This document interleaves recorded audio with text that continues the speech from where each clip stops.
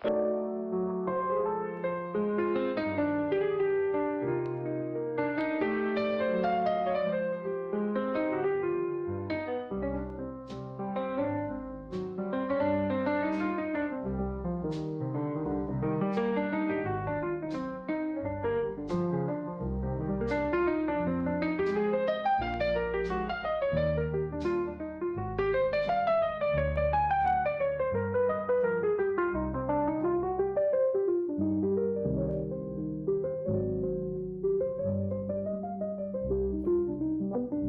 are once again floating somewhere between Earth and space, just trying to figure it all out. Got a hell of a lot for us to talk about here, Space Fam, so I guess we better get right to it. As always, do not forget to buckle up those seatbelts, safety first. Otherwise, you might go floating off into that deep, dark void.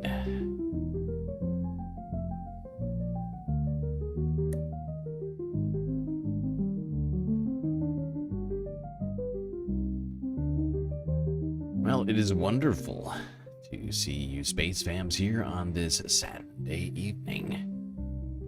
As I mentioned, we got a hell of a lot for us to talk about here. So, we're gonna get right to it after I do the shout-outs. Mozart, Carl Gaslightocracy, and Bowen Hoip. 123 in the YouTube chat. Bob Carmody, a close fourth. Pangea, also here. Hermit Horologist. EDC, Nadia Yvette Chambers. HBX. Arvin Trevino. Joe 47771. Soul Life. Nightbot. Tamara Chance.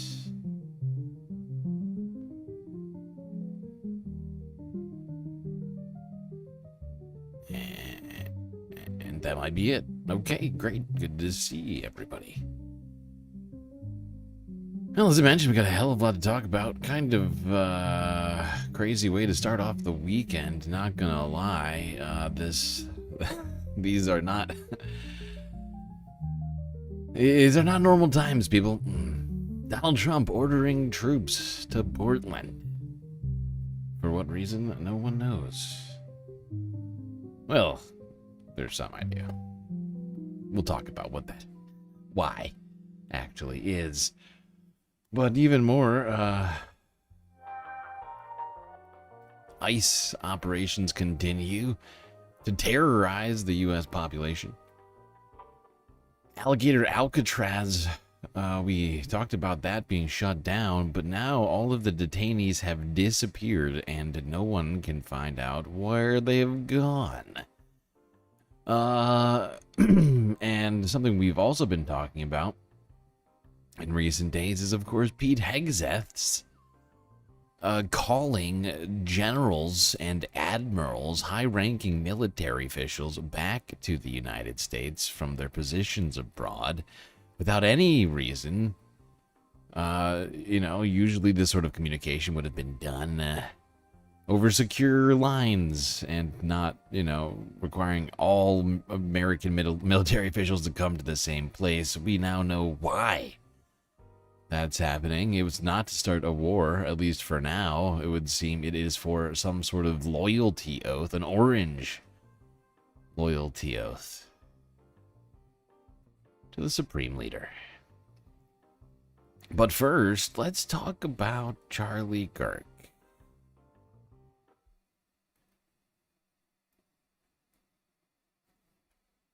I mean, he's dominated the news. More so even than he did as when he was alive. By a great deal, in fact. And a bunch of conspiracies have been flying around out there.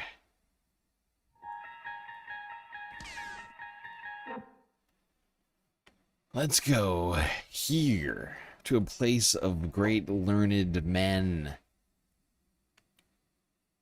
Men of the earth. Men of salt. the the Joe Rogan experience.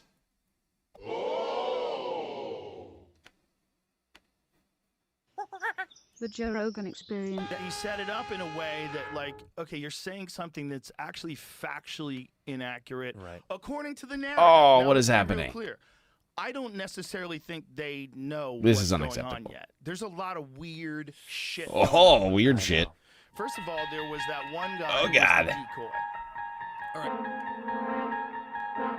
right. So you got this guy. Got this guy. Oh, you got a guy. Well, everybody watch out. We got a guy. We have got a guy in the mix.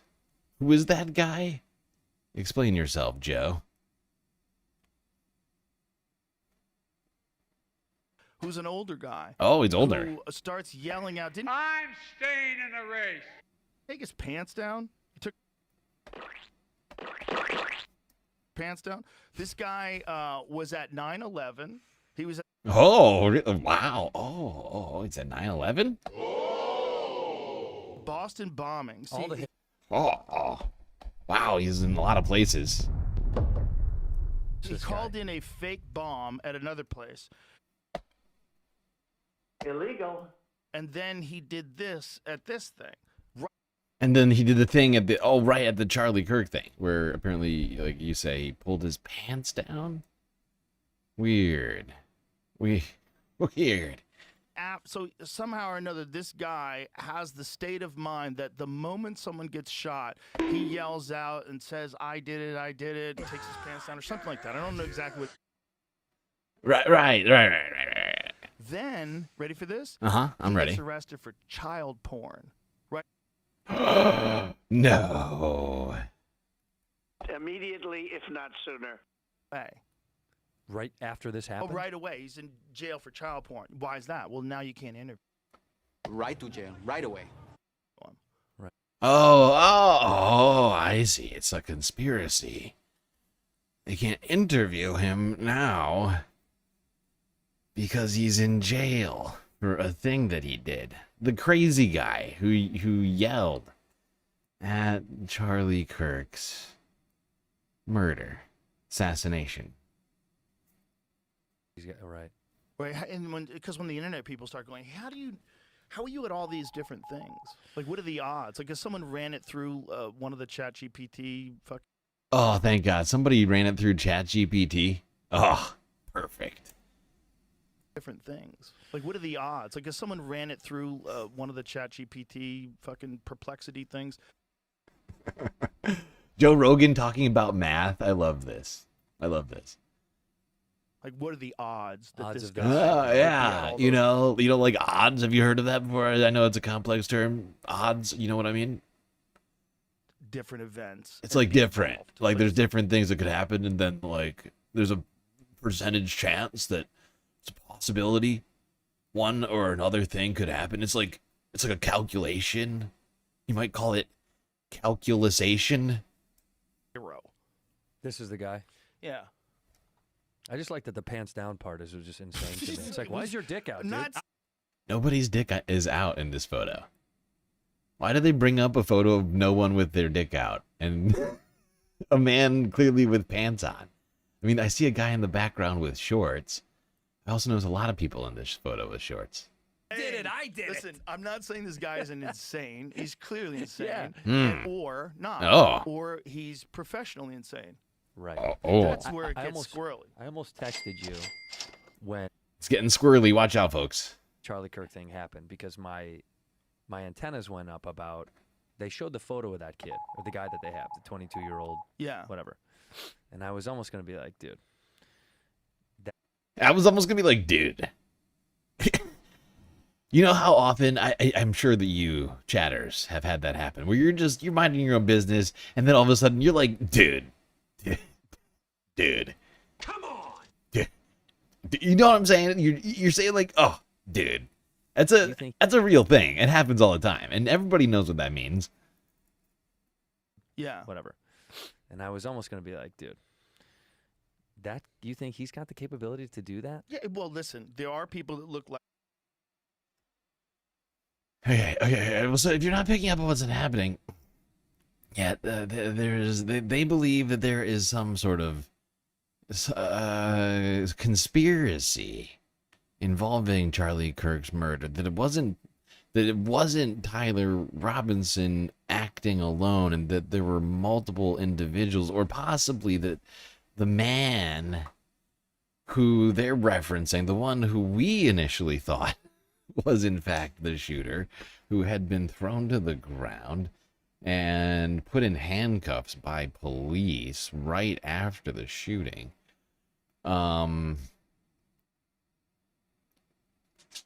They believe that he's like, oh, there's clearly something is wrong.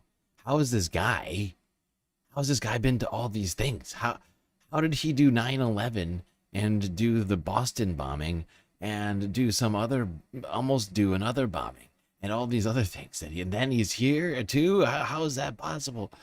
It's crazy. I'm losing my mind.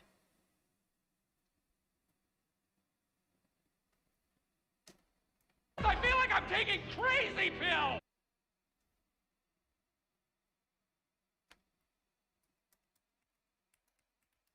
Sorry, I gotta get this thing up here.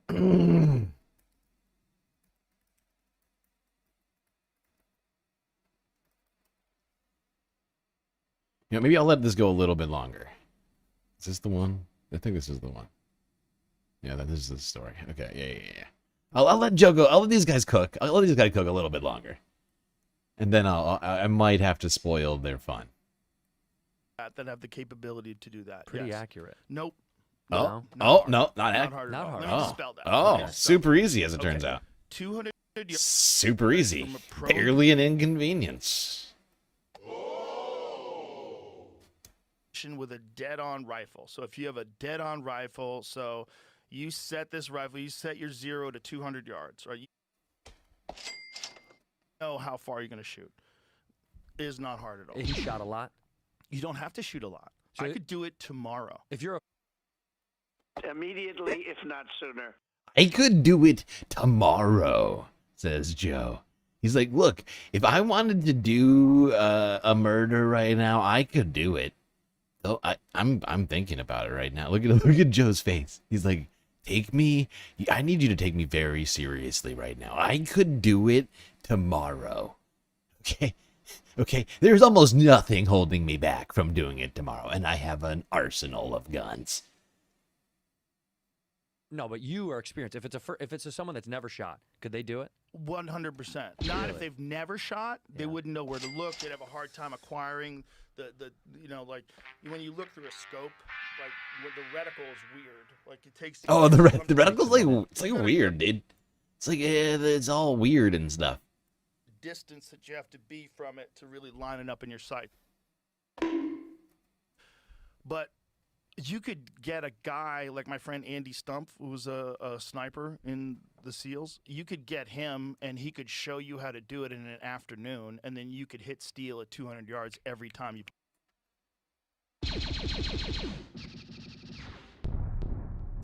One day you could learn that. Yeah. Wow. Yeah.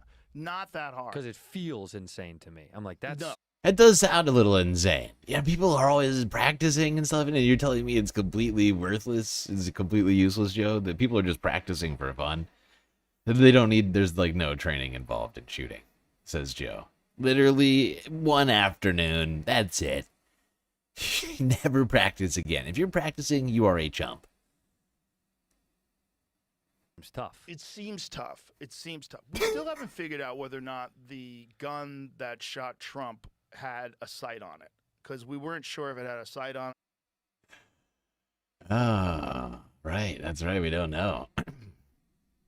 It's a very important question to ask now, after the fact. Was it an iron sight or a scope on the gun that didn't kill Donald Trump? Oh, we should dig into that. That's important. I can tell that's going to come up later as a very important detail in life. That was 140 yards. If you shot it with iron sights, that's a lot harder. because iron sights is you're lining up. So you have these two things in the back and there's one thing at the front of the barrel, and Right. you got to line those bitches up perfectly, and that's how you stay accurate. That is a lot harder to do. It's like than old a shotguns have those, right? Sure, Yeah. pistols. Yeah, Like pistols you got buy a them. Glock, Yeah. that's what it comes with. Right. But this kid had a rifle with a scope. Now here's where it gets weird. The first images of this rifle with a scope, I swear to God, it looks like he has a composite stock on it. Like it looks like a modern 30. Oh, wait, actually, I take it back. So a 30. I take it back. This is actually where things go back onto the rails somehow. So before we do this, I take it back. I forgot where we were in this video. You didn't deserve that, Joe. This is actually where you start making sense for the first time in this video. But I just want to do this real quick because I think I might have solved the confusion on what Joe seems to be thinking about this man, George Zinn. George Zinn, who is the man that was seen in photos and video on the ground right after the shooting of Charlie Kirk. This is a Guardian article a few days after it. A man arrested for allegedly faking confession to Charlie Kirk's killing. George Zinn, accused of obstructing justice, was also booked in connection with the images on his cell of child abuse.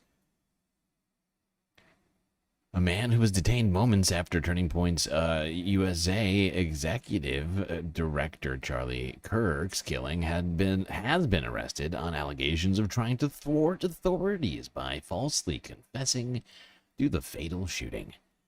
After being arrested on Monday, 71-year-old George Zinn faces a count of obstructing justice. Illegal. A second-degree felony in the wake of Kirk's killing at Utah Valley University. He was also booked in connection with images on his cell phone depicting child abuse, said state authorities, who took Zinn into custody Right to jail, right away. after he was released from a hospital that was treating him for a medical condition. Documents filed in Zinn's case by UVU campus police allege that he began screaming, quote, "I shot him. Now shoot me," unquote.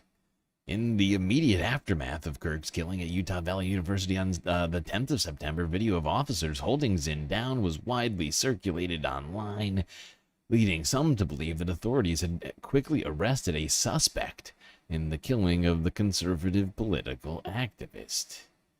Then, when asked by an officer where the gun used to kill Kirk was, Zinn allegedly replied, "I am not going to tell you." Not gonna do it. Wouldn't be prudent at this juncture. Police contend that Zinn subsequently admitted that he was not the shooter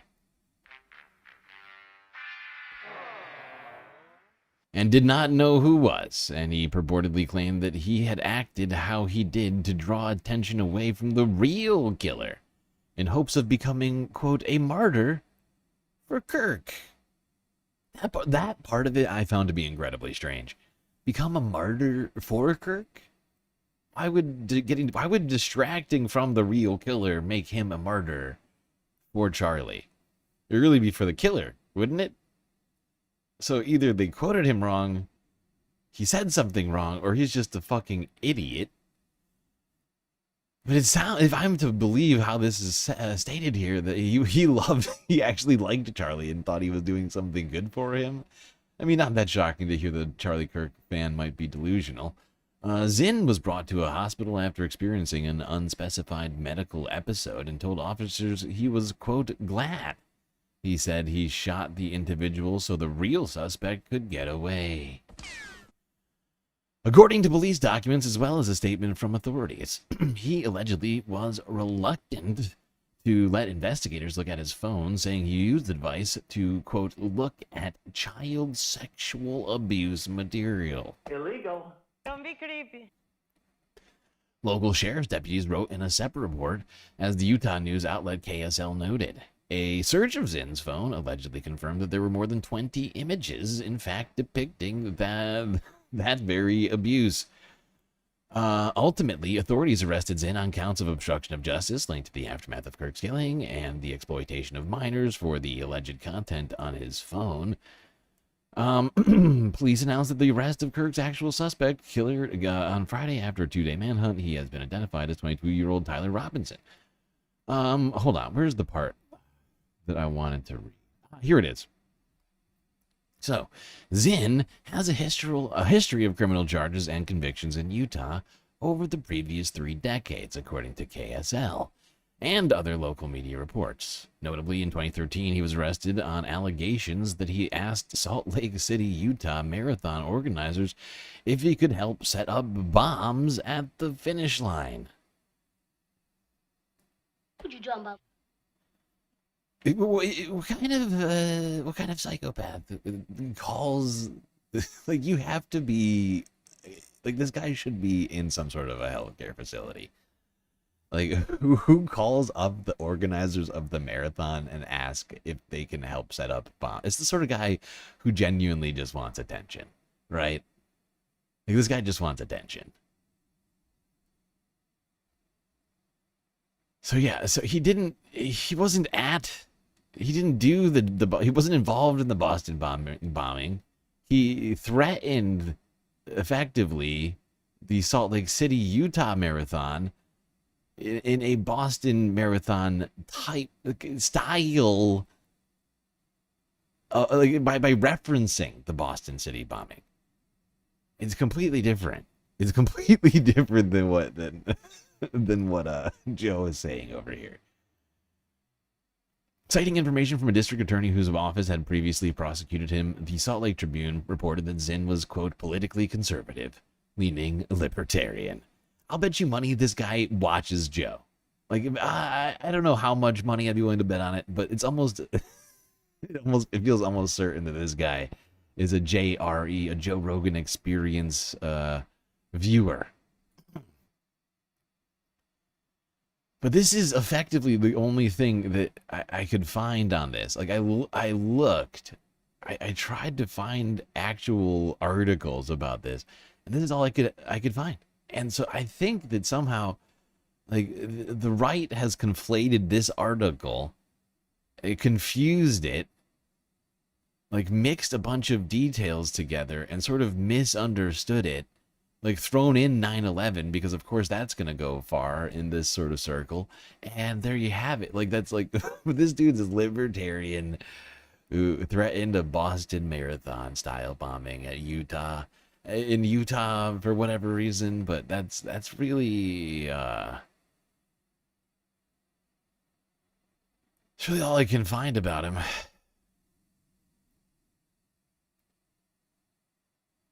But this is actually where Joe starts making some strange sense, and I start questioning things. I'm not gonna lie. 30-06 is like, that looks like a very modern. Yeah, that's the thing. Okay. So they bring out this gun, right? And he makes his point, and I had not considered this, but they claimed that the gun that Tyler Robinson used, they showed us text messages of Tyler Robinson claiming that his dad would be really pissed because it was his grandfather's World War II sniper rifle. And then you look at this photo.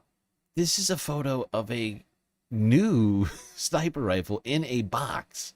It was in what is clearly a modern box. There's no way that this corrugated cardboard box has made it from World War II. And also, like, the entire stock would have had to been replaced because this is a composite. This is clearly a composite. You can tell, which means that this is a modern rifle. I had not even considered this until the fucking Joey over here brought it up. Leave it to the ammosexuals. Looking stock. I mean, it might not be. It might be just a bad resolution. It might be wood. It's hard to tell. You can absolutely tell. How is that wood? And wood? That's wood. We're supposed to believe that that's wood. You can clearly tell, especially due to the lighting, that it is not wood. You'd be able to see some kind of grain on this, considering the other levels of details you can see in the middle of this flashlight. You should be able to see grain.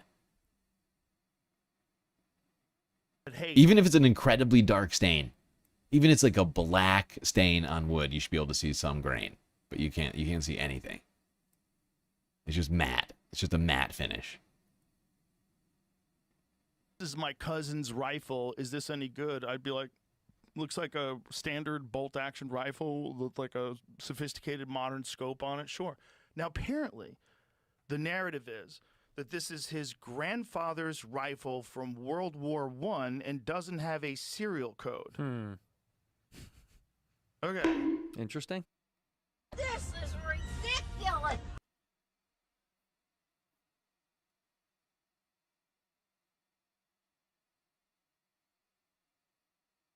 So yeah, that part seems a little strange to me. They go deep in on this for a while. We're not gonna watch this whole fucking thing. He'll probably try and copyright claim me, even though I paused the video 10,000 times. They're always doing that. All right, let's go to a more sensible place to talk about Charlie Kirk. What do you think? Democracy Now! What do you say?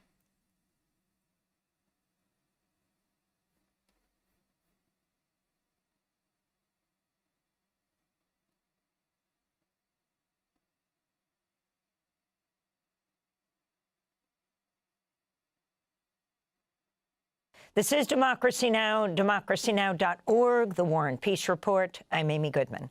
President Trump's escalating his attack on progressives following the assassination of the conservative activist Charlie Kirk and a deadly shooting that targeted an immigration jail and an ICE van in Dallas, Texas. On Thursday, President Trump signed a national security memo authorizing government-wide investigations into nonprofits, activists, and their donors.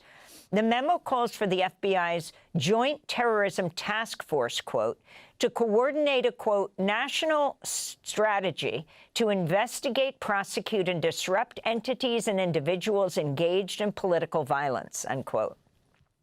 Since the assassination of Charlie Kirk, September 10th, President Trump, Vice President J.D. Vance, and other White House officials have repeatedly blamed Democrats and progressive groups for the attack, even though no evidence has emerged linking the accused shooter, Tyler Robinson, as well as the person involved in the ICE shootings with any progressive organizations.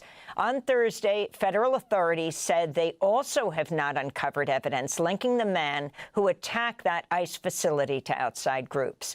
Wednesday's shooting in Dallas left one ICE detainee dead and 2 migrants critically injured. Authorities say the suspected gunman, Joshua Yan, who died. It almost sounds like the federal government is being wildly irresponsible and making wild claims about the identities of the shooters before ever getting any evidence or information that actually validates those claims. Boy, that seems irresponsible to me. From a self-inflicted gunshot wound was attempting to target ICE agents, not detainees. This is FBI agent Joseph Rothbach speaking at a news conference yesterday. Yan specifically intended to kill ICE agents.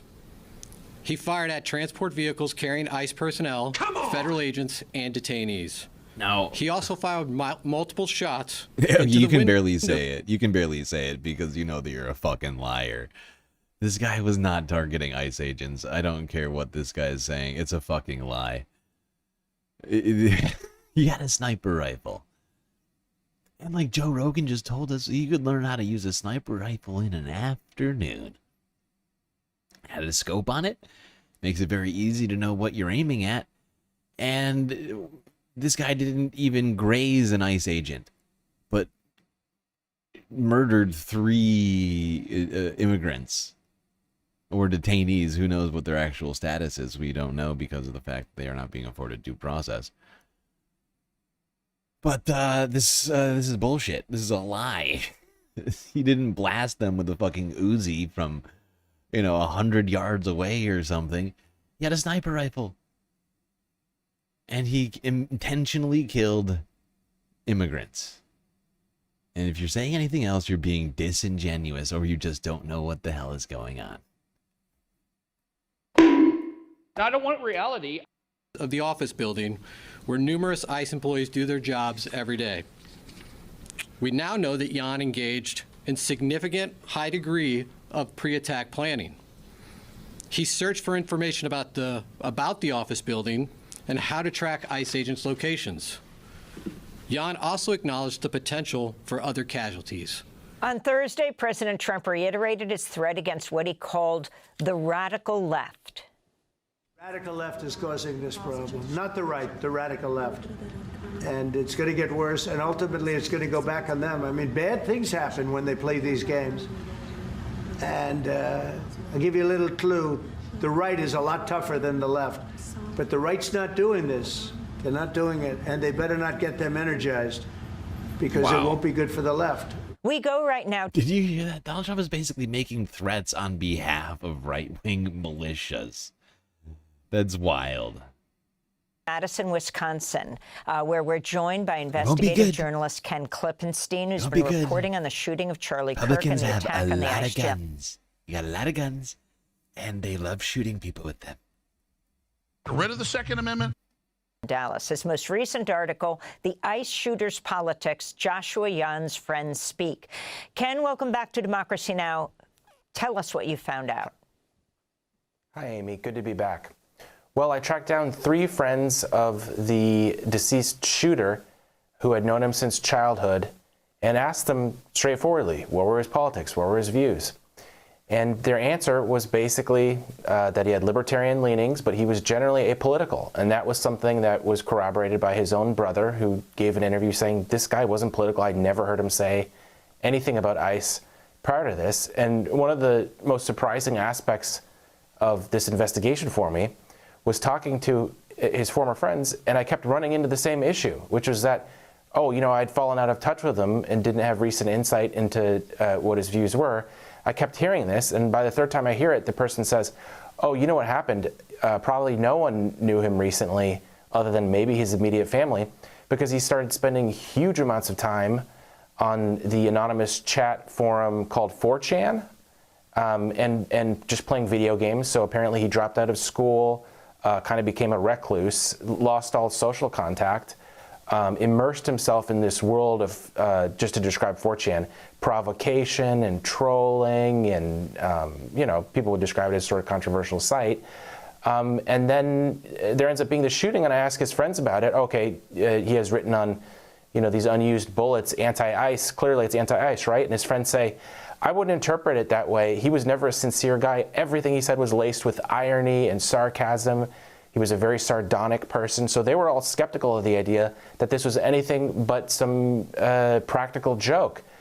They said that, you know, because of his libertarian leanings, he didn't like the government, and that apparently, according to investigators, was one of the conclusions they came to based on what they've been able to go over that he left behind. But that wasn't specific to the right or the left. That was a general disdain for government, and a disdain that he seemed to have for all sorts of things in life. And Kash Patel, the FBI director, tweeting out this picture of one of his bullets saying anti-ICE. And also this misinterpretation, it sounds like you're saying, when they say he's anti-federal government, that it's this particular government, or is it just all government?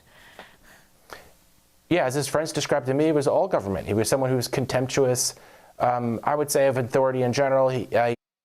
Oh my gosh. He sounds very libertarian, if you ask me. I think we have to arrest Dave Smith. Right to jail, right away. Just kidding. It's okay, Dave. Don't worry.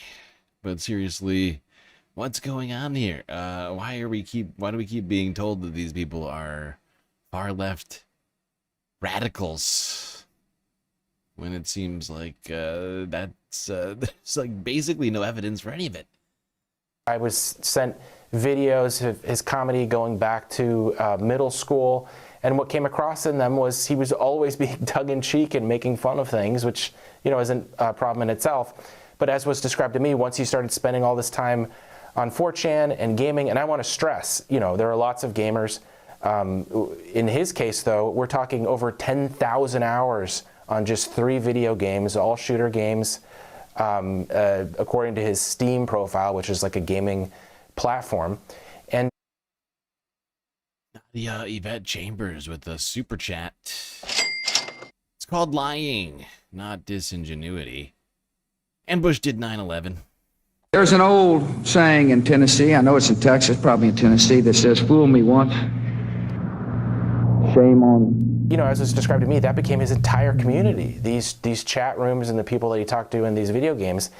And it sounded like he started getting more and more extreme views. His friends stopped talking to him because they couldn't stomach, you know, his shock humor and how over the top things were getting. And that's the last insight they have. And then we see what happens. And sadly, people didn't seem, they were surprised, but I don't know that they were shocked based on my conversations with his former friends. But yeah, it's a very complicated case to go through because within just minutes of the investigators getting that photo of the unspent shell casings that had anti-ice written, FBI Director Kash Patel posted that to social media, which is very unusual. In FBI protocol, they tend to not want to release things because they don't want to harm an ongoing investigation, you know, tip off the people that they're investigating, or in this case, imperil conclusions that the investigators might come to. And of course, social media took that and ran with it and said, right up to President Trump, in a statement to Truth Social saying, you know, this is the radical left. Clearly, look, anti-ICE.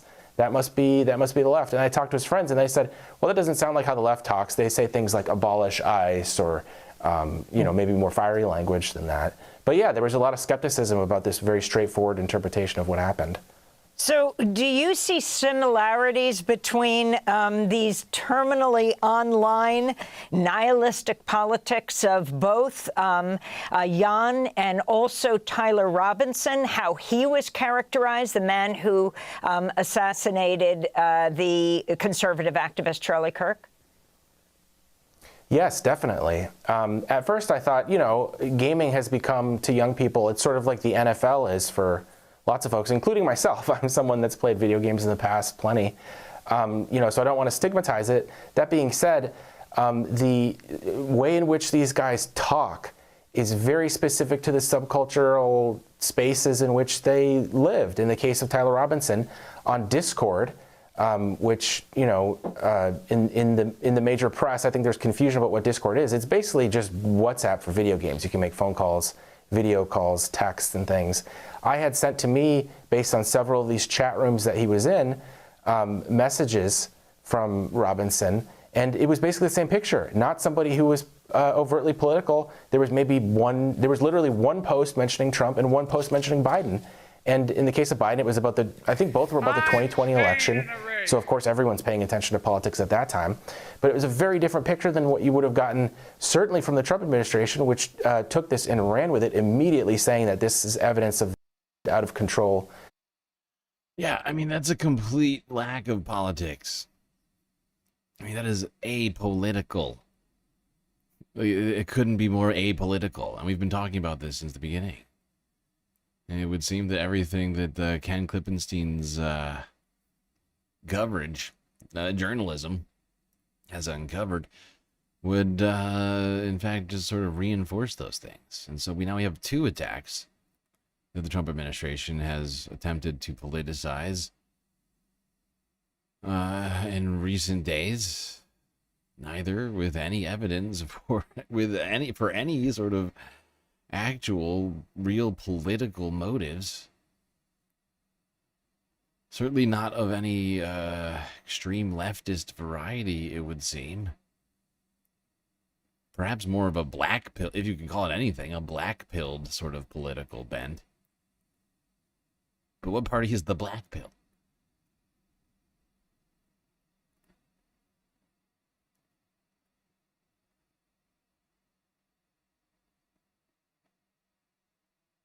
Okay. Now let's talk about a guy who we thought might have had something to do with it, and it's not yet clear whether or not Tyler Robinson had any affinity for this individual. But you know who does have an affinity for, and I'm sure people who know where I'm going with this, Nick Fuentes. PBD, that's right. Zohran Mamdani. Patrick Bet David.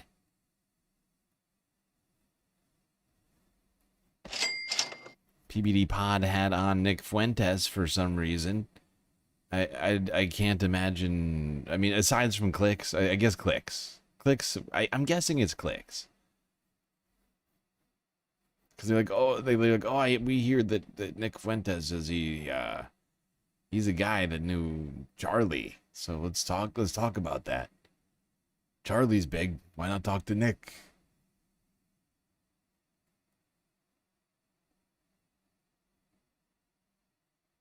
What is he drinking over here? What is this? Piss? Is this a mug of piss?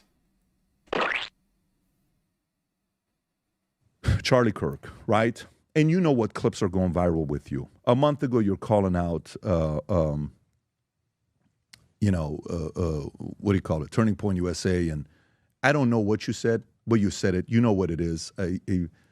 You can fill in the context on what you said, right? I'm not going to play the clip. But you were saying something where you're at the top and the other one's at the bottom, right? What you said before, and now it's like, hey, listen, Charlie was a Christian. He was trying to do this. You were very complimentary about Charlie. Okay. And Charlie Kirk got assassinated. And you've had death threats of people coming to your door, right? And things happening. How much has the last 12 days, because, at first they're like, well, it's Israel. You're like, no, it's not Israel. You're actually a person that I would have thought would have been the first to go there. You actually said, no, I'm not going there. Charlie, Nick is a Fed. All right. Zoran. I almost called him Zoran just now. Why? Because of this. Because of this. Zoran Mamdani. Goddamn. PBD. I wonder whether or not he knows what he's saying right now. Like, I don't tend to want to give PBD a whole lot of leeway. I know he doesn't do a ton of research for his show, but Nick Fuentes does not object to Israel on, ground. Like, he objects to Israel because it's filled with Jewish people. He is a genuine anti-Semite and neo-Nazi, and fucking PBD's over here, like, being like, hey, you have, like, a nuanced position on Israel. And I think that's really, that's, what's the word? That shows real grit. So brave. Person CIA, all right. That kind of went away. It didn't have a long lifespan. It's gone.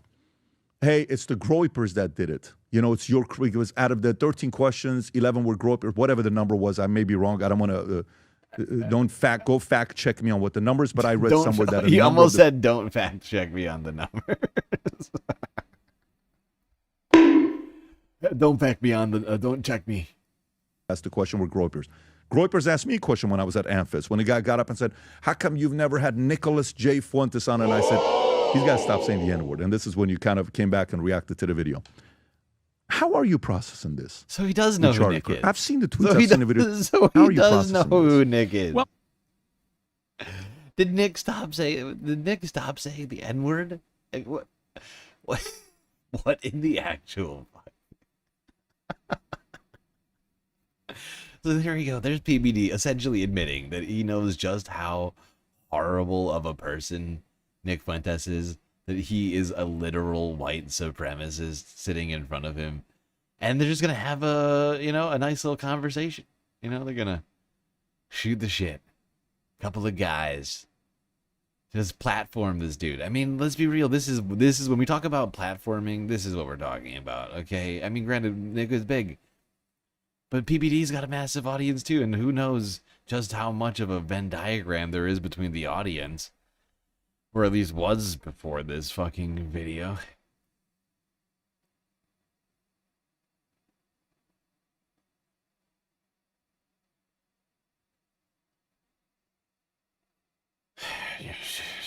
Fucking hell, PBD.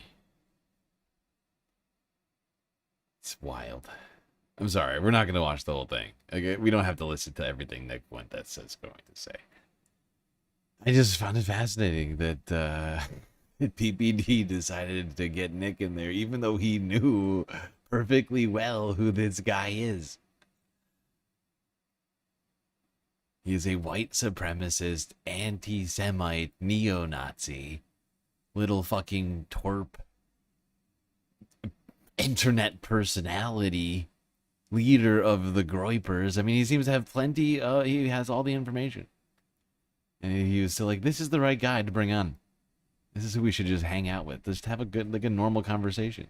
And you know what? Actually, I almost want to watch more of it, but I just can't remember where it is. Because they don't have, I don't think they have, they don't do, what do you call it? Chapters on these fucking videos. Because at some point during this horrible discussion, like, because I listened to the whole thing, it was unbearable.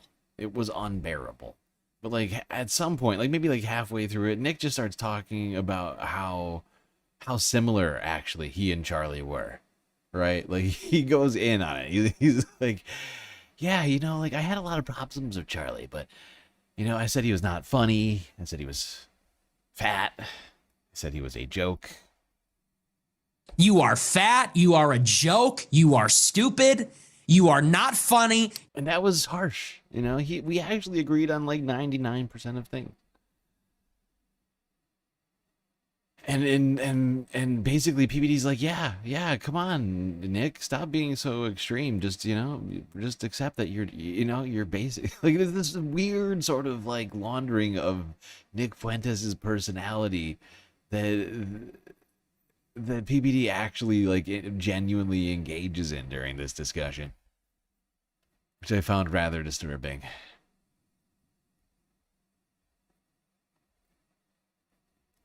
I just can't. I cannot listen to the whole thing. It's too much. That's too much, man. It's like 15 minutes long. I should have found a spot and been like, this is the spot, but you know how it is. I have a lot of videos every night. I can't be doing that.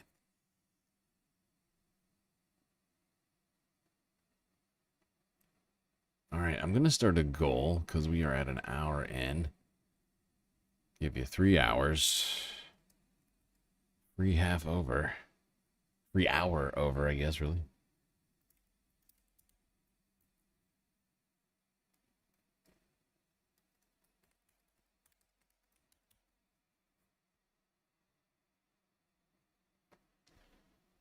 Okay, the goal has begun. 3 hours to complete it. Let's go here. Talk about one of the aspects of the Charlie Kirk shooting. Sort of one of the aspects of the aftermath, really. The firing and then subsequent rehiring of Jimmy Kimmel.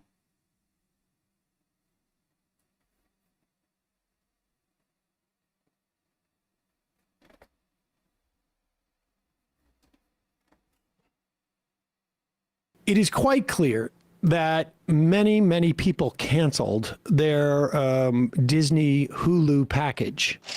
And a lot of this is, you know, people like have been meaning to cancel their Disney Hulu package, and then they just have a compelling reason. Like half of this industry is really built upon banking on your laziness.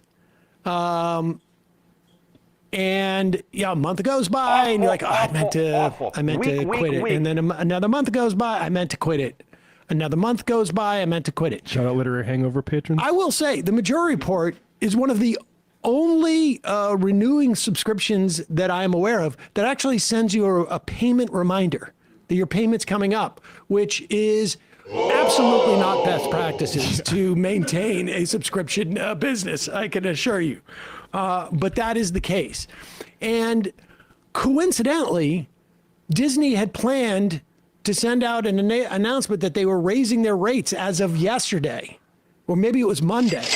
And they anticipate when they raise their rates, it reminds people that they've signed up. It makes people go like, wait a second, all I did was watch Andor over the course of like 5 years. Makes all sorts of people say that. I could just like I don't know, buy it on Apple TV or something like that and have saved me, you know. Yeah, like I have watched very few new Disney properties in recent years, and granted, I'm not a parent, so I think that, you know, to some degree, I think parents probably watch more Disney than I do. But for me, you know, I've watched very few. Andor is one. Of course, I don't have a Disney Plus. I didn't have one beforehand, but like I've managed to find ways to watch things like Andor and Mandalorian, but beyond that, I have not been watching very much coming out of Disney. Not gonna lie. Hundreds of dollars. Yeah, how many murders can happen in this building? Exactly. And so they know they're going to lose a certain percentage of people when they make that announcement, if only because it's reminding people they're still subscribed. And I think that they realized they were going to take a massive hit here on in terms of Jimmy Kimmel. And I would also imagine there was a lot of people, and the hit wasn't just from consumers. I think they were getting a lot of pressure internally from people who worked for the network, who were big producers for the network. There were people already saying that, you know, I don't have a job with them, but big, substantial producers, like, I would never work with them now. Zoran canceled the town hall. Zoran canceled the town hall. I mean, Zoran Mamdani. You're seeing the efficacy at least. And there's also, I imagine, some awareness that Disney was calculating, like, it doesn't matter how much we pay or how much tribute we pay to Trump. In the end, we can't satiate this guy, so we might as well go the other direction. So Kimmel's on air, and now they're all of the right wing are trying to. I'm honestly shocked that it's taken this long for people to even kind of get wind of that. It's, you know, I feel like it's kind of obvious. The guy who feels like he needs to gold plate literally everything in his life. You think he's gonna, you know, he's gonna stop at some reasonable place? Come on. Come on! God, let's be real. Backpedal and make this not a loss for Trump's intimidation, because the government never had anything to do with it, according to them. And of course, we know that's not the case. We know the reporting, but listen to their story here. This is Jesse Waters and former Speaker, Comm Secretary Kylie McEnany. It's a whole compilation. Yeah. I've never heard them care about the Constitution so much. Their First Amendment. This has nothing to do with the Amendment. Like, honestly, it's only recently that my brain registered that Kaylee got a job at Fox. I don't know what it is, for whatever reason. I just assumed she had disappeared and floated off to white Christian heaven. This has to do with the business decision, as you noted. So the decision to suspend and I suspect eventually cancel Kimmel is a business decision by ABC. But similar to Kimmel, he's getting the boot because, well, he was just bad for business. You can like or not like Disney's decision on Kimmel, but until I see proof of actual government coercion of their decision, this is about Disney making a business decision about its brand. Yeah, that was obviously a business decision, as evidenced by the fact they're going to reinstate him. I think he's going to be on the air later tonight. So I think it was a business decision. And if ABC wants to pause it for 1 second. I just want to. Some people may not know that was Jim. It was a business decision. That's why they reversed course so immediately. Ah, yeah. So first it was a business decision, and then it was a business decision, right? Because this is both sides. We've heard both sides of this argument now. They canceled him because it was a business decision, but then they reinstated him, also a business decision. Turns out all decisions are business decisions when you're a business. And if ABC wants to pause it for 1 second. I just want to. Some people may not know that was Jim Jordan, who was wrestling with the question of Jimmy Kimmel.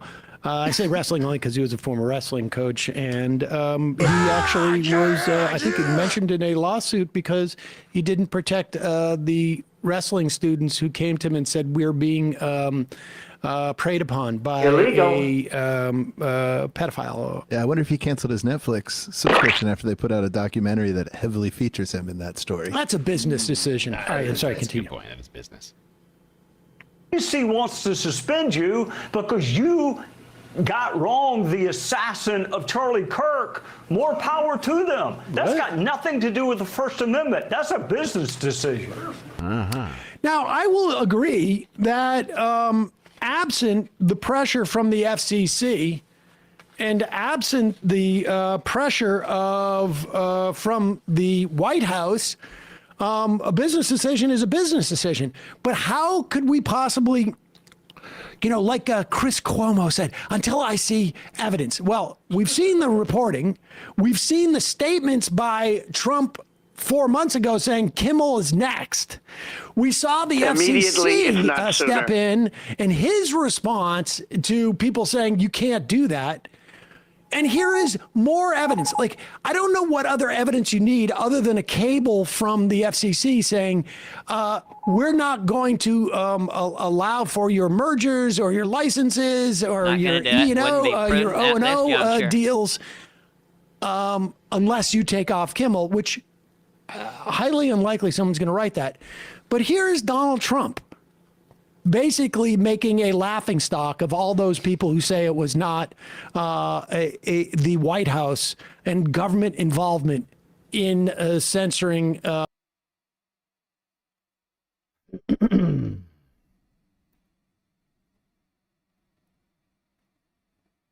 I can't believe ABC, capital F, capital N, fake news, gave Jimmy Kimmel his job back. The White House was told by ABC that his capital S show was canceled. Something happened between then and now. Because his audience is all caps gone, and his quote-unquote talent was never there. Why would they want someone back who does so poorly? Awful, awful, awful. Weak, weak, weak. Who's not funny, and who puts the capital N network in jeopardy by playing 99% positive Democrat all caps garbage.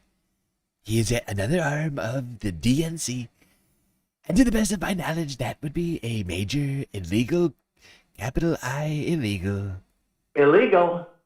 capital C campaign, capital C contribution.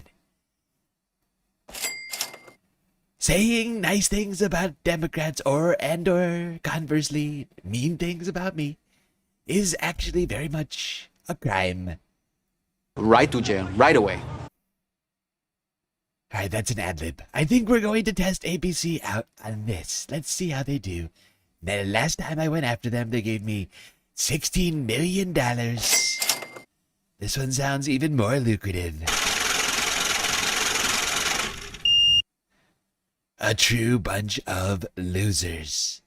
Let Jimmy Kimmel rot in his bad capital R ratings.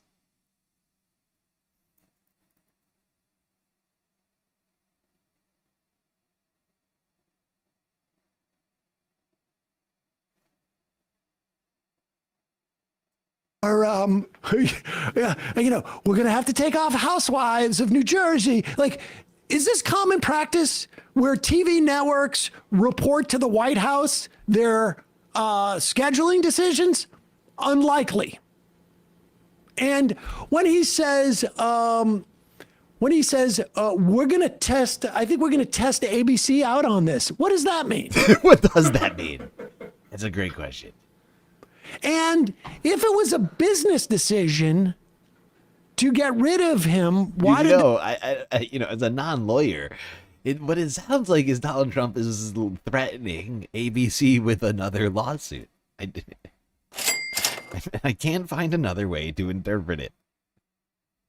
Aside from, I don't know, the Secret Service. Like, the only other thing I can imagine right now is like a bunch of like black ops, like spies and shit, just like zip lining into the roof, like through the roof of ABC headquarters, and just like literally just assassinating the executives at ABC. Like, that's the only other thing that comes into mind when I hear that.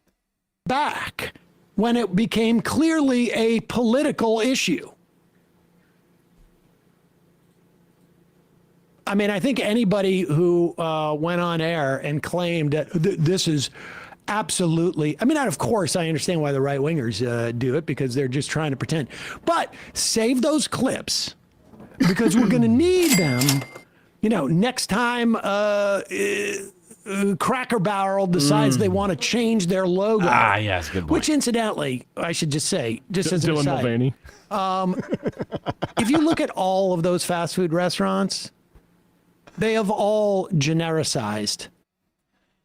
In the next Democrat administration, if we don't have government mandated trans people on beverage containers, Bud Light, whatever it might be, Mike's Hard Lemonades, you know, even I think even on, like, you know, boxes of juice for children, I think we're gonna have to do that. Government's gonna have to do it. Get involved, you know. Just, you know, businesses don't have the right to do whatever they want, as it turns out. Their branding and the shape of their buildings, and it's because that industry. Like, we'll force Target to sell clothing with rainbows on them, and multilingual signs everywhere. Accessibility ramps for all houses and apartment buildings.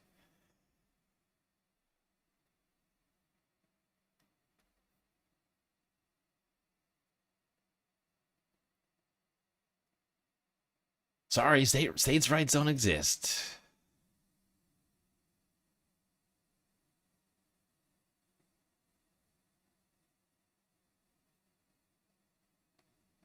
Yeah, let's keep talking about this threat. This lawsuit threat from Donald Trump, CNN, 11 hours ago. For the first time last night, Sinclair and Nexstar's ABC affiliates started re-airing Jimmy Kimmel's late night show. Both companies had refused to air the program after ABC ended Kimmel's suspension earlier this week. The controversy has reignited a debate over free speech. Senate Majority Leader John Thune told CNN's Dana Bash that he believes the FCC should not use its power in a coercive way when it comes to the First Amendment, but he stopped short of saying the Trump administration did something wrong. So for more on this, let's bring in Eric Deggans. He's a TV and media critic for NPR. Good morning, Eric. Thanks for joining us so early. So I want to talk about Kimmel's opening monologue when he came back on the air. He said, this show is not important. What is important is that we get to live in a country that allows us to have a show like this. So whether the president intended this or not, this has become a free speech issue, and it's pinged both sides of the aisle very sharply. What do you think about that? Yeah, I think this this conflict, this controversy, wound up exposing a lot of different issues in politics and in broadcasting. First of all, of course, we had the First Amendment concerns when an FCC chairman goes on a podcast, threatens the broadcast licenses of ABC affiliates, and then Disney acts to remove the person that was being criticized from the air for nearly a week. But the other thing that it raised was this concern about what happens when you allow companies to own broadcast stations that reach a large swath of the American public. You know, between them, Sinclair and Nexstar reach something like 25% of the country. I don't think people realized how much control these companies had over what people could see and how much of the country they covered. And, you know, they wound up blacking out Jimmy Kimmel in cities like Washington, D.C. and Seattle, where you would presume, you know, they have a reputation for being left-leaning. You would assume that they would be perhaps a little more open to Jimmy Kimmel's message and might have wanted to see that show. The Trump administration has tried to characterize Nexstar and Sinclair's decisions as local decisions made entirely by the companies, but this is distant ownership. This is not local stations deciding. These are two of the biggest TV station owners in the country.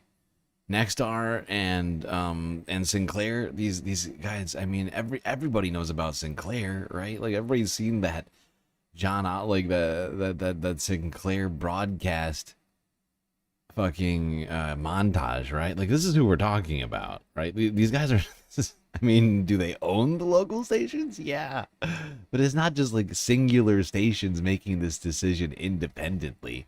It's a massive conglomerate deciding from on high that has a particular political bent to it.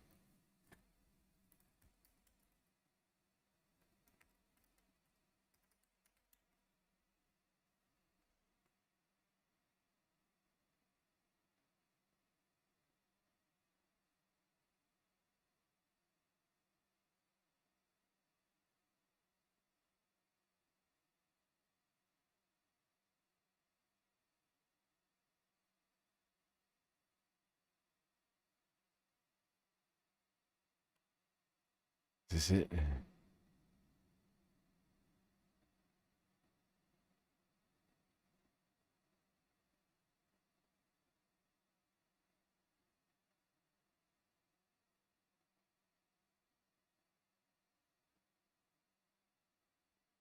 Local TV stations. And it's information they trust. 41% of registered voters said they trust local news to tell the truth, while just 27% trust national news. Sinclair disputes having any kind of a political bent. Its executives declined to talk with us on camera for this report. The sharing of biased and false news has become all too common on social media. This weekend, the online site Deadspin created this compilation of dozens of Sinclair's local newscasters recording an identical promo accusing the national media. No, I'm going to watch the original. God damn you, PBS. You're killing me. This is the original. Here we go. Deadspin.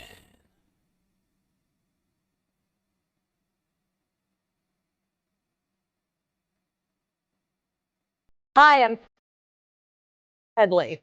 Wolf.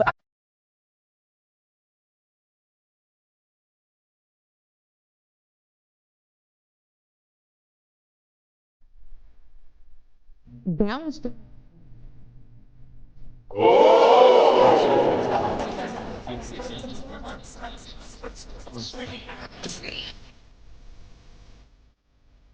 No.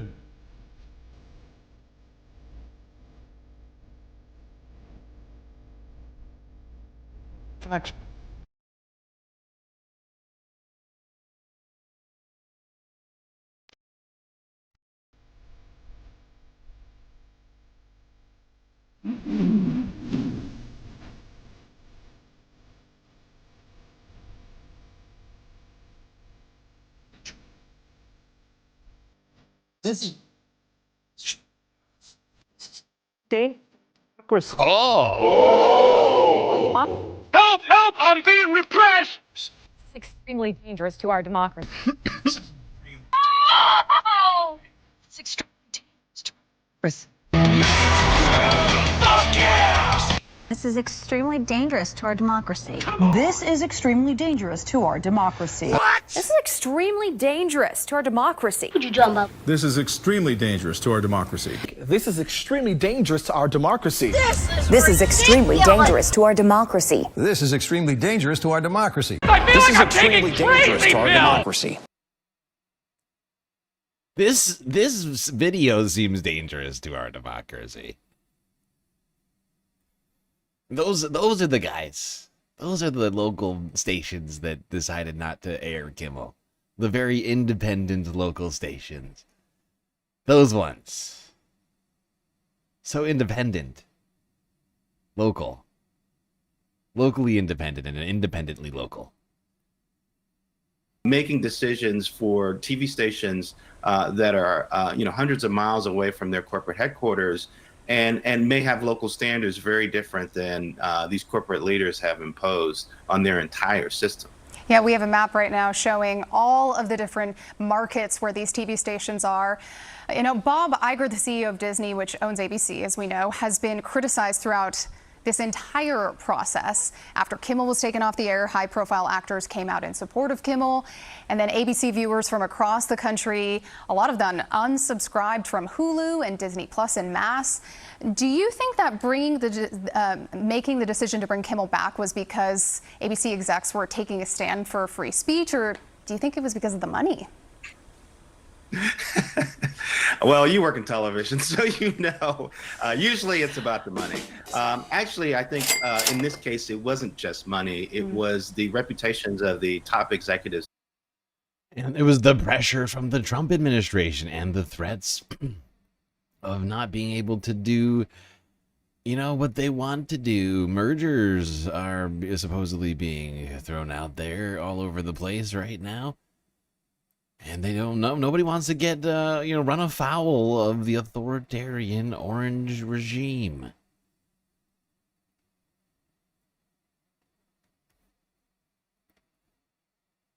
All right, let's see. Hour 20 in. Here, let's keep this moving. Let's move on to some of the other authoritarian efforts of the Trump regime. Let's talk about ICE and immigration enforcement.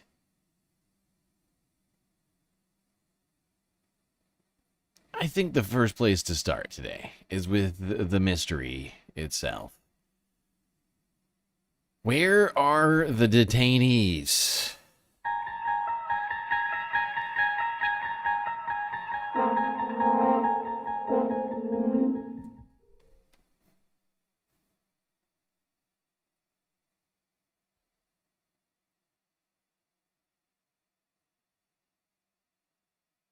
Hundreds of people who were once detained at the troubled immigration jail in the Florida Everglades, dubbed Alligator Alcatraz, have disappeared.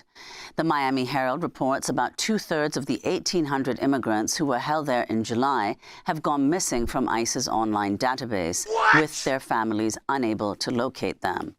Earlier this month, the federal appeals court ruled the jail could continue to operate despite reports of abuse. This Trump is fucking welcomed wild. the news. They just disappeared from the database. They just disappeared. What happened? Did they get raptured? Did they get raptured to heaven? What is going on?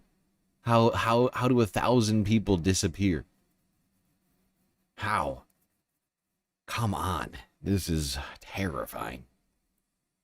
This month, the federal appeals court immigrants who were held there in July have gone missing from ICE's online database, with their families unable to locate them.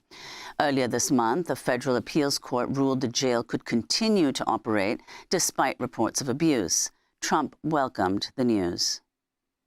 I think Florida's done a great job by building it, and whether it's Alligator Alcatraz or anything else you want to call it, it's an amazing facility for what it is. It's not a hotel. It's not supposed to be a hotel, but they've done a great job with it. For more, we're joined by two guests. In Miami, Thomas Kennedy is a policy analyst with the Florida Immigrant Coalition. And in Washington, D.C., Shirsho Dasgupta is a reporter with the Miami Herald who co-wrote the new report headlined "Hundreds of Alligator Alcatraz Detainees Drop Off the Grid After Leaving Site." We welcome you both to Democracy Now! Shirsho, let's begin with you. You broke this story. Talk about how you got this information, what documents are available, how many people are missing or disappeared.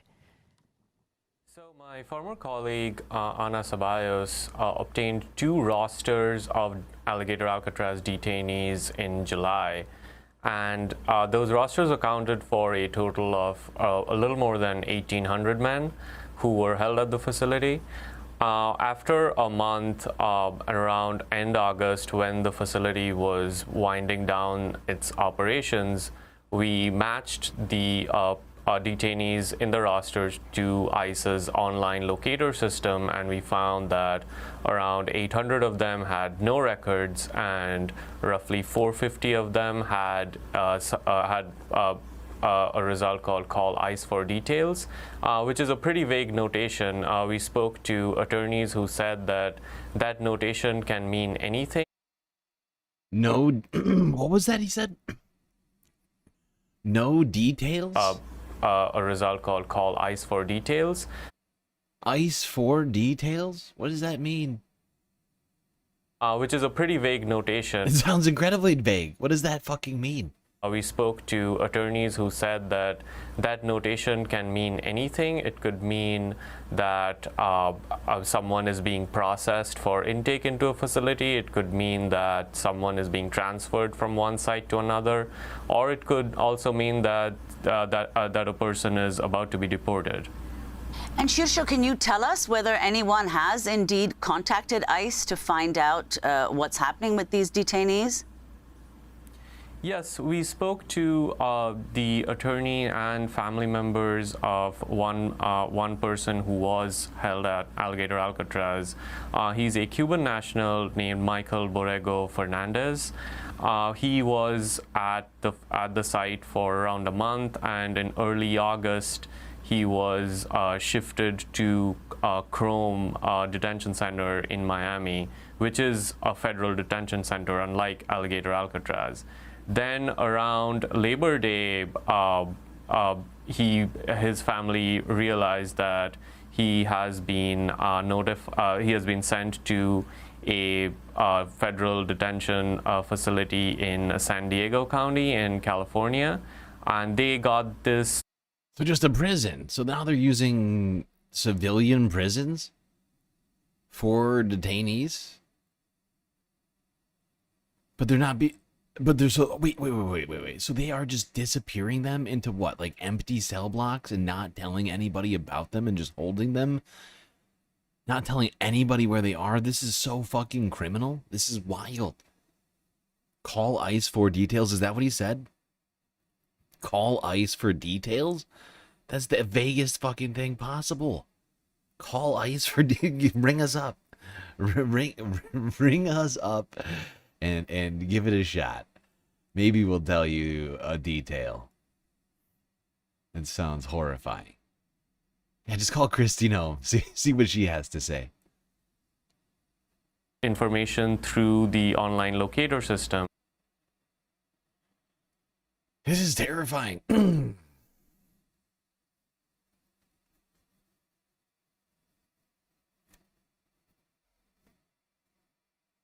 At least, and this is such like a fucking, what do you call it? This is like, I almost feel like I'm splitting hairs here. But I mean, at least when they were being deported to El Salvador, to CCOT, to be in a fucking prison camp, you know, in a gulag, at least we knew where they were technically going. I mean, like, even though it was completely against the law, illegal, and it was done against the orders of a fucking judge, and I objected to every fucking thing about it. At least we had some semblance of where people were. This is a complete... People shouldn't be disappearing. People shouldn't be vanishing. And, like, the only details we have about them are no details. Hit up ICE for details. Like, who do we call? Who are we supposed to call? Secretary Puppy Killer? R.I.P. Cricket.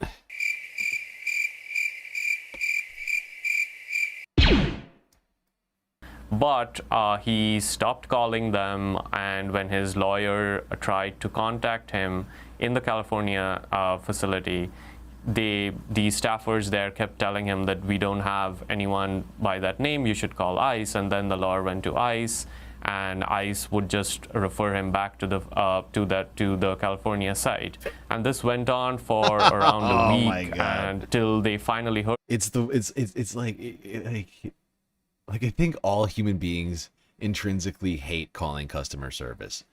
But in this case, I mean, what's worse? What's worse than calling customer service? Trying to call the government, right? Have you ever tried calling the DMV or anything like that?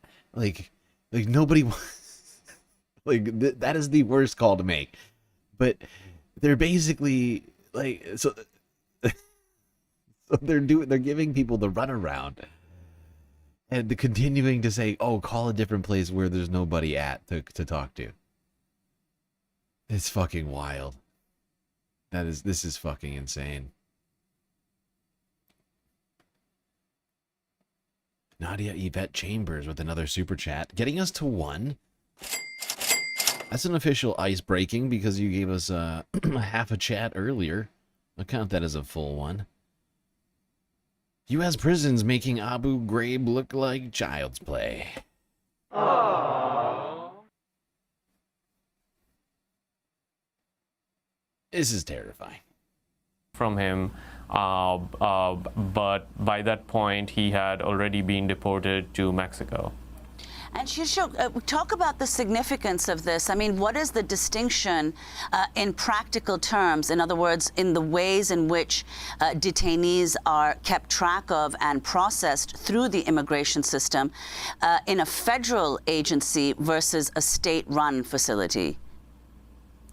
So if a detainee is in a federal facility, they will appear in some form in the ICE case locator, and attorneys will have access to them. It is a very complex process, but attorneys know how to navigate this process. They know who to call. They know how to set up interviews with these people. They know how to have private calls with their clients. But because this was a state-run facility, there were jurisdictional issues because it was a very rushed process in which this site was set up. There was issues surrounding legal access between attorneys and clients. And, you know, even when they were transferred out of this facility, I've spoken to attorneys who've said that, you know, we don't know who to call. Sometimes we call a person who is listed as the contact person or is the contact person at like a site where he's supposed to be kept, but we don't even know whether that person is the right individual to call to set up a discussion with. This is insane. You're intentionally hiding these people. You don't make it this difficult without doing it on purpose. And that's exactly what they're doing. These people are being hidden away by the fucking U.S. government. Illegal. Help! Help! I'm being repressed!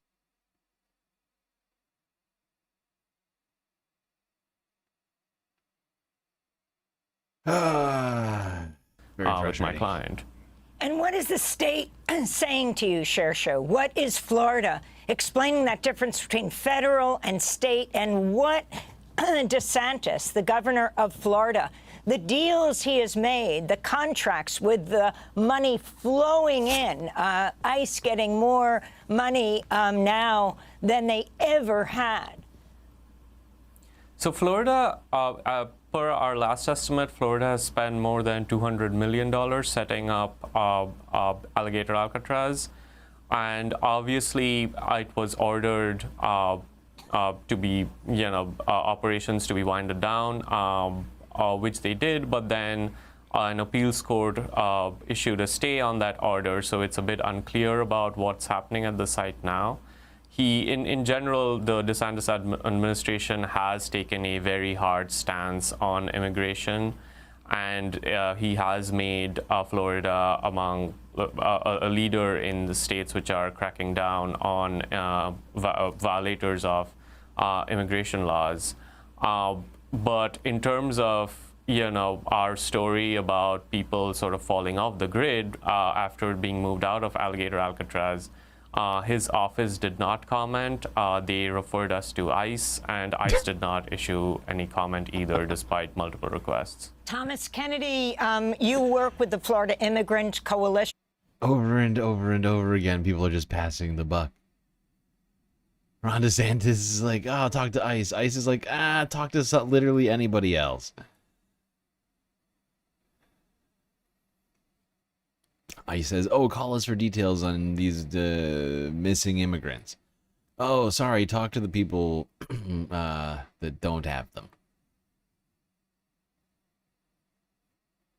Can you talk about the panic of families right now when they can't find their loved ones? We're talking about Alligator Alcatraz, which is the term that Republicans dubbed this Everglades detention jail. And also what they also have dubbed Deportation Depot, another jail in Florida. But talk about both and what the families are doing.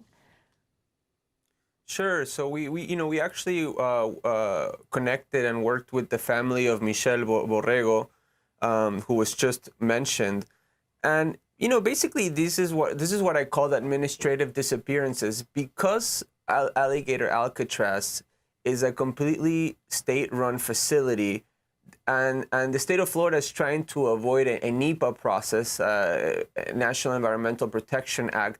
Environmental study, because this facility sits in ecologically protected land that actually has a dark sky designation.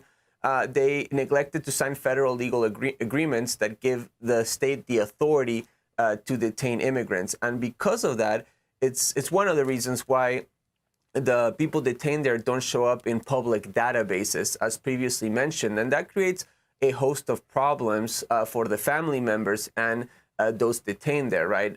Well, by not showing up in these public databases, it is easy to deny them due process and legal recourse. People are deported promptly before scheduled bond hearings. People are hospitalized often. This guy, Michelle Borrego, we connected with his mother, Janesi, both of Cuban descent. He actually had to endure a hemorrhoid-related surgery while detained at Alligator Alcatraz, and was transferred over to Kendall Hospital, where most of the hospitalizations that take place in that facility end up. And he was there for 3 days after his surgery and was immediately transferred over to Alligator Alcatraz again, where he did not receive adequate medical care for his recovery, and was denied even the most basic medicine to alleviate pain, for example. And these hospitalizations, which also have included cardiac incidents, follow-up. There was a guy that we've met whose fiancé told us that he had exploratory heart surgery just a week before being detained, and was suffering from a ruptured kidney while in this facility. These hospitalizations are not recorded nor acknowledged by the state of Florida, the Florida Department of Emergency Management, which administers the facility, nor by the hospital itself, even though we saw and we recorded and documented ambulances going in and out of the facility constantly, upwards of a dozen, sometimes a day, because of the terrible conditions that have been outlined in this program and many others, right? So again, it creates an environment where due process is denied, legal recourse is denied, accountability is denied, transparency is denied, medical incidents are not recorded, which puts the detainees under further medical exposure and threat. And right now, they are treating these detainees like they're subhuman. All of their human rights are being taken from them. Everything has been stripped from them, and they're now being held illegally by the U.S. government. You're not allowed. The U.S. government's not allowed to disappear people. Okay.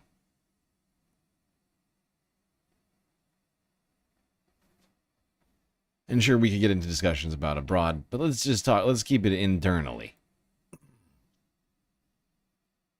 within the borders of the United States.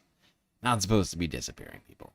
And really, you're not supposed to be disappearing people internationally either, but that's another conversation to be had. And we still got to keep talking about what's happening in this country to immigrants. We still got a bunch more to do with that. How are we doing on time? Okay, not bad. All right. We can do a couple more, I think, before we take a break. Just a reminder to everybody, we do have a galactic content goal going on right now, and considering the number of people in the chat, only $1 per person would be necessary. You can donate. Cash App, PayPal. YouTube super chats, super stickers, memberships, all good ways to help out, help keep this stream alive.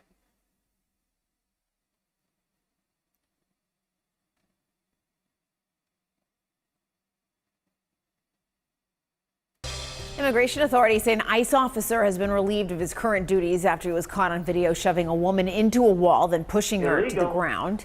It happened inside an immigration courthouse in New York yesterday. And before we play this, we do want to warn you, it's disturbing. Adios. Adios. Adios. Come on, man. Come on.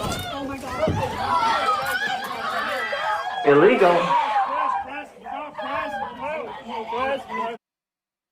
Ah, so I guess now ICE officers just get to assault women whenever they're upset, you know? Kind of like, I don't know, like an abusive husband. Ah, this is fun. This is a fun one. And now you'll see just how I won that championship. Guess we're gonna have to watch that again. Adios. Adios. Adios. Come on, man. Come on. Oh my God. This is ridiculous.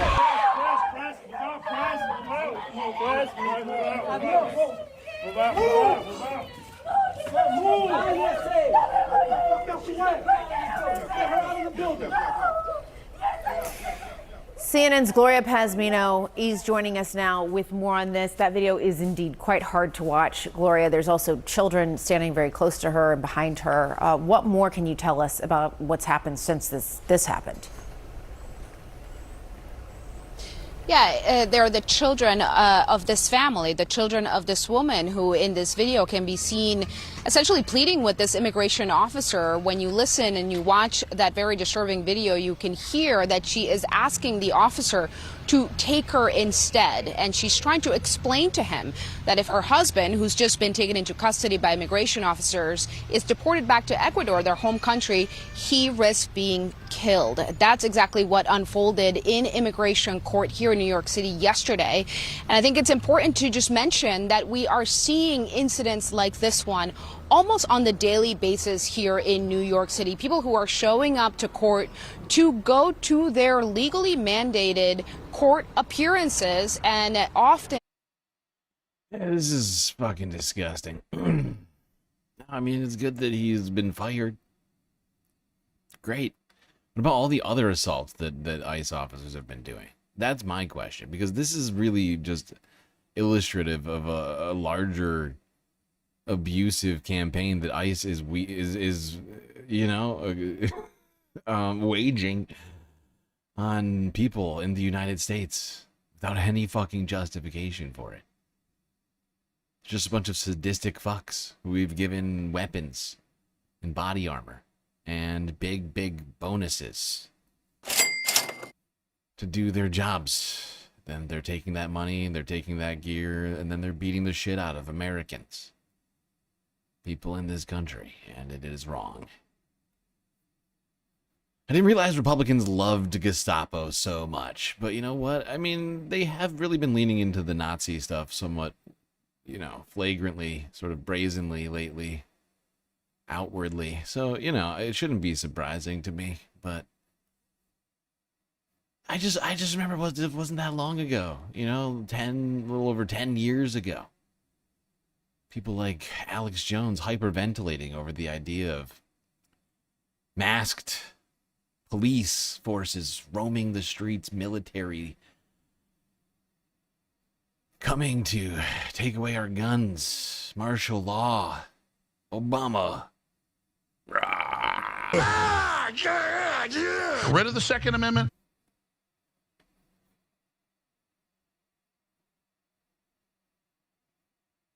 Yeah, exactly. That was a crime. He should be in jail. He shouldn't have just gotten fired, right? Like these, there should be accountability. And honestly, I feel like we're all getting too used to the qualified immunity bullshit that shouldn't exist. Guy should be in handcuffs, just like this guy. Hey!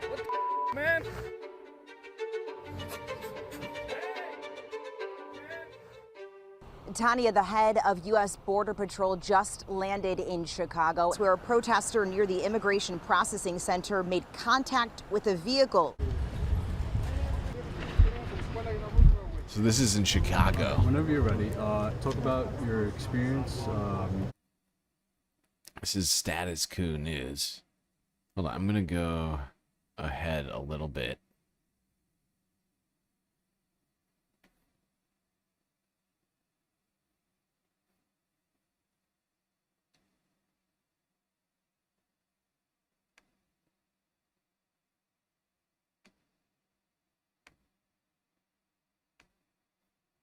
So my name is Daniel, last name is Schaus.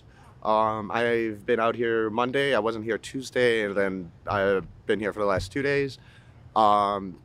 Monday was a absolute fiasco. They had the most trigger-happy folks up on the roof. They unloaded hundreds of rounds onto us, and it was for the most... I think we at one point had only about 20 people out here on Monday, but every time a vehicle drove up, regardless if we were blocking it or just as long as we were on the sidewalk, they took aim and fired. Yesterday, everything was going pretty well. We were protesting, you know, we went to the front and started protesting over there. Me and a couple buddies saw one of the ICE agents pull out and go and pull off onto the road from an area that isn't a road. We went over to investigate if there was maybe a road that we didn't see. And when we got over there, another vehicle that was ICE was coming in and actually pulled in through that spot, which went over a curb, through the grass, and then hit me on the sidewalk to get into the parking lot of Orkin and try to come around. And then they hit me going about 25, 30. I was tossed in the air.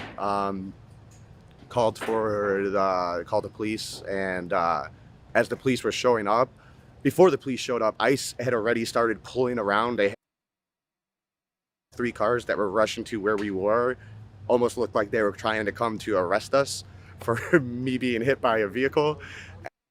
Illegal. And as soon as they saw the cherries of the police coming down, they all threw their vehicles in reverse and went back behind the wall. Yeah, that seems almost show guilty mind that they're aware that they committed a crime, but they were about to throw this guy in jail for getting hit by a car. Right to jail, right away. It's hilarious. Get hit by a car, go to jail. That's a crime.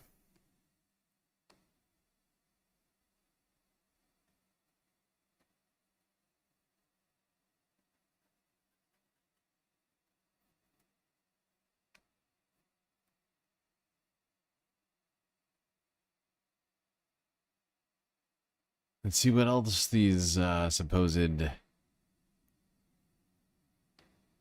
law enforcement agents, who are really just, you know, secret police. Look at this. Video shared by immigrant I'm advocacy sorry, organization. But you see a guy dressed like this coming at you. What? He's wearing khakis and a goddamn, like, you know, like, this guy is wearing a button-down shirt and khakis. If this guy runs at me, I punch him right in the face. Okay? Which is why you shouldn't have these guys running around in plain clothes.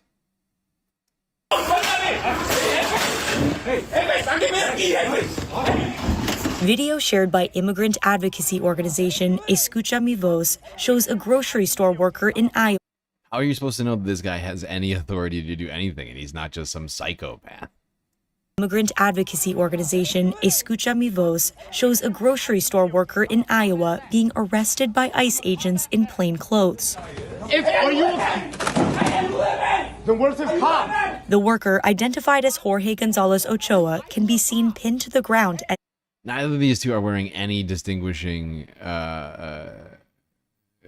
you can't, there's no badges, there's no There's nothing. There's no identifying gear that they are wearing to alert anybody to being ICE. These could just be a couple of fucking psychopaths.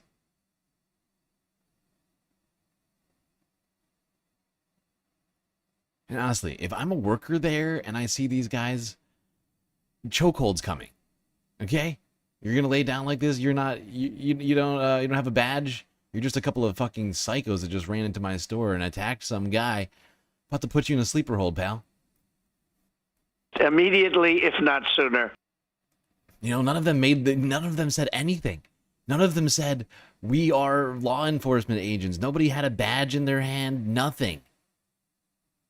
I am just saying, what would you do in that circumstance? You saw somebody being assaulted at your workplace, right? Or if you were that guy who is being attacked by two unknown individuals with literally no identifying information on them. It is fucking insane. As far as I can tell, they have no authority. At no time have they said, this is ICE. I have not heard it one time. Agents ready to taser while he was screaming for help. Gentlemen, who are you with? Who are you with? Federal agents. Who? ICE? In a statement to CNN affiliate KCRG, ICE said that Gonzalez Ochoa is, quote, a 27-year-old criminal illegal alien from Colombia who is under criminal investigation for fraud, and that the agents executed the arrest professionally and in full compliance with the law. What's your name? Say your name. Say your name. Jorge Eliezer Gonzalez. Say your name. CNN has reached out to ICE for comment on this situation. They refused to comment on the situation, so we don't have any information. That's the thing I found most disturbing about this, is that ICE hasn't even commented on it. So we don't know whether or not those guys ever had the authority to do that. Think about that for a second. We don't know whether or not those two guys who were attacking that man ever had the authority to do what they did. That's what we're talking about.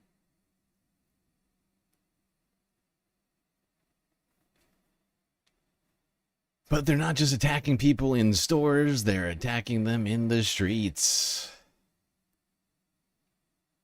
And really displaying a great deal of incompetence while they're at it.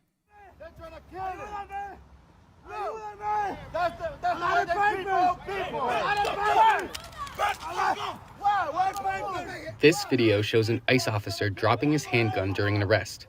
He appeared to point... He didn't just drop his handgun. The magazine fell out of the gun. Look, it's right here. The magazine is out of the gun, laying on the ground. I don't know if there's a bullet chambered in here, but he seems to think so, the way he's pointing it at people.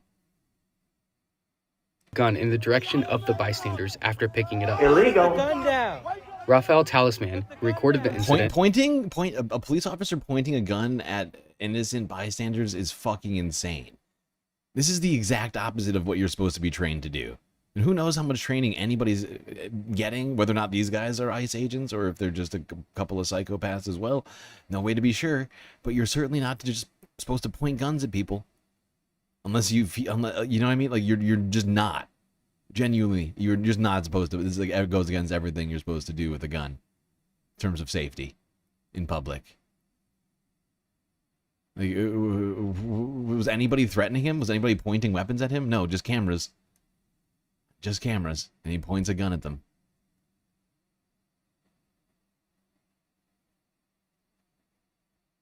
Tell CNN he did not think the agent was going to Look at this guy stumbling around. I think he's about to have a heart attack. Rafael Talisman recorded the incident. Tell CNN he did not think the agent was going to actually shoot at him. The man agents arrested actively resisted federal law enforcement and attempted to bite one of the officers. This guy's having some sort of episode. An official with the Department of Homeland Security tells CNN. Wait, what did he tell you? What? Who did what? The man agents arrested actively resisted federal law enforcement. So what? I don't care. Why was this fucking psycho pointing a gun at civilians?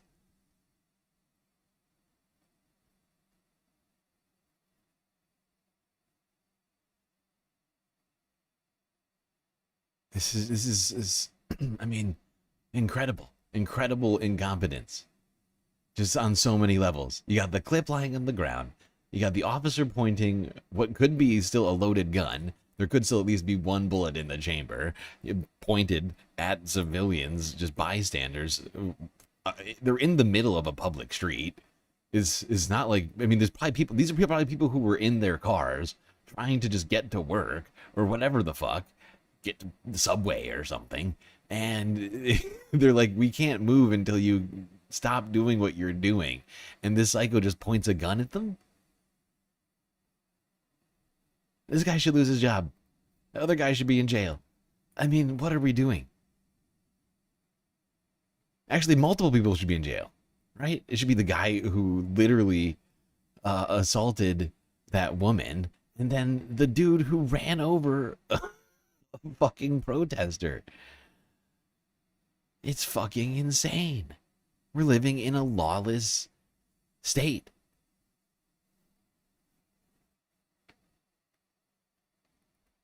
At least the regime, the Trump regime, doesn't think that any laws apply to them or any of the people carrying out their desires.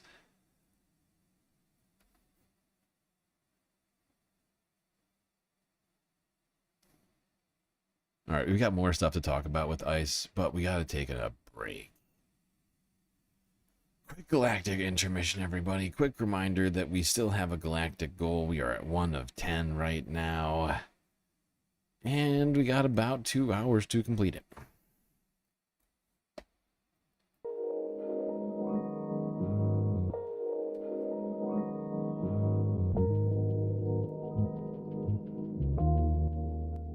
Okay, I hope everybody's enjoying the show so far. If you haven't already, hit the like button and don't forget to subscribe. Hit that bell icon too so that you get the latest notifications, ensuring that you do not miss a single episode of the show. While you're at it, do also consider contributing to the Galactic News Network, as we are completely funded by individuals like you. Without the support of space fams who watch this show, we would cease to exist. Thankfully, we have a lot of great ways, of course, for you to show your support. YouTube, Super Chats, Super Stickers, and memberships, Cash App, and PayPal if you prefer your money go directly to funding the stream rather than Google's bottom line. But, of course, the very best way to get the most space benefits for your Earth dollars is to go on Patreon and to become a galactic patron, where, for the low price of $3 a month, you can get access to a myriad of space benefits unseen by the rest of the goddamn Milky Way galaxy.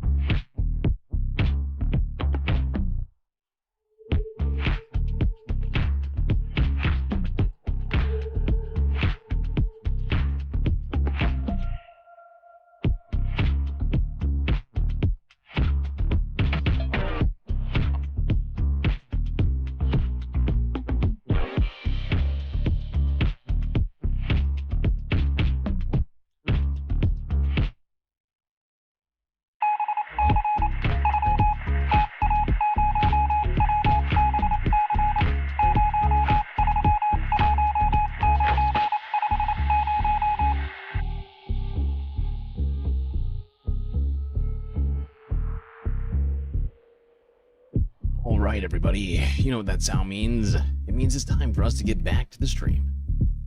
So you'd better get back to your seats, otherwise you're going to miss the beginning of the second half of the show.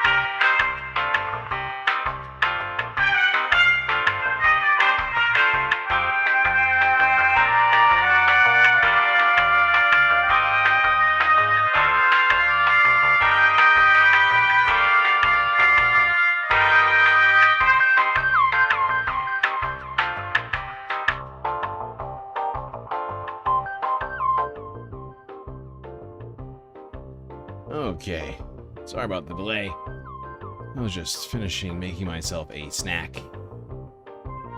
Since I did not eat before the stream, once again, something I'm always constantly doing. Probably because I have no snack food on the space station. If you want to contribute to snack food funds, you could contribute on Cash App or PayPal. Good ways to do that. Okay, here we go. Let's get back to the stream second half. CBS New York. Get us started.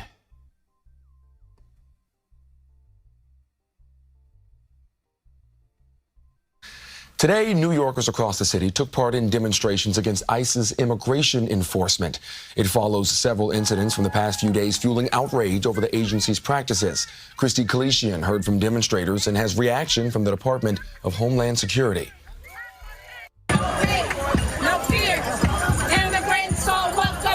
That message sent loud and clear down Fifth Avenue and Sunset Park, Brooklyn. In the crowd is Damian Andrade, whose dad is undocumented. He's also very scared to go outside today, and since we're trying to get him papers, and you know that process, it takes a very, very long time. Demonstrators packed Sunset Park in one of 8 events citywide Saturday during what's called the Stand Against ICE Day of Action, started by members of the City Council Progressive Caucus. Not only our immigrant neighbors should know their rights, but regular U.S. citizens should know their rights because we see this administration is violating laws all over the place. The day of action happens to come a day after U.S. Attorney General Pam Bondi promised to send Justice Department agents to protect ICE agents following a shooting on Wednesday at a Texas ICE field office, killing one detainee and injuring 2 others. The AG saying on social media that these attacks, quote, only strengthen our resolve to complete the work begun. And Department of Homeland Security Assistant Secretary Tricia McLaughlin saying in a statement, quote, we are not going to allow domestic terrorists to attack our law enforcement. If they were doing things illegally, there'd be no issues or no problems. So I'm constantly questioning what they're doing. The rallies also follow this video from Thursday showing an ICE agent who Was that woman who this guy brutalized right here? Was that woman a domestic terrorist? Really? Fucking wild. Well, while we're in the New York area, might as well go to the Majority Report.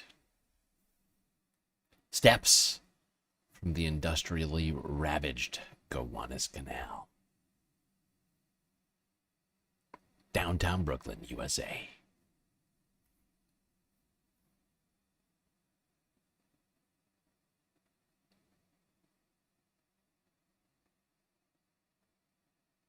This is Dave Rubin explaining the need for masks for ICE thugs. He's still around, huh? Dave Rubin is still around. Wow.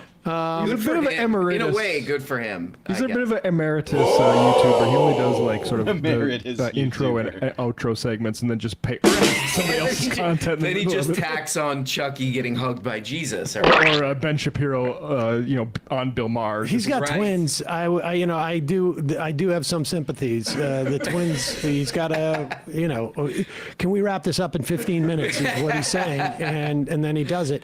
But here he's done some deep thinking about the implications of having federal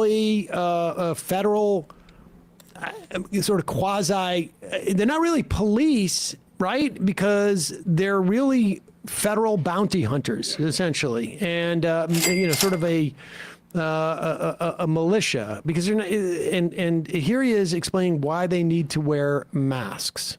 But the other part of all of this is the mask part, because the ICE officers, the way the Democrats are framing it is there are these masked guys who look like Cobra soldiers out there, and they're taking orders from Cobra Commander and Destro and Dr. Mindbender and Firefly. Going into G.I. Joe. Is that how we're thinking about it, guys? Like a G.I. Joe episode? Infamously, Tim Pool is a fan of looking through politics in this.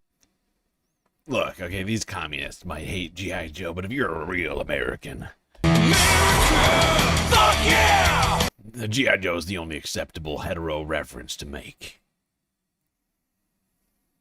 G.I. Joe stuff? Is that how we're thinking about it, guys? Like a G.I. Joe episode? Infamously, Tim Pool is a fan of looking through politics in this particular lens of, Marvel or other kinds of movies. We do not think this way. Dropping in a reference to explain things, but the idea that I don't even know who those guys are, but the idea that we think like the Joker or the Penguin is sending out. No, actually, the biggest problem is that it's not the Joker and not the Penguin sending out these masked. I just realized though that that my claim that this is the only acceptable hetero reference. I mean, why would Dave Rubin be concerned about that? He is, of course, a gay man. Now I'm very confused. Now I don't even know what to think anymore. What is America? Thugs. It's our government. Yes. That's the biggest problem about it. Yeah, I don't look at Japanese internment thinking it was like the master, or I don't know, whoever. Right. If it was some type of evil Dr. Desaro or whatever it is, then we'd be like, oh, okay, we need to have the police force deal with the evil Dr. Desaro who's sending out these mass thugs. But no, the problem is it is our government that is sending out these mass thugs. That's exactly the opposite of what he thinks it is. But go ahead. But the other part of all of this is the mask part, because the ICE officers, the way the Democrats are framing it is there are these masked guys. They're saving us from ourselves, don't you see? who look like Cobra soldiers out there, and they're taking orders from Cobra Commander and Destro and Dr. Mindbender and Firefly, and I can probably think of a couple others. I'll work on it when we play the clip. And they're taking orders from them, and they're just running around, and they're masked because they're evil people. No, they are wearing masks because you lunatics keep going on television telling everyone that they're evil, and they are concerned about their family. I don't know if you ever heard of Spider-Man or any other superhero, but why did superheroes, you know, when I was flying back from Charlie's funeral, I actually watched Avengers Endgame because I was like, I have to just not, I'd have to be able to not think for a little bit. Hold on, can we just take a moment?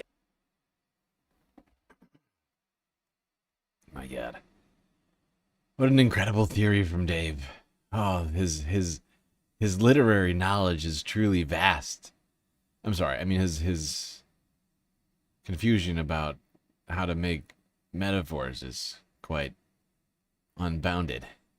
And just acknowledge how insane that segue, that like I feel like I'm one taking sort of crazy tangent. pills. Incidentally, I went to Charlie's funeral, and we seem to have exhausted our entire it's not ability really a on our metaphor, YouTube is it? channel I take to it back. play. I'm the big dum-dum here, right? It's not a metaphor. Monetize it. And Matt, he's got a literature degree. He would bonk me for that one. It's not really a metaphor. It's an allegory, isn't it? Because he's referencing a particular piece of literature or work, a creative body of work. In this case, G.I. Joe. And wait, Spider-Man too, I guess. So I guess that's literature. On our YouTube channel to play Monetize clips of that and monetize it. So let me see if I can do it a secondarily way. Ooh, nice little bonus. And just, you know, and then flying back. And of course, I watched a bunch of movies and I saw the Avengers, and that was, anyways, what was I saying? Spider-Man? God. Or any other superhero, but why did superheroes, you know, when I was flying back from Charlie's funeral, I actually watched Avengers Endgame because I was like, I have to just not, I'd have to be able to not think for a little bit. And Endgame's. That was the first thing that oh gosh, like, it must have been rough. It must have been rough for Dave. He's at Charlie's funeral. So difficult, so emotional, so heart-wringing. He gets back home, and the only thing he can think to do is watch Avengers Endgame. And have a good cry, of course. Because I was like, I have to just not, I'd have to be able to not think for a little bit. And Endgame's pretty good. Those last two, Infinity War and Endgame, are pretty good. But why do superheroes wear masks? You know why superheroes wear masks? And they always point it out in all the movies. They don't wear the masks for themselves. They wear the masks to protect their family. Spider-Man wore the mask not because he was afraid that Green Goblin was coming to get him. Green Goblin was coming to get him either way. He didn't want Green Goblin to rape Auntie M. Oh, really? Wait, was that what Green Goblin wanted to do to Auntie M? My God. Green Goblin, even more villainous than I remember him being. I haven't read all of the Spider-Man comics. I don't remember that ever coming up, but wow, that Green Goblin, nasty guy. But wait, I'm a little confused, because I'm trying to follow the metaphor as best as possible. But if he's coming anyway, doesn't that sort of suggest that the Green Goblin knows who Spider-Man's secret identity is, and therefore also who Auntie M is? I am just trying to follow for Dave here, for his sake. I'm just very confused because he's saying he's still coming anyway. It's for, but that suggests that somehow Spider-Man, even when he's out of the suit, the entire time, and if I recall the lore, Green Goblin did not know who Spider-Man was for a good part of it. It's all very strange. Auntie M? Right, that was Auntie M. Right. She was Auntie M, right? Can you... Are you fucking kidding me right now? You just threw a rape Auntie M thing in there? In what Illegal. scenario are... I'm glad that me and Em are on the same page. You just threw a rape anti-M thing in there? In what scenario are we seeing, like, in Avengers Endgame, what we're going to see next is the rape thing? Right. God, you just have to throw in a violence against women thing in there just to get the people going and remind people that even though you're a gay guy, you still hate women just like the rest of your audience. You know, he does have a big problem here, though, with Clark Kent. Soul Life says the anti-M is from the Wizard of Oz. Uh-oh. Oh, God. Is that true? Are you telling me that Dave Rubin got Wizard of Oz confused with Spider-Man? My God. That's true. So. Maybe the ice agent just needs to doesn't wear a mask. Well, he took his glasses off. It's the same thing. So the idea is that they're just trying to protect their family, and so necessarily they're superheroes. Right. It is so hard to go through history or at any other time and find examples of anything other than fictional. Yeah, I just had to look it up. Aunt May, not Auntie M. Yeah, he has in fact confused Wizard of Oz with Spider-Man. How would that possibly happen? Superheroes who wear masks to protect their family. Matt, do you have those clips from the Slack? Those other two that are right behind it? Sorry, I'm not sure what you're talking about. Okay, go to where that clip was. I put two in there right after it as examples of this. Come on, Matt. Oh, yes. Come on! Okay, play the first one first. Here's an example of some superheroes who are wearing masks because, of course, they're afraid of having their aunt sexually assaulted. Here it is, right there. Yes, this is in Ohio, and these, go ahead, right here. Good. Oh, do you wave audio? Dramatic increase in similar incidents nationwide. Here's ABC's Rena Roy. Tonight, an Ohio community on edge after this group, masked and dressed in black, marched through the streets of Columbus Saturday, carrying firearms and flags with swastikas. There's legitimate. Okay, now you understand why these swastika. They just look like the Avengers to me. I see these guys, a bunch of guys, wearing red skull, black mask, whatever you want to call it. I mean, there was like something weird on the masks. I couldn't quite tell.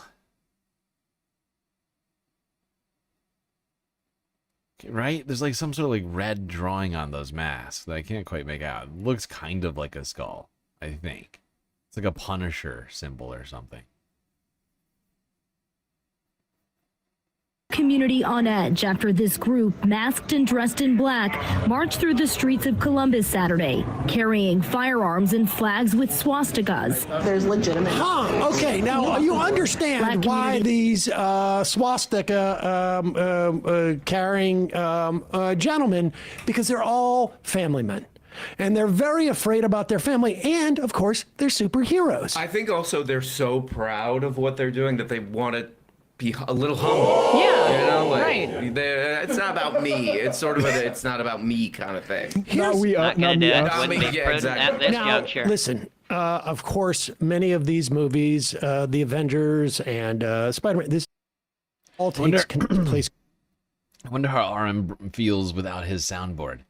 Like, just like ill-equipped to do this, like just like naked, probably. Like, you can see he's like doing stuff with his hands. I mean, he like feel like he wants to do a quick toilet or praise God or something like that. But he can't do it. How rude. Many of these movies, the Avengers and Spider-Man, this all takes place contemporaneously or well into the future. But, you know, we have a rich past of heroes in this country wearing masks as well.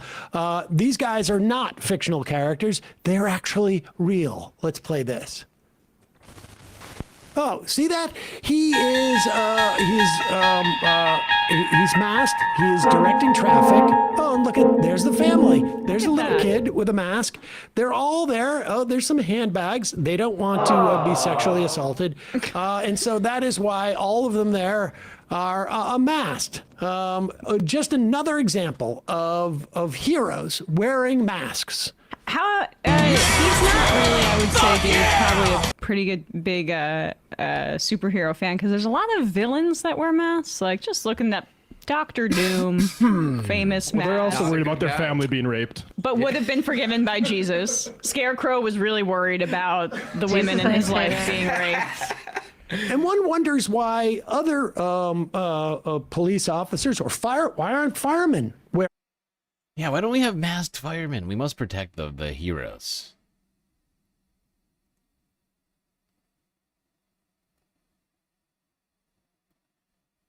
In fact, we should hide the identities of doctors. Especially, you know, people like, what's his name? I can't think of it right now, because I'm not one of these, like, obsessed... Was it Fauci? Doctor... yeah, we should never let anybody know who Dr. Fauci is. He's a hero. We can't know his name.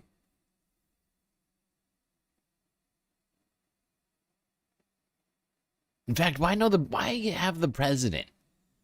Why have the president of the United States be? But we should just vote anonymously. You just vote one. You vote like one or two, or red or blue, or something like that. Right, but you don't get to know who's actually president. This way that person won't be subjected to any possible, you know, pushback. Specifically their family, because that's who we have to be most concerned about.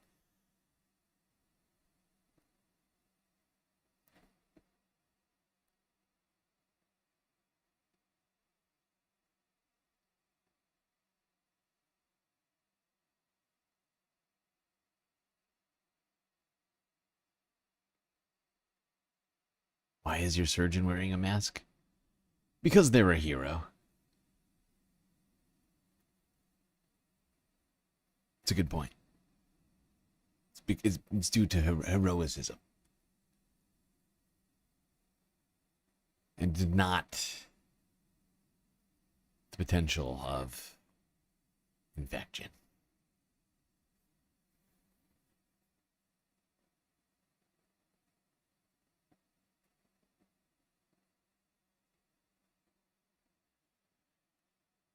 Okay, let's move on from talking about the Gestapo to talking about the FBI. Fascinating story here. Shocking. Never would I have ever guessed that this would be the sort of thing the Trump administration would do. Nope. We did not predict that they would do insane things like this. I didn't predict this specific thing. But, you know, we know what's happening. It's a crackdown on all perceived political enemies, whether real or unreal. And the FBI is not exempt from having political enemies of Donald Trump and the goals of the fascists. That's right. Now, it's not clear to me very much about what the actual political leanings of these individuals are, but some number of FBI agents who were seen in a photograph kneeling during a 2020 George Floyd rally have now been fired. Immediately, if not sooner. And it would seem to be completely on political grounds. Just a, you know, they're they have the wrong political beliefs. You know, like repression. Help! Help! I'm being repressed! A number of FBI agents have been fired for protesting in the wake of George Floyd's murder. ABC News has learned the group in question took part in a civil rights demonstration in Washington, D.C. in June of 2020. The photos show at least some of them kneeling. As many as 20 agents have been dismissed. That's what Colin Kaepernick, the very, very nasty Colin, worst Colin ever. He was the kneeler, and now you're kneeling? That is illegal. Illegal. Right to jail, right away. Okay, now they haven't been put to jail yet. I'll take that back. But this is, in fact, This is the very definition of totalitarianism. the very definition of totalitarianism.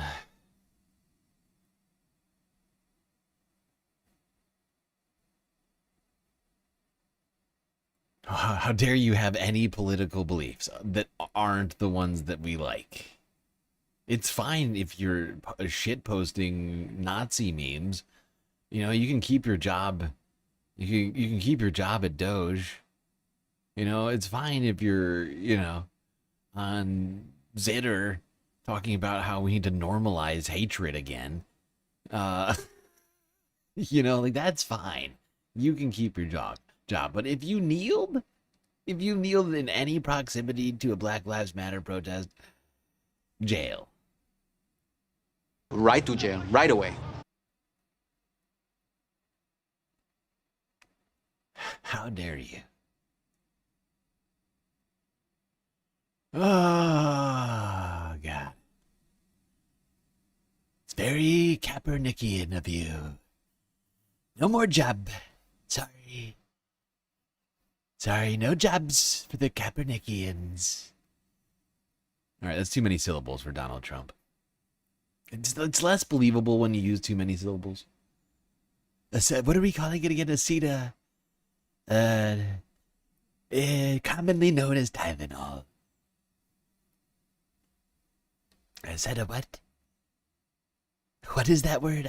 I've never seen that word before.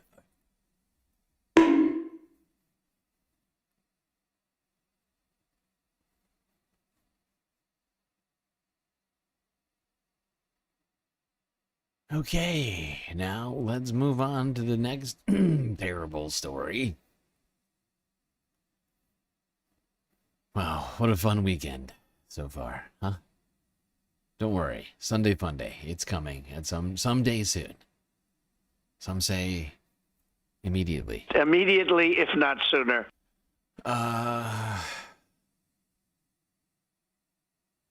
Let's go here. Forbes breaking news from 12 hours ago. Just in. Wait. Before we go to here, we have to go somewhere else. God damn it. Almost forgot.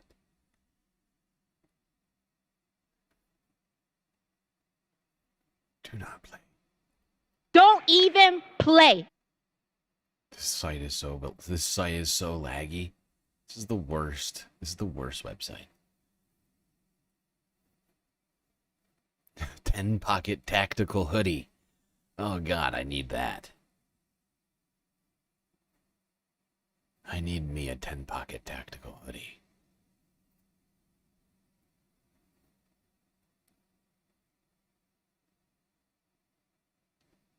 What is this? We're gonna have to watch that one after it. Jesus Christ. Oh my God, the president is just, he's just truthing clip after clip after clip on Tweet Central. I mean, Troth Social. I mean, what's it called again? Oh my God. He's just clips. Just the president's Truth Social has turned into a clip posting channel. It's just like a repost. It's like a repost channel now. It's incredible. Oh, there's a meme. Oh, you got a meme. Nice. Gotta get the memes in there.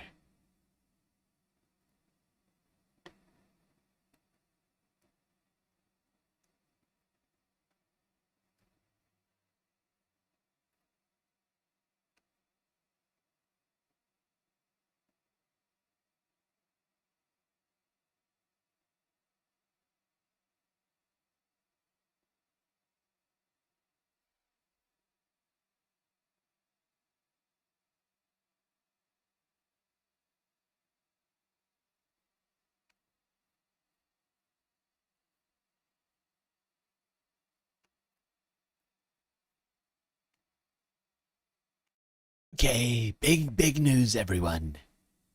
Great big news. Here we go.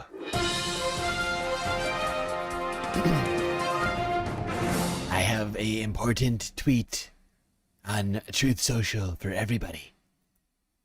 At the request of Secretary of Homeland Security Kristi Noem, I am directing Secretary of War Pete Hegseth to provide all necessary capital T troops to protect capital W war ravaged Portland and any of our ICE capital F facilities under siege from attack by Antifa and other domestic terrorists. I am also authorizing capital F full force if necessary. Thank you for your attention to this matter. This is very normal that I am authorizing full force against civilians with the military. Very normal. Everybody says it's very normal.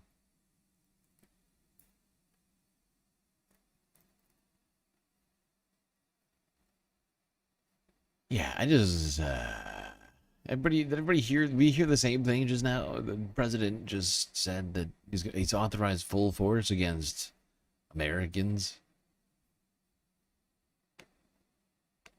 Whatever that means. I guess, I mean, the military, what is full force? Are we going to get drone strikes on suspected Antifa members? What are we talking about? F-35s are gonna... What are we talking about here?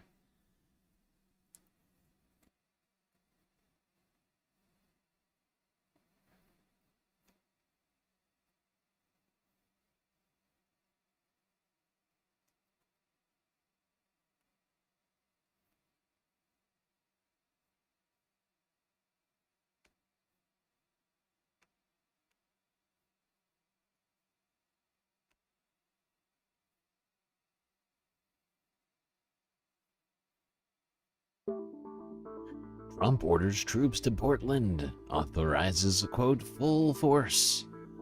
President Donald Trump on Saturday said he directed Defense Secretary Pete Hegseth to following local protests against immigration officials and Trump's ordered crackdown on organized political violence. Quote, at the request of Homeland Security Kristi Noem, I am directing Pete Hegseth to provide all necessary troops to ravage Portland. Trump said he has authorized full force if necessary. Protesters have organized outside an immigration and customs enforcement facility in Portland. Why are they doing these so fast? Why would you... their subtitles on this are so bad. I'm fairly certain that they do it with, like, AI or something, because no human being could read these out loud. That quickly. Okay, protesters have organized outside an immigrations and customs enforcement facility in Portland for months as Oregon lawmakers have criticized officials for the alleged mistreatment of detainees, and Portland Mayor Keith Wilson has said that the facility was under investigation for possible permit violations. I could literally, they didn't even pause on the last word. It was already going away by the time that it's coming out. In a memo issued by the White House on Thursday, Trump ordered a crackdown on alleged organized political violence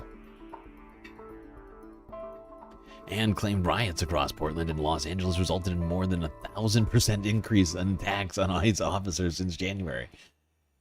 But what? 1,000% increase from what? We weren't even talking about ICE before Donald Trump came to office.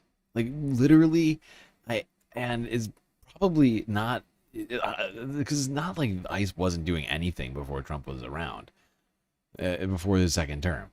But nobody was talking about it, right? We were talking about Palestine. We were talking about a bunch of other stuff, but we were not talking about ICE.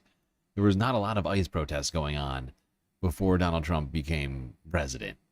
And this is all due to the fact that Donald Trump has used ICE in a completely unprecedented way and violated a bunch of laws. If he had done things in the way that he said, I'll bet he would not have gotten the same pushback. But because of the way that the president has gone about all of this, he has. But like, to claim this statistic, like, oh, there's this massive increase in attacks on ICE officers in January. 1,000%. From what? From zero?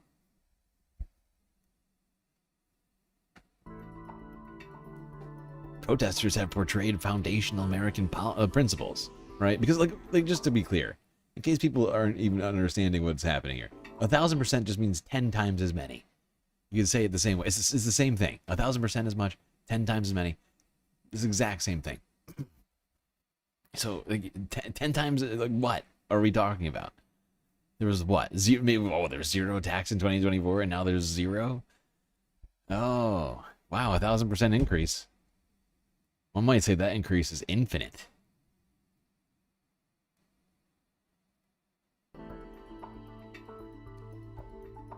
Oh, God, how dare people call ICE and border enforcement fascists?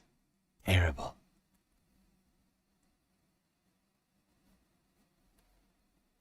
President is out of control.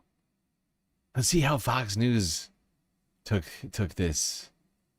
Let's see what their response was to Donald Trump saying that the military has permission to use full force against American citizens.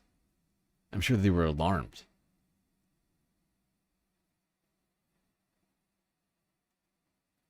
Breaking news just moments ago. President Trump sending troops to Portland. Oh my God. What was that look from? Why is Kaylee looking at me with, why are her eyes so wide open? Jesus. Breaking news just moments ago. President Trump sending troops to Portland.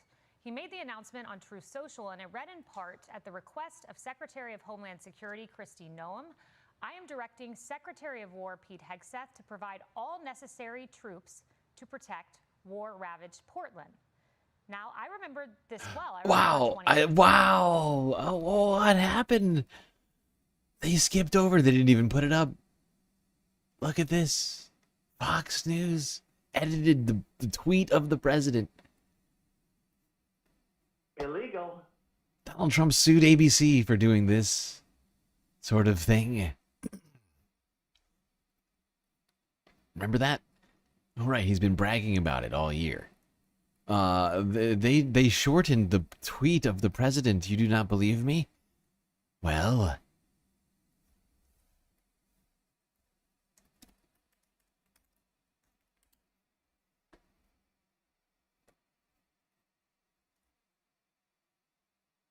let's go back to the tweet.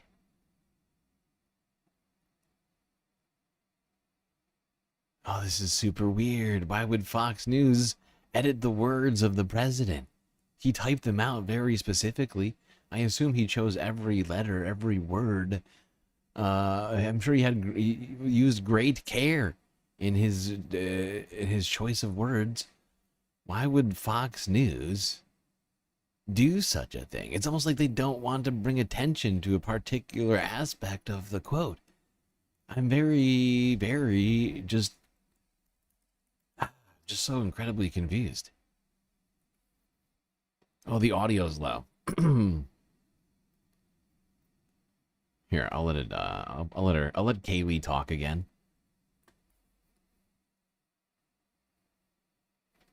Can anybody explain to me why Fox News would do such a thing? Like, why would very reputable Fox News, of all people, edit the words of the president, cut short one of his glorious truths on Truth Social? I don't understand. I'm incredibly confused. Breaking news just moments ago. President Trump sending troops to Portland. He made the announcement on Truth Social, and it read in part at the request of Secretary of Homeland Security Kristi Noem. I am directing Secretary of War Pete Hegseth to provide all necessary troops to protect war-ravaged Portland. This is ridiculous. Okay, let's go here.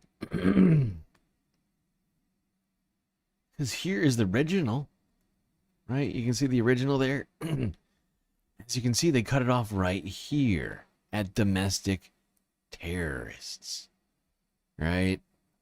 End of the tweet here, as Fox is suggesting, ended with domestic terrorists. Now, I remember this. Hey, shut up, Kaylee, you liar. You obfuscator of the truth. This tweet does not end at domestic terrorists. It ends at, I am also authorizing full force if necessary. Thank you for your attention to this matter. It's super weird. Why is that part missing from the truth? It's almost like Fox doesn't want us to know the truth. Dun, dun, dun, dun, dun, dun.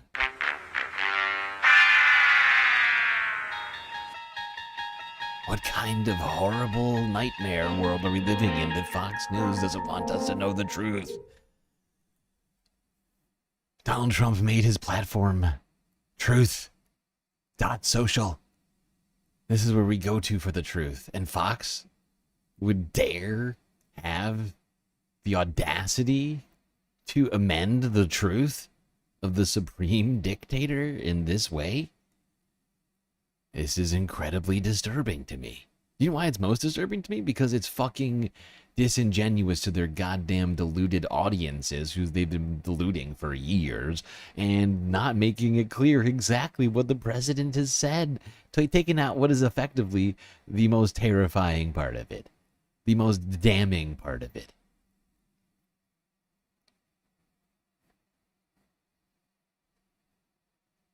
Columbia, Rica, New York with a sweet, sweet super chat. I dispatched truck drivers in Portland. I didn't know it was ravaged by war. That's right, according to Donald Trump. War ravaged Portland. My drivers haven't told me that they are trying to destroy cars and the crossfire. Oh, no, apparently, no, they're doing it. No, the president said so, so it must be true. Or is it true? What can we believe anymore? Fox won't even give us the whole truth. Oh, God, Fox, that is so sad.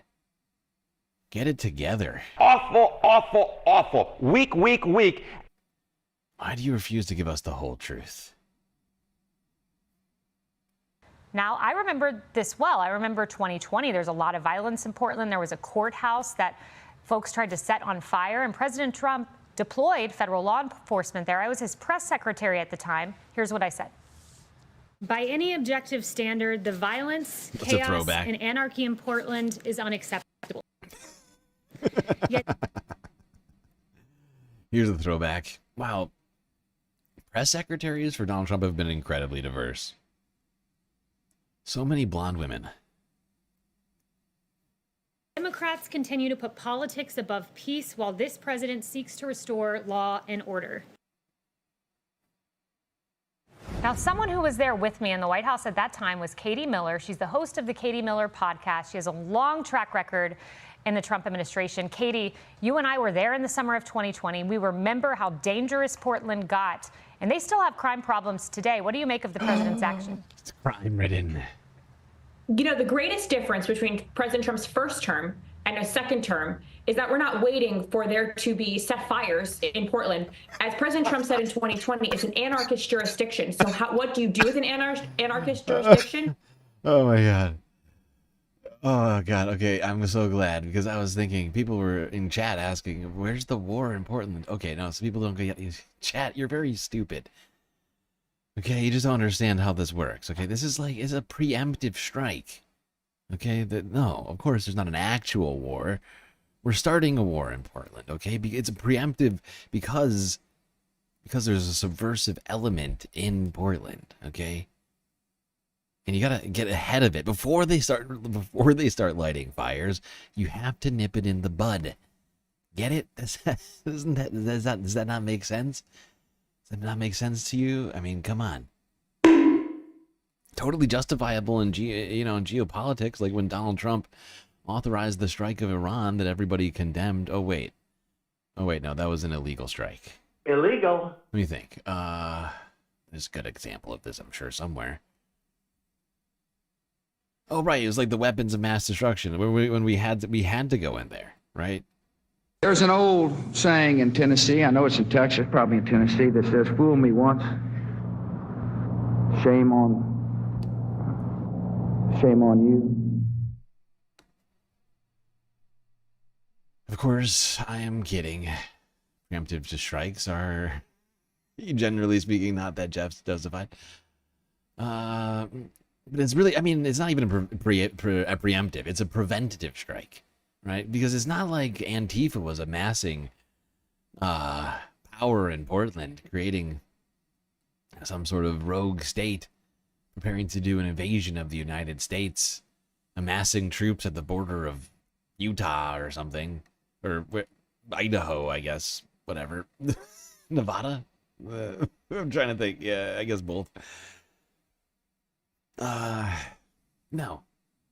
It's just some fantasy, some ridiculous, like Donald Trump probably fell asleep with the TV on and they put reruns of Portlandia up or something. Cal? And, he woke up, he's like, oh my God, Portland is taken over by trans radical terrorists. Pete, we need you in there right now. Like he gets waking up. He's like woken up by a phone call. What? Who's that? Christy? Oh, Secretary Puppy Killer. I missed you. What? Portland on fire? I'm gonna call Pete right now. I had a weird feeling in my dream that something was terribly awry in Portland. And this confirms it for me.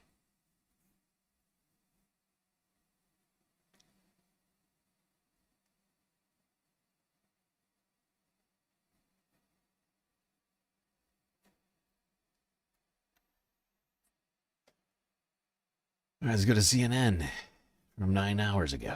Trump says he's sending troops to protect war-ravaged Portland. Help! Help! I'm being restrained! And we continue to follow our breaking news. Just a short time ago, President Trump announcing on Truth Social that he is sending troops to Portland, Oregon to protect ICE facilities. Now, Portland is just the latest Democratic-run city that the president has either sent or threatened to send troops to in his growing crackdown on immigration and on crime. CNN's Kevin Liptak joins us now from the White House. Kevin, tell us, what more have you been learning about these latest developments here? Yes, Kevin. Yeah, and there's no question this is an escalation in the president's push to deploy the U.S. military on domestic soil. It follows this pattern. We saw it in Los Angeles. We saw it here in Washington, D.C. of the president choosing Democrat-led cities and states to make this push and really kind of pushing the boundaries of the use on domestic soil of the U.S. military. The president writing on Truth Social this morning that at the request of Secretary of Homeland Security Kristi Noem, I am directing Secretary of War Pete Hegseth to provide all necessary troops to protect war-ravaged Portland and any of our ICE facilities under siege from attack by Antifa and other domestic terrorists. I am also authorizing full force if necessary. Thank you for your attention to this matter. Now, there are a lot of unanswered questions here. One is the timeline, when exactly we would see these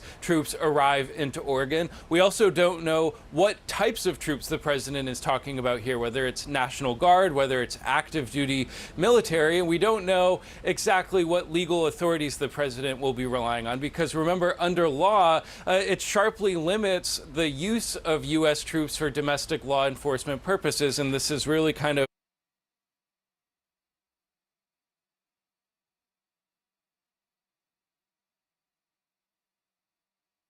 Okay, just a quick reminder to everybody, because I'm noticing that we're approaching the 3rd hour of the stream right now. We've only got an hour and change to complete the goal. And we are at 2 of 10 right now on that path. Still need 8 super chats, super stickers, combination of memberships, Cash App, and PayPal donations. Away from completing that very important goal. Prompted a legal debate after the president did this in other cities around the country. Now, Portland has seen a number of protests around an ICE facility that's about 2 miles south of the downtown. They have been mostly peaceful, but there have been some violent clashes that have led to injuries for federal officers. It's led to arrests. Really? Really, there's been federal officers getting injured. Why am I not hearing about it? I'm like literally watching all of these things all the time, and I haven't heard about a fuck all in Portland. They must have been terrible injuries. They must still be recovering right now in the critical in the ICU right now, intensive care unit. They must have been ravaged. I wonder how many injuries were sustained by the protesters. The protesters, at one point, a guillotine was erected outside the building. The Homeland Security Department said at the time that was unhinged behavior. And we've also seen President Trump talk about... How dare they bring out the guillotines? Illegal. I'm fairly... I'll bet you money it wasn't an actual functional guillotine. But with that, I'm going to have to look into this. A guillotine, you say. Okay. Narwhal by nature with the freaking sweet, sweet gifting of 5 galactic memberships.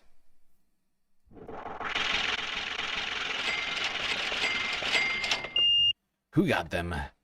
Lefty Looney Lane, Mr. Spock, Good for Gabby, Michael Zingle, and Vicky. Getting us to 5 of 10. My God, very much appreciated, Narwhal. Incredibly generous.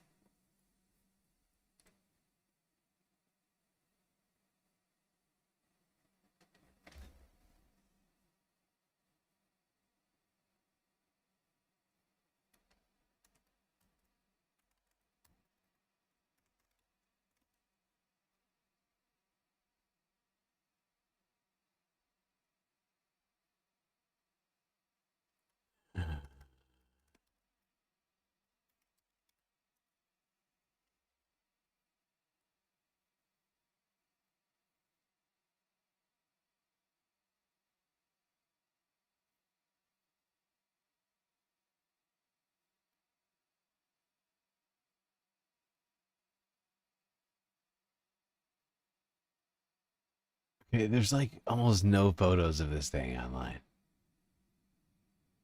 There's like one photo on Fox News.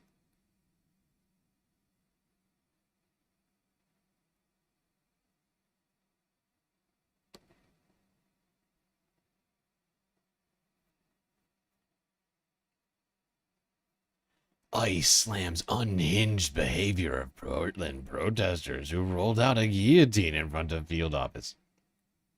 I wonder how many of these ICE agents applauded when the Jan 6ers whipped out the fucking, the gallows. Remember the gallows at Jan 6th? I just find it hilarious that this administration, anybody in this administration is going to talk about political iconography, symbols. You want to talk about symbols of violence? Let's talk about the gallows at January 6th. At the rally that the president held himself, spoke at, and told those people to go further to the Capitol. Remember that? Anybody?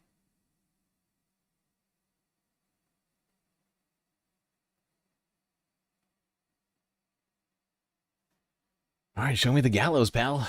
It's really hard to see. I'm not gonna lie. That's a terrible photo. So I'm gonna need you to play the video.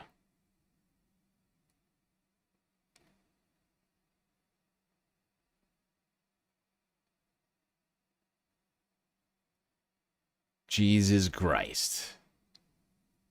What is the deal?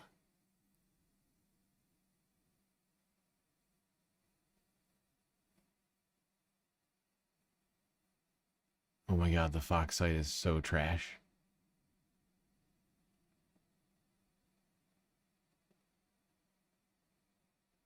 Play. Holy fuck. Okay, hold on. I gotta do this on YouTube because this is garbage. Fuck you, Fox. Fuck you and your garbage site.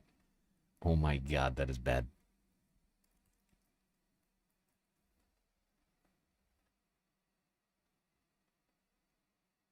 Carl Gaslightocracy slams the unhinged behavior of ICE. Oh. That's an interesting strategy.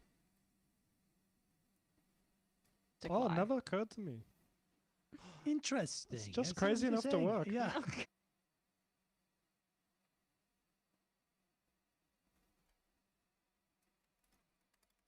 Let's find this very scary guillotine that I'm sure these protesters are 100% planning to use, and we're not just using it as a symbol of their disdain for what ICE is doing. I'm sure this was 100. They were like definitely planning on using this.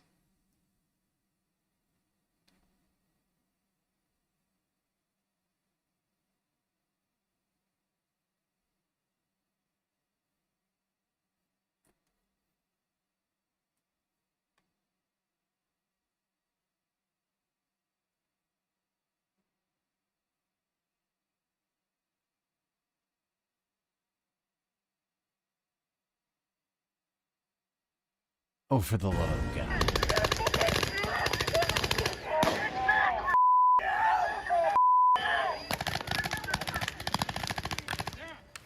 Anti-ICE protesters in Portland, Oregon, rolling out a guillotine. Are they shooting clashing a with journalist? police and Are they turning just the streets into shooting a battlefield fucking outside journalist of just migrant now? detention. That dude was like, he's just minding his own business, filming, just gets blasted. What in the fuck? Why are they shooting at this guy? Anti-ICE protesters He's in clearly Portland, just Oregon, rolling out a he's guillotine. got a fucking camera. You can clearly tell. Clashing with police and turning the streets into a battlefield outside a migrant detention It facility seems there. like It's the ICE is latest the one that's turning it into a battlefield. flashpoint in protests that has stretched nearly 3 months now. A Democrat mayor, Keith Wilson, stands firm on keeping Portland a Not a migrant Democrat. sanctuary city. Not a Democrat mayor. Oh, God. Correspondent Dan Springer has that story for us. So, Dan, are we expecting more unrest? I don't know.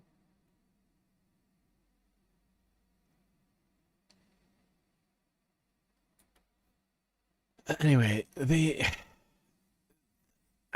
all the photos that I can find of this fucking video sucked. And the photos are not any better on this. Now that I'm like scanning through it, they're just trash. So I'm just gonna go back here. I'll show you the photos that I saw. Since I can't find an actual... since I can't find an actual video that's going to be helpful to us on this matter. Okay, there we go. Guillotine, Portland.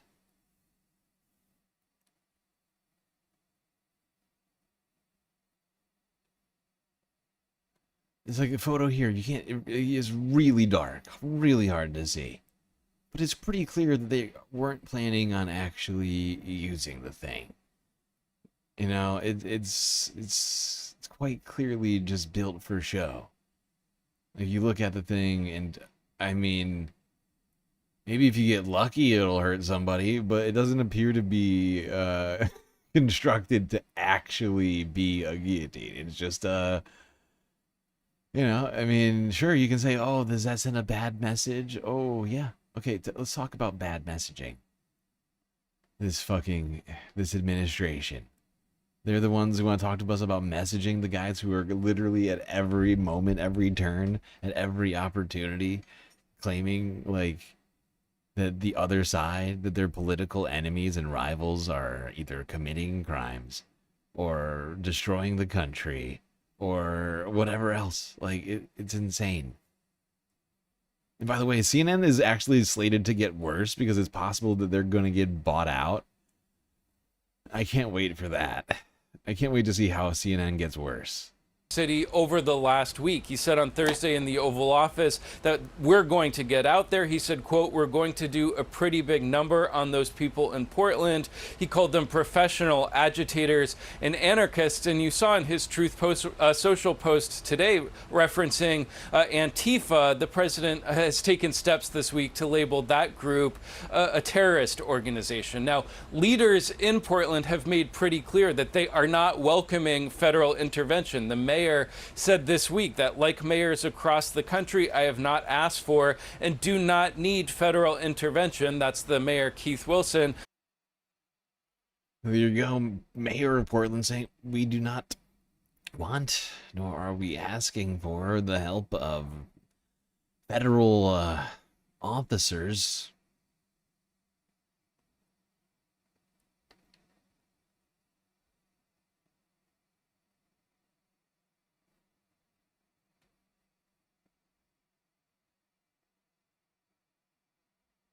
New developments in President Trump's immigration crackdown as he announces he's sending federal troops to Portland, Oregon, describing the city as war-ravaged. CBS News Miami's Willie James Inman is at the White House as city leaders push back, saying troops are not welcome. President Trump on Saturday ordered the deployment of troops to Portland, Oregon, a city he called war-ravaged.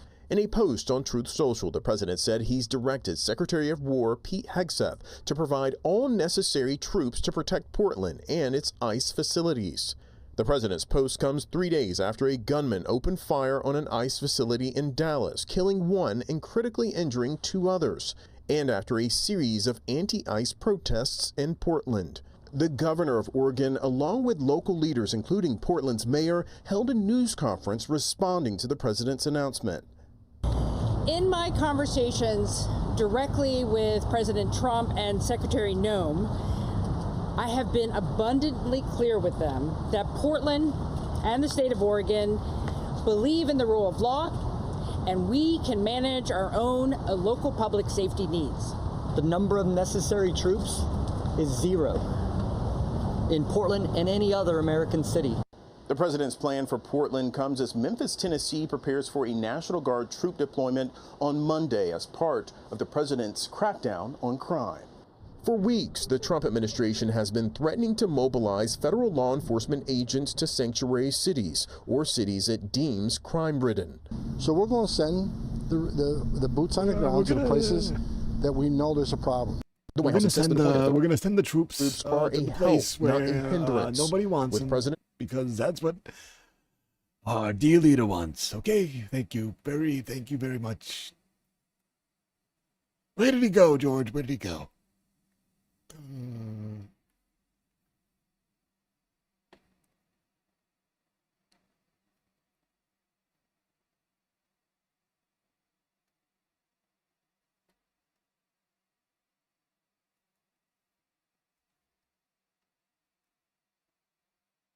And after a series of anti-ICE protests in Portland, Oregon, today the president announced he's sending federal troops to the city, which he describes as war-ravaged. Oregon officials say the troops are unwelcome. Willie James Inman has the latest. President Trump on Saturday ordered the deployment of troops to... When he wears the white shoes, he really looks like he looks most elderly when he wears the white shoes. Is it just me? The latest. President Trump on Saturday ordered... Like he looks like a person on he's like retired. He looks like a retired person, just like walking around. I'm staying in the race. I'm staying in the race. Deployment of troops to Portland, Oregon, a city he called war-ravaged. In a post on Truth Social, the president said he's directed Secretary of War Pete Hegseth to provide all necessary troops to protect Portland and its ICE facilities. The president's post comes 3 days after a gunman opened fire on an ICE facility in Dallas, killing one and critically injuring 2 others, and after a series of Wait, what did you just say? The president's post comes 3 days after a gunman opened fire on an ICE facility in Dallas, killing one and critically injuring 2 others, and after a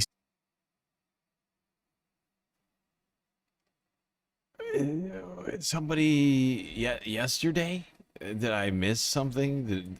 Was there really a shooting at an ICE facility yesterday?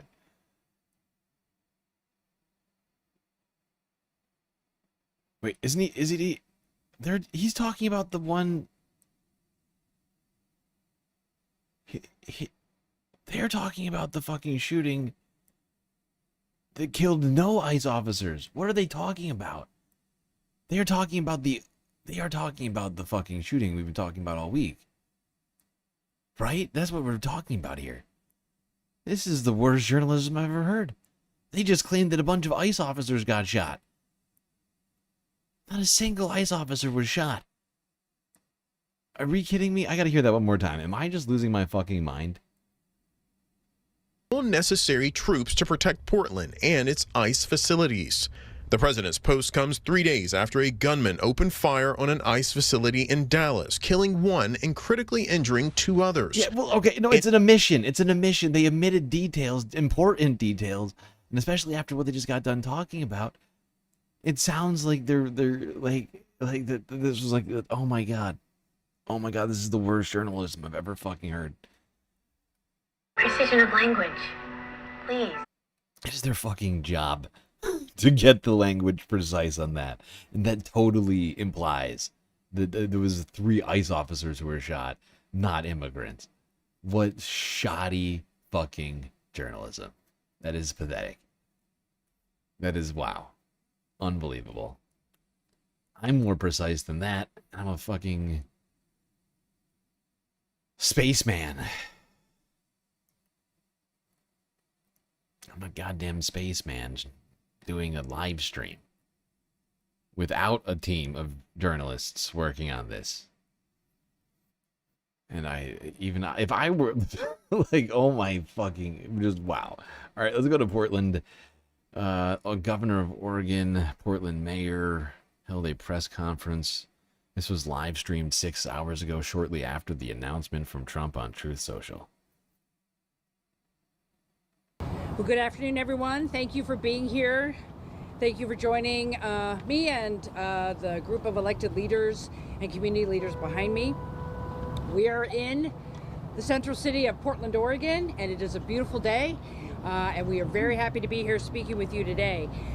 In my conversations directly with President Trump and Secretary Noem, I have been abundantly clear with them that Portland and the state of Oregon believe in the rule of law, and we can manage our own local public safety needs. There is no insurrection. There is no threat to national security. What? And there is no need for military troops in our major city. Military service members should be dedicated to real emergencies. The members of the Oregon National Guard, their mission is to stand up and protect Oregonians, and they will do that every day, but they are not needed in the city. They are not needed here. And you can tell because you're here with me in Portland. You can see.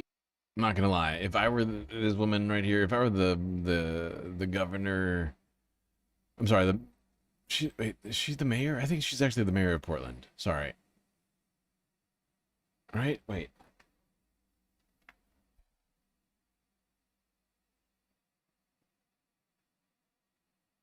No, this is the governor. Sorry.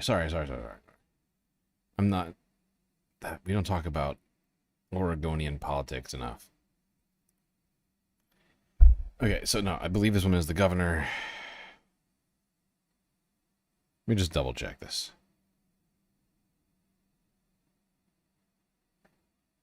Yes, okay, this is the governor of Oregon. If I were her, I would mobilize the National Guard. Not the National, but the Portland, well, the Oregonian National Guard to the border. Right? I mean, am I the only person thinking of that right now? Just, you know, I mean, we'll fucking have a standoff at the border. Just block Donald Trump from mobilizing other National Guard troops into Oregon without permission. Physically.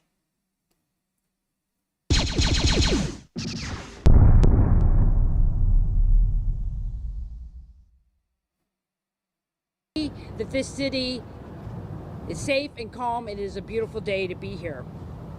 For those of you who are here downtown or watching at home, you know that our city is not the place that people think it is from years ago.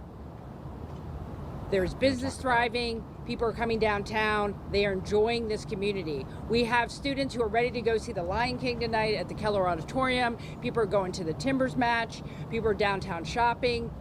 Folks who are getting ready to go to work at the restaurants here that make the Rose City a culinary capital are getting ready to go to work. People are shopping. People are going to the farmers markets or at the Saturday market. Portland's doing just fine. And I made that very clear to the president this morning. Our city is a far cry from the war-ravaged community that he has posted about on social media. And I conveyed that directly to him. That we got this, we are good, we are doing fine.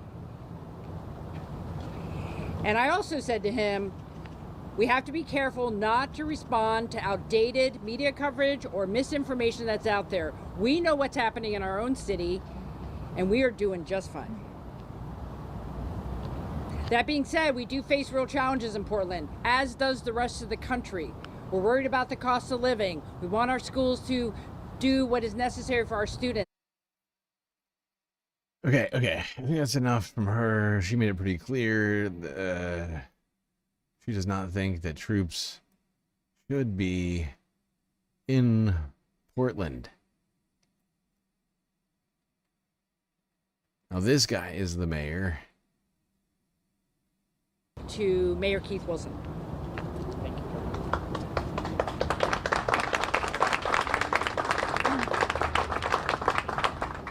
Well, good afternoon, and thank you for joining us. And also thank you to the friends and colleagues that are standing with me today. Appreciate you on such short notice coming out to show your support for Portland. I'll jump right in.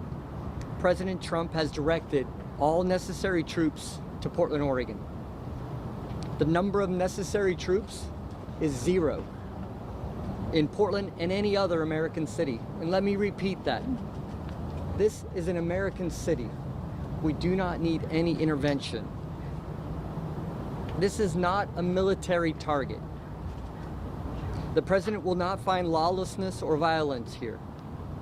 I've been so deeply disappointed to see the footage from a half-decade ago recycled and then recycled again.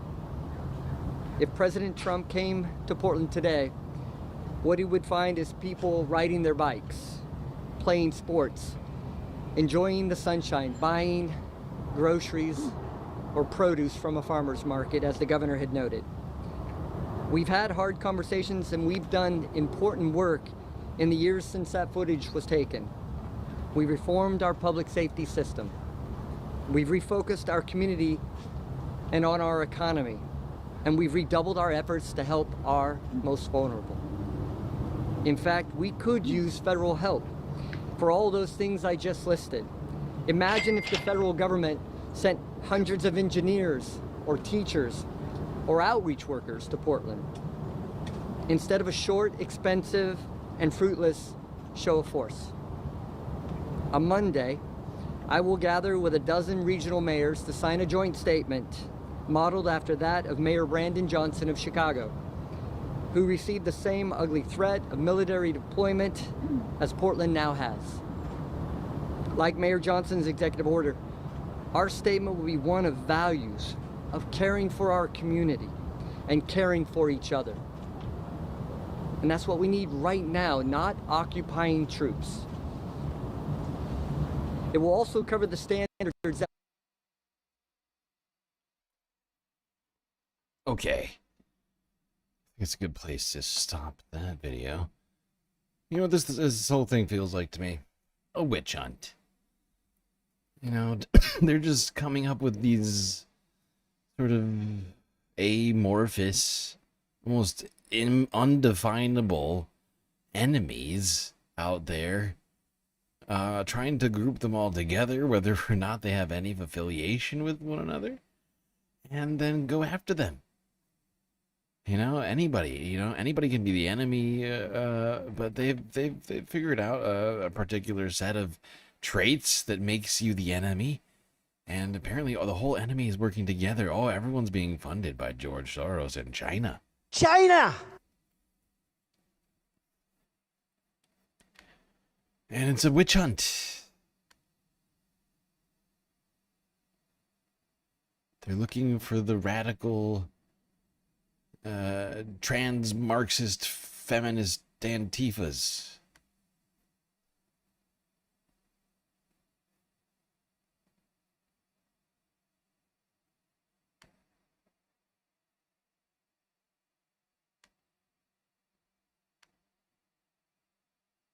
Let's go here and talk about Donald Trump's own witch hunt.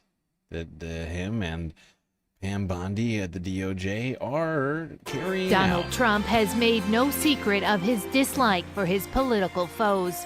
I hate my opponent, and I don't want the best for them. Those remarks made at a memorial service for the slain far-right activist Charlie Kirk. And now Trump is directing the full weight of the Justice Department to investigate his enemies, a move critics say is weaponizing the DOJ. This is entirely unprecedented. We've never seen anything like this. In the past, Department of Justice officials have stood up to the president. Richard Nixon, of course, even Trump during his first administration. Now the president has found a loyalist in Lindsay Halligan. She's never prosecuted a case before, but apparently she's willing to do Trump's bidding.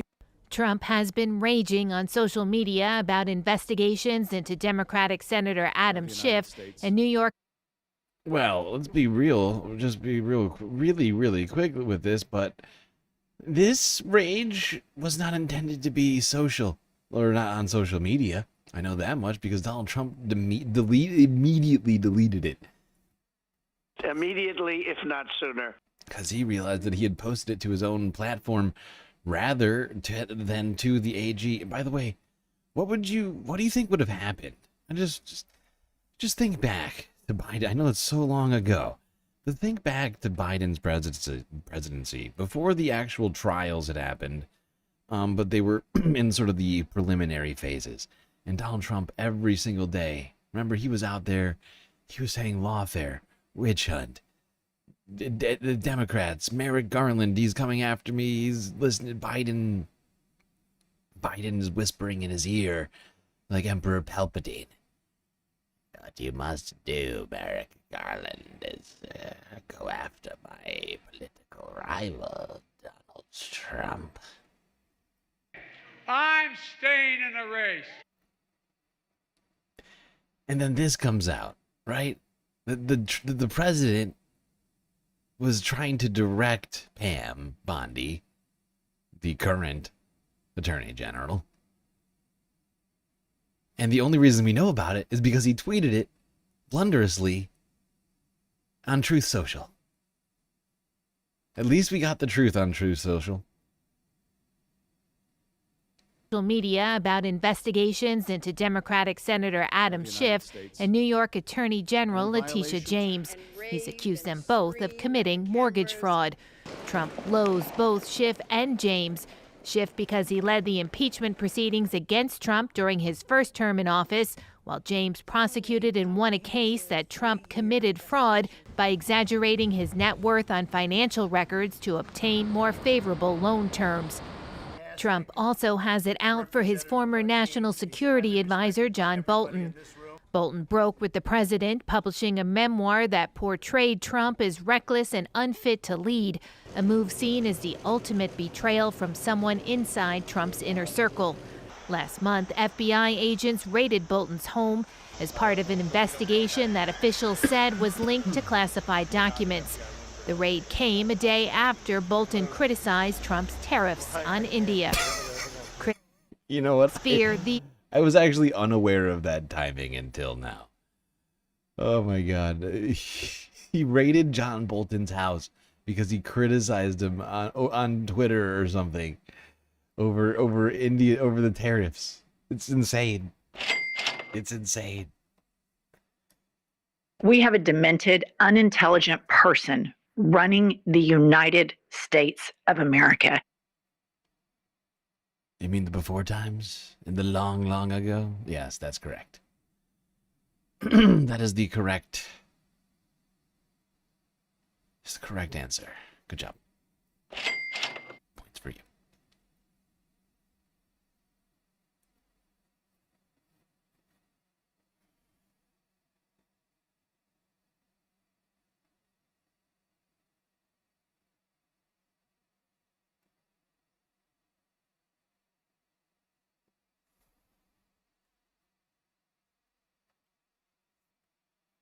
Okay. Speaking of Trump's enemies, let's talk about James Comey. And who is next on the list now that James Comey has been indicted? CNN, 3 hours ago.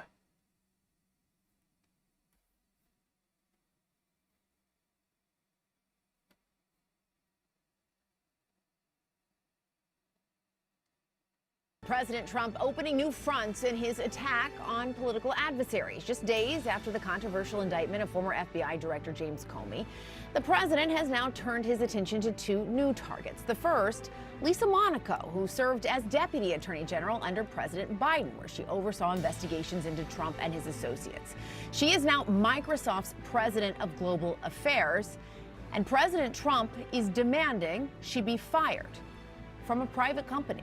The second is Fani Willis, the Georgia District Attorney who charged President Trump in a sweeping election interference case. The New York Times reporting the Department of Justice has issued a subpoena for records related to her travel history. Let's bring in CNN's Kevin Liptak from the White House right now. And Kevin, the president's demands toward Lisa Monaco, really just the latest example that we're seeing of him using this power of the presidency to both pressure private companies and then more broadly with the DOJ and James Comey to prosecute his political adversaries. Yeah, that's right. And his sort of gripes against Lisa Monaco seem to stem from her role as the Deputy Attorney General in the Biden administration when the Justice Department and a special counsel were investigating Trump's role in mishandling of classified documents in his efforts to overturn the 2020 election. And it is those investigations that are really at the heart of the president's campaign for retribution. You know, you heard him talk about this just yesterday, saying that they did it to me for 4 years, essentially. They did it to me. This is called retribution. Retribution, of course, is at the heart of democracy. This is the very definition of totalitarianism. Defying what he said it was a campaign of weaponization, and saying that this was now his efforts to essentially repay that. And the president, I think, being pretty explicit here in what he's seeking to achieve. He says that Lisa Monaco is a menace to U.S. national security. He's not talking about indicting her like he did with James Comey, but he's saying that it's necessary for Microsoft to terminate her employment, saying that he's banned her from federal properties. He already stripped her of her access to classified information back in February. And I think, one, it just goes to show about how much pressure the president is putting in the corporate world against his perceived enemies. You've seen him do this in the past. It's sort of an unprecedented sort of. Who else is on the list?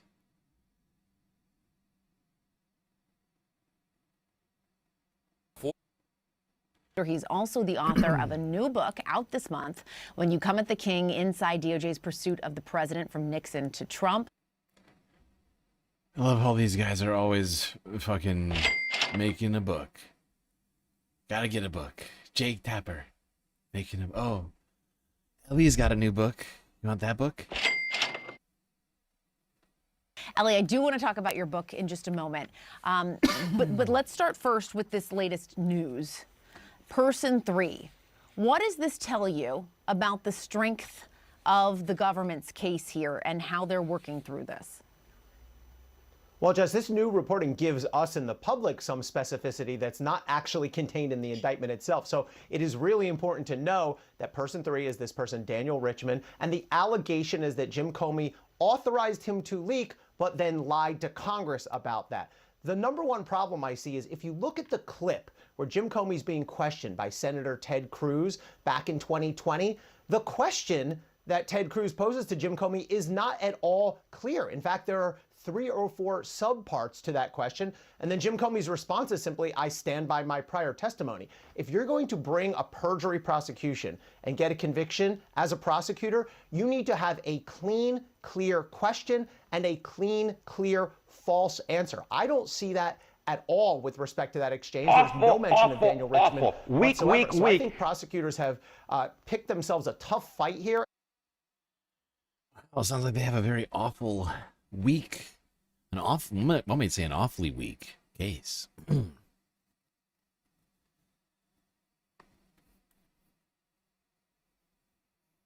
I'm shocked, though. Really, aren't we all shocked by that? Really, that the Trump administration would at all do something that doesn't have the grounds to do, the actual legal grounds to do, or the authority to do, or perhaps do something in a way some might call blunderous or incompetent. And yet there's not that much diversity in this cabinet. So I don't know what the problem could be. You know, it's filled with white men and women. Almost every single one, I'm fairly certain, is a Christian, or at least an espoused Christian.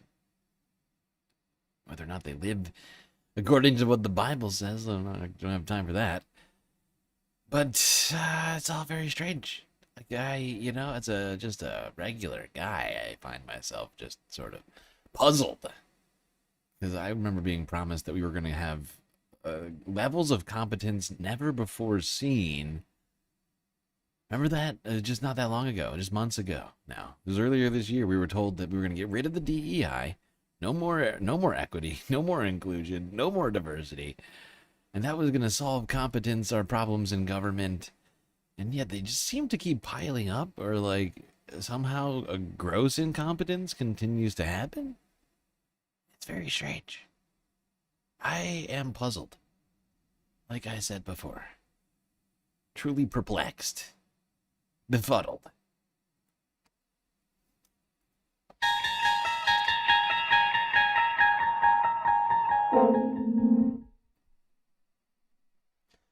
Let's talk about another person who has perhaps fallen in the crosshairs. Hassan.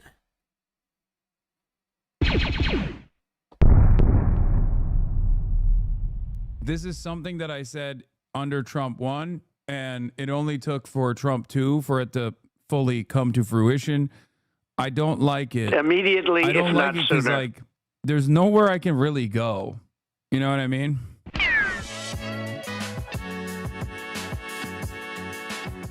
I hope everyone's having a fantastic evening, afternoon, pre-noon. Hold on, I'm going to actually increase the audio real quick because I was just doing I was about to say, this is kind of quiet. Hold on. I'm going to do that right now, actually. I hope everyone's having a fantastic evening. That's not any better. Afternoon, pre-noon, no matter where you are in the world. I'm Hassan Piker, and this is the Awesome Hour broadcast coming to you. Wait, hold on. My audio didn't go down, actually. As I just told you. Podcast. Okay. There we go. I'm Hassan Piker. This is the Awesome Hour broadcast coming to you live from not so sunny, hazy, maybe a little cloudy California, Los Angeles. Folks, we're live and alive, and I hope all the boys, girls, and MBs are having a fantastic one because today's a beautiful day. Today's a wonderful day. Today is Thursday. Thirsty Thursday, folks. That's right. It's Thirsty Thursday.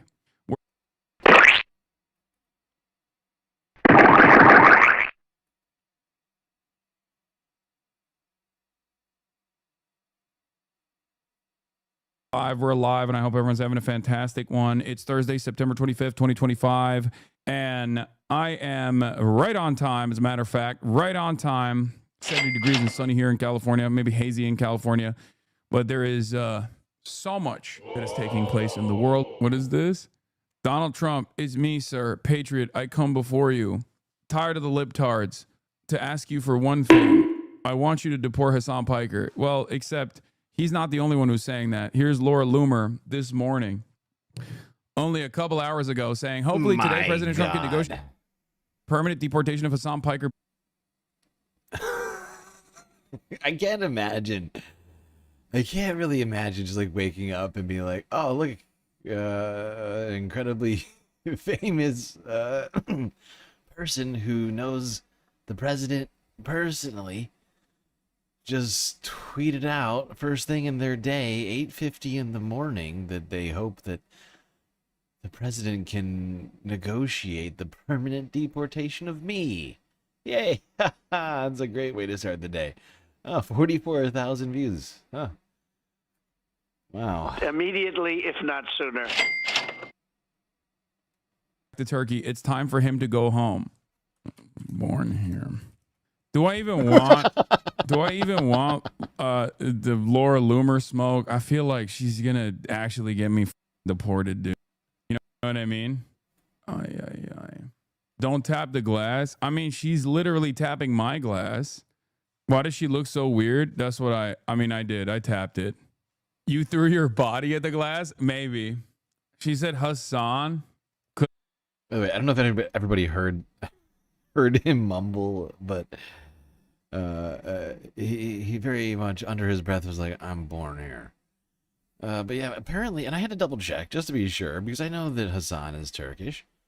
It's possible. I know he speaks Turkish and that he's got a Turkish family, and that it was entirely possible. I don't know Hassan's entire biography, but no, in fact, Hassan was born in the United States of America. New Brunswick, New Jersey, as it turns out. Fuck yeah! You threw your body at the glass? Maybe. She said Hassan could have clapped back with this. Ah! No! Get it away from me. It's terrifying. Oh, God.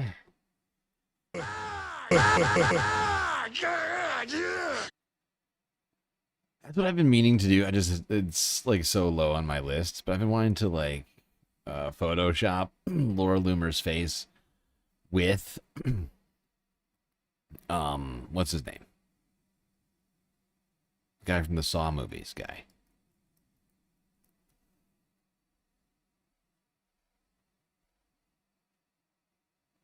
I'm always forgetting his name. Jigsaw. Right?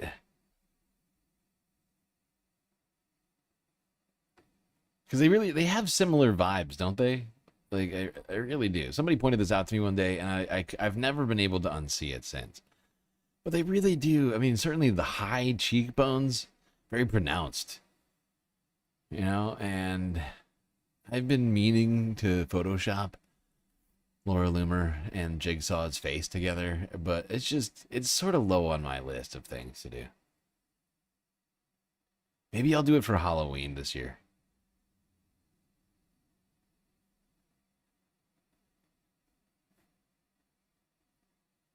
Maybe I'll do it for Halloween and I'll put her out there on the set for everybody to gasp at in horror. Do not tap the official presidential eunuch advisor.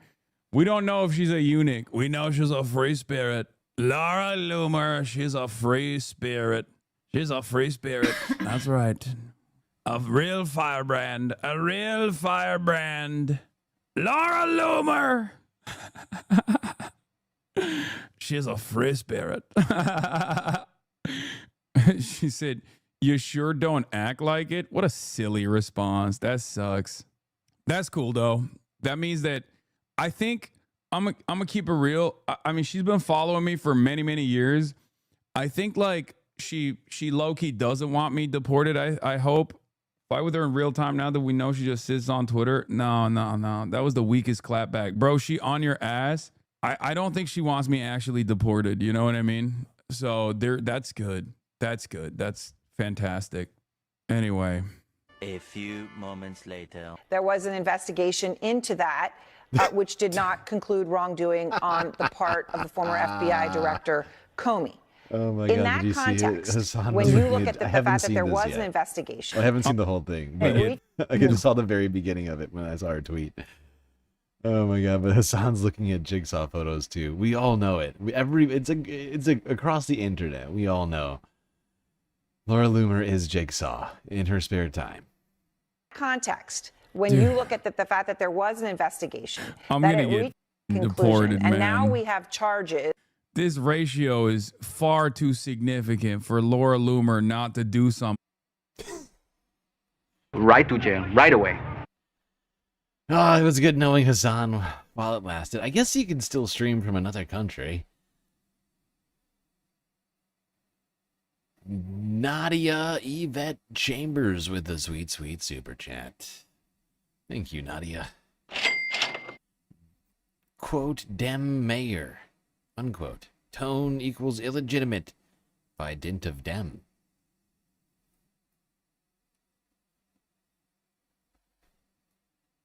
I'm staying in the race. About it. I really shouldn't have tapped the glass, dude. I don't know. I'm so cooked. 4.7K likes to 129K likes. I'm so cooked. Honestly, the purge mask is more. Ah! Why are you showing me more Laura Loomer photos? Did you see her comment on your post? Yeah, she said, "You sure don't act like it." Hassan Piker indicted for making Laura Loomer feel bad. As a Turkish American, how does it feel to watch America Turkifying at an alarming rate? Not great. Immediately, This is if something not that I sooner. said under Trump. We're Turkifying. Interesting. I don't believe I've ever heard that word before. Okay. I gotta take a look at this. Because we are approaching very dangerously a precipice. I just want to make sure that I'm correct about where we're at before I say it. Yeah. Okay, we are at 5.5 of 10 on the goal right now, as we stand. Even though it says 1 of 10, that is a bold-faced lie. Do not listen to YouTube. We have 17 minutes left to complete it, which means we need like approximately one chat or sticker or memberships every like 5 minutes, 4 minutes, somewhere between 4 and 5 minutes. That is, wow, that is cutting it close, people. I believe in us, though. Anyway, Hassan may be deported. Illegal. It's not clear. It's not clear whether or not Hassan will be here in the United States for much longer, with people like Laura Loomer calling for his deportation. Adding, I think did she at the real president, the real Donald Trump, or whatever his handle is? I gotta look back at the tweet. No, well, she must not have been that serious. If anything, looking at this tweet again, I think Laura might have a secret crush on Hassan. Right? Am I wrong? I mean, read the tweet with me. Hopefully today, President Trump can negotiate the permanent deportation of Hassan Piker, 2 S's, which of course everyone knows who knows Hassan, knows he hates, back to Turkey. It's time for him to go home. At Hassan the Hun. It's not at the real Donald Trump.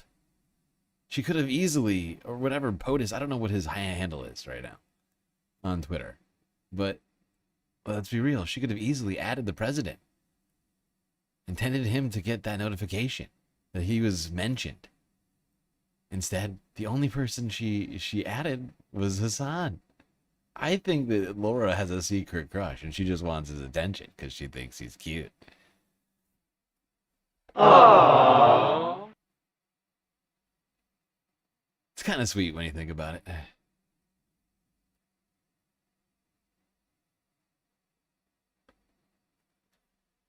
Even if she is a horrifying human being who looks like Jigsaw.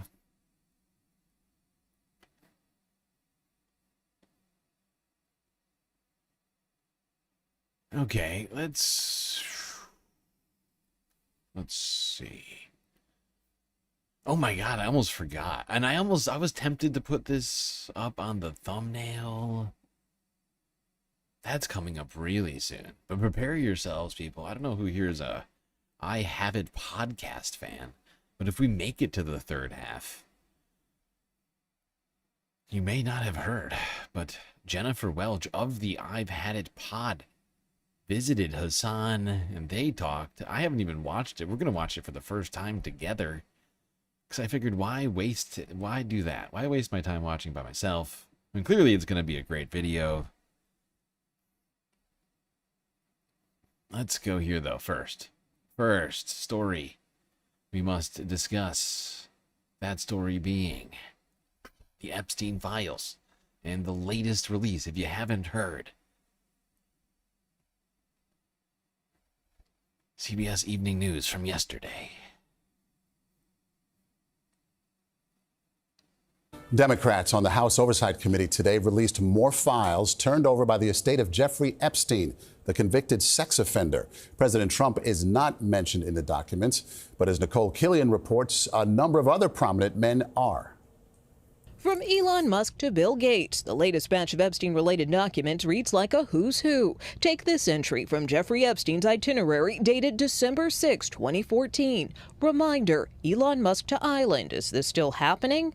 While it's unclear which island this refers to, Epstein regularly invited guests to Little St. James in the Caribbean, his own private island, which he used as a base for allegedly abusing underage girls. There is no evidence Musk made the trip. Another entry years later reads, Saturday, February 16, 2019, 7 a.m., breakfast with Steve Bannon. Both Bannon, a former White House advisor, and Musk, a tech titan and ex-Doge czar, are among the staunchest allies of President Trump, who continues to downplay the ongoing investigation. It's really a Democrat hoax because they're trying to get people to talk about something that's irrelevant. Today's release totally irrelevant Democrat hoax, Epstein. They made it up. Of course, me and my best friends would never hang out with a guy like Jeffrey Epstein, who I was best friends with at one point. My current best friends would never have been hanging out with my old best friend. That would be weird. You don't, is that like you mix friends? Like a friend group? What even is that? I don't even know what you're talking about. Nadia with another sweet half a chat, getting us to 6 of 10. Quote unquote deep state / quote unquote Darren Devlet from Turkish Gladio. Oh, okay.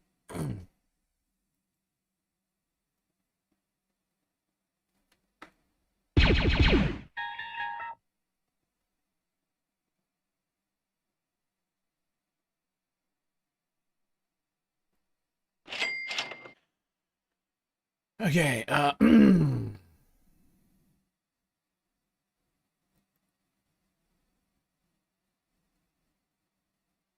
let's keep this moving. One last one on these this latest update with the Epstein files is bombshell revelation that Steve Bannon and Elon Musk knew Epstein and were somehow hanging out with him, including Peter Thiel.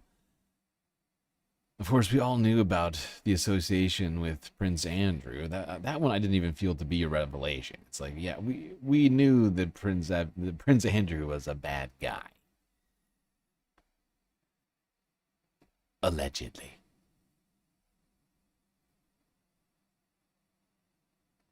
Democrats on the House Oversight Committee today released more files turned over by the estate of Jeffrey Epstein, the convicted sex offender. President Trump is Illegal. not mentioned in the documents, but as Nicole Killian reports, a number of other prominent men are.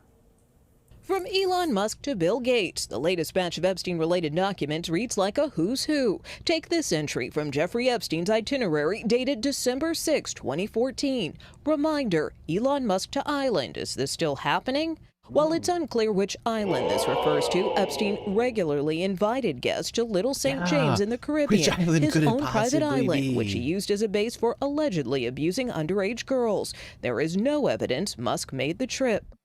Which island could Jeffrey Epstein possibly be inviting Elon Musk to? Not the one that's literally named after him. I mean, of course, Little St. James, not literally named after him, but everybody knows it more as being Epstein Island more than they know it as being Little St. James. No, I'm sure he was just talking about Hawaii or maybe Madagascar. Another entry years later reads, Saturday, February 16, 2019, 7 a.m., breakfast with Steve Bannon. Both Bannon, a former White House advisor, and Musk, a tech titan and ex-Doge czar, are among the staunchest allies of President Trump, who continues to downplay the ongoing investigation. It's really a Democrat hoax because they're trying to get People are still talking about Jeffrey Epstein? What's the deal? I really do need that sound shot at this point. I kind of thought we'd stop talking about this, but actually that never happened. We're still talking about it, and we don't have it's Jeffrey Epstein. Still talking about Jeffrey Epstein. We need that sound shot. We really do.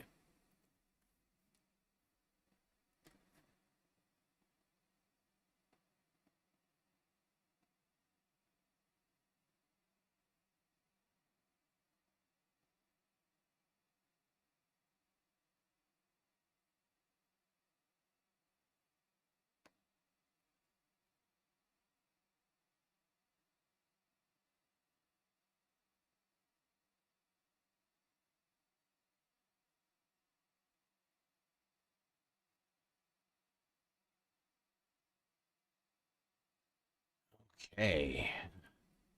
Claudio's. What's wrong with me using the Twilight Zone? There's conspiracy theories and conspiracy facts. You can still use the Twilight Zone for both. I wasn't disputing it with music. If that's what you're suggesting.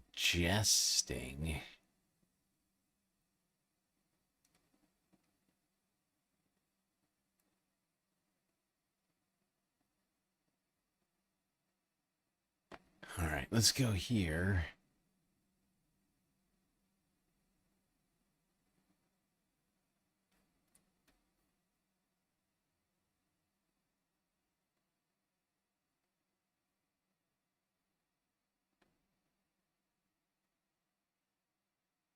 Reference also made, intriguingly, to the ex-owner Elon Musk having potentially visited the sex offenders island. Musk is named in the documents as being a potential visitor to Epstein's island, Little St. James, on December the 6th, 2014, 6 years after he became, this is Epstein, a listed sex offender. His name appears on what appears to be a daily schedule that Epstein had, with the entry saying, quote, reminder Elon Musk to island December 6th, brackets, is this still happening, question mark. You remember, of course, that Elon Musk took to his own social media platform to suggest that Donald Trump, his name was going to come up in association with Epstein, and that's why the files hadn't been released. Well, it turns out Musk's name is in there too. Weird.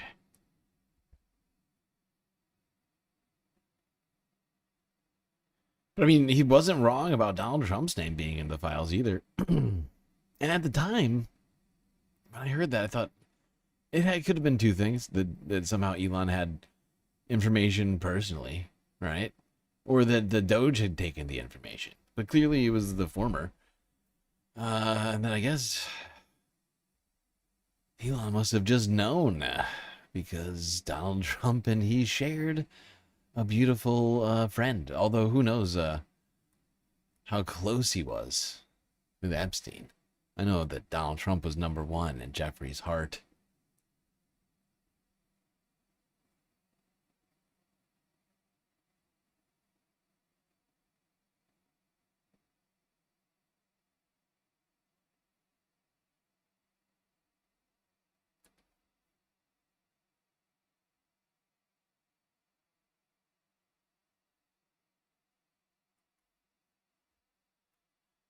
Okay, I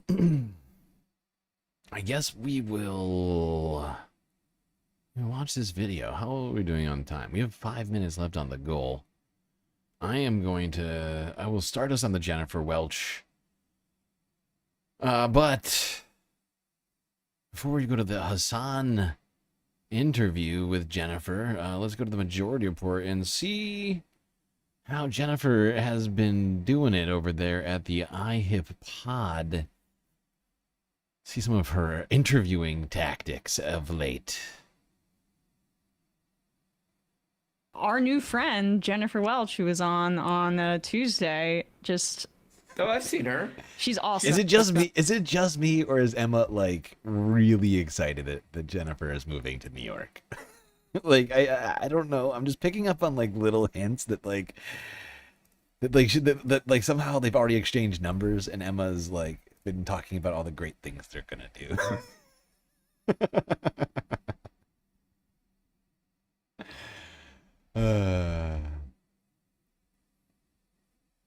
Maybe Emma's just sick of being stuck with the boys all the time. That could be it. Our new friend, Jennifer Welch, who was on Tuesday, just... Oh, I've seen her. She's awesome. She's funny. She's great. Yeah. She's funny. She's making me laugh. She's, got great politics and is conducting an interview in a much better way than you're going to see 99% of journalists, specifically on mainstream media, because this is a compilation. I'd encourage people to check out the full interview, because I think this is at Chaotic Leftist on Twitter, or whoever put this together cut out his, or I guess it's on TikTok. Either way, cut out his responses because he's just filibustering.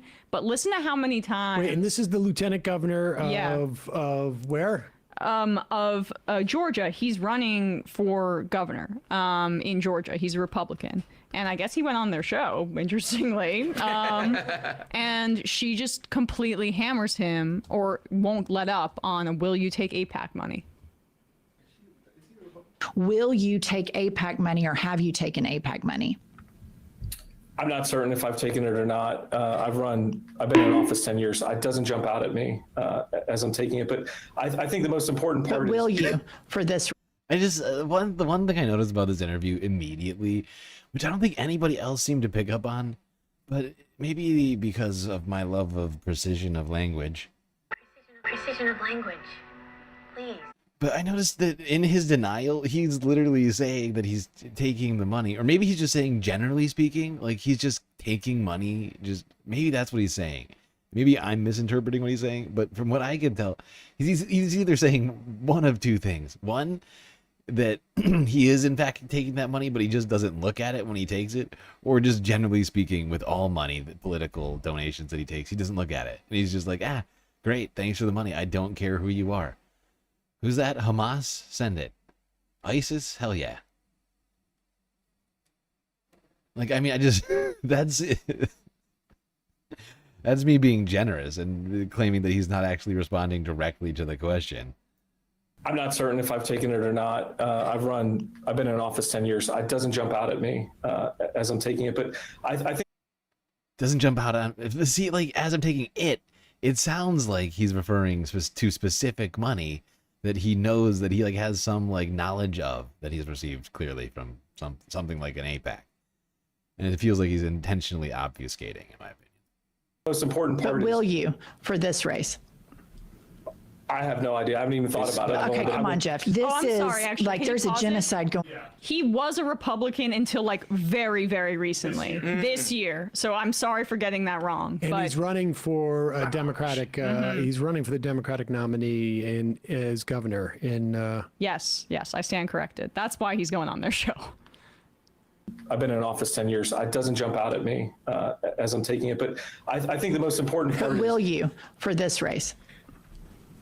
I have no idea. I haven't even thought about it. Okay, come on, Jeff. This is like there's a genocide going on right now. In even human rights, Israeli human rights groups see this, that the United States of America is funding. To see these kids starving. And to not know if you're going to be beholden to the Israeli lobby is to me is not something that should take time to think about, because you started off this interview with us talking about your faith. It is. Will you take AIPAC money in this race? I have no idea. I haven't even thought about it. Wow. Okay, I want to take that moral clarity that you have right there and then ask you again, are you going to take money from AIPAC? Because just there you talked about, and AIPAC is what helped. They gave Trump over, I think, $300 million. Are you going to take money from a group that lobbies to deny that that's happening to those children? I'm not going to give you the shallow I'm not going to give you the yes or no. I'm not going to give you the straight answer. And he changes last minute. I'm not going to give you the straight. I'm not going to give you the shallow answer. So I won't give you an answer at all. You can have moral clarity to talk about the starvation, the famine, and the genocide.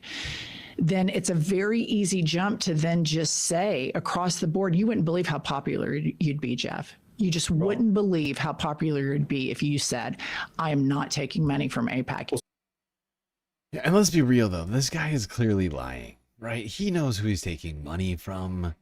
How else is he to know how to vote? You know, these guys, when you're taking that kind of money, you're getting calls from those people, right? Or from those people's handlers, right? Or whatever, right? Or for not their handlers, but for their, like, of their, like, you know, minions and things. Being like, hey, we, there's a bill that we need you to vote against this bill right now, or you need you to vote for this bill right now. They're calling you. And this guy's been in government for 10 years. He's been taking his money this whole time. We're to believe he has no idea who he's receiving money from? It's ridiculous. Nadia Yvette Chambers with a sweet super chat. FBI raids took huge numbers of video and DVDs. Not papers. What is this in reference to?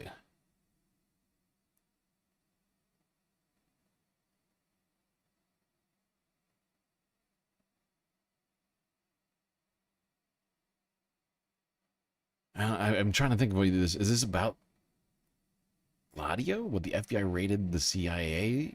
Well, I'm sorry. I don't know what this is in reference to. I'm sorry. Either way, thank you for the super chat, Nadia. Getting us to how far now? Let me double check.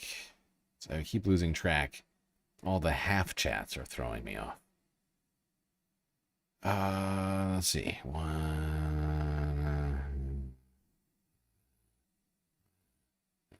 Okay, we were at 6.5, if I'm doing the math correctly. Around there. Rounding up.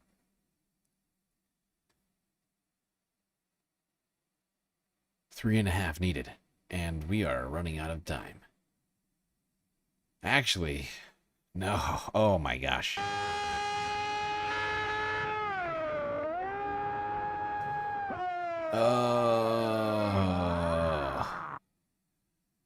Oh no. That, of course, that is the alarm, which I just came up with. That is the horrible, horrible alarm notifying us to the fact that the goal just ended.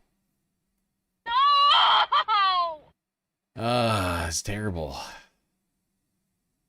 What do we do about this? Well, I guess what we'll do is we'll go to break.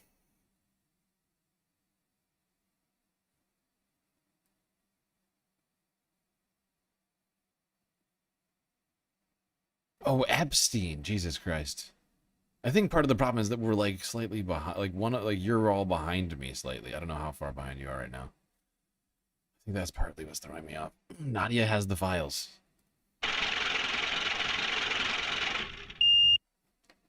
Right to jail, right away. Okay, what was I doing? Oh, right. Okay, so, yeah, it's the weekend. I'm gonna try and stay optimistic about the goal. So I'll just go to break. I'll start up a new goal with a much, much shorter timer. And hopefully in an hour we can complete this thing. So that the stream doesn't just suddenly end. That would be terrible. On a Saturday? That's ridiculous. Nobody wants that. This is ridiculous! Nobody wants that.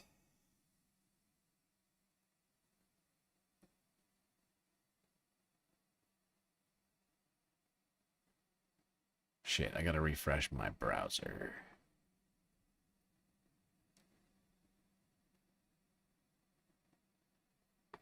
Oh my god. Sometimes, like, I find Edge to be nice to some degree for some things, and then there are other things about it that are just terrible. Just suddenly.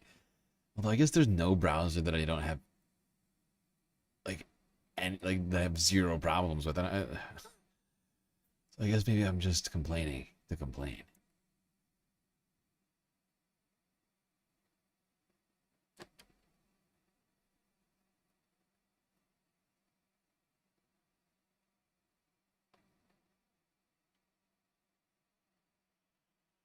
Oh, shoot. What you can do.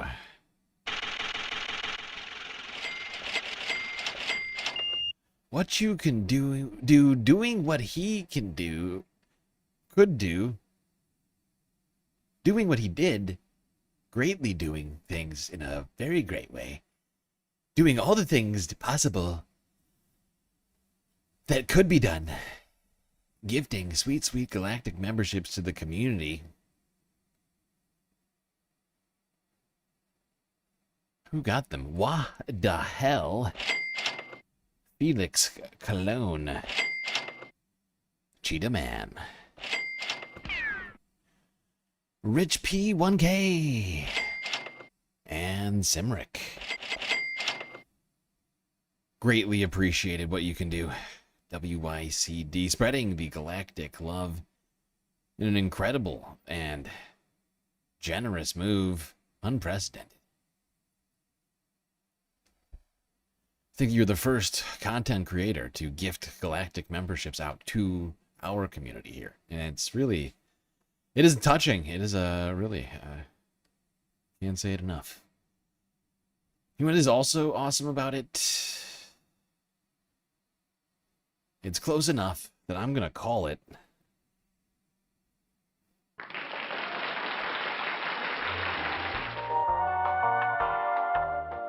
Yeah, we're like a little short. I'm doing the math right now in my head, but we were, as I was saying, 6.5 before he sent them out. That basically gets us to 9.5. I'm not going to sit around and hem and haw over a half of a chat. Okay, we're going to have the confetti party. We're going to have it right frickin' now. Bask in the glory, Space Fams. Take it all in. The greatness, the epicness. It's all a result of the combined awesomeness of Space Fams like you. Your contributions, and I do mean you, Space Fams, made this possible. So pat yourself on the back. Do a lap around the room, apartment, your home, wherever you happen to be. And say, we've done it. We have successfully completed the very important galactic content goal, ensuring that the rest of the Saturday content is going to be provided to all of us. I think that's a moment we can all cherish together.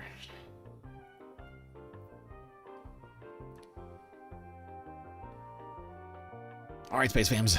We are 4 hours in, of course, so we got to take a quick galactic intermission. But do not worry. We will be right back after these brief messages.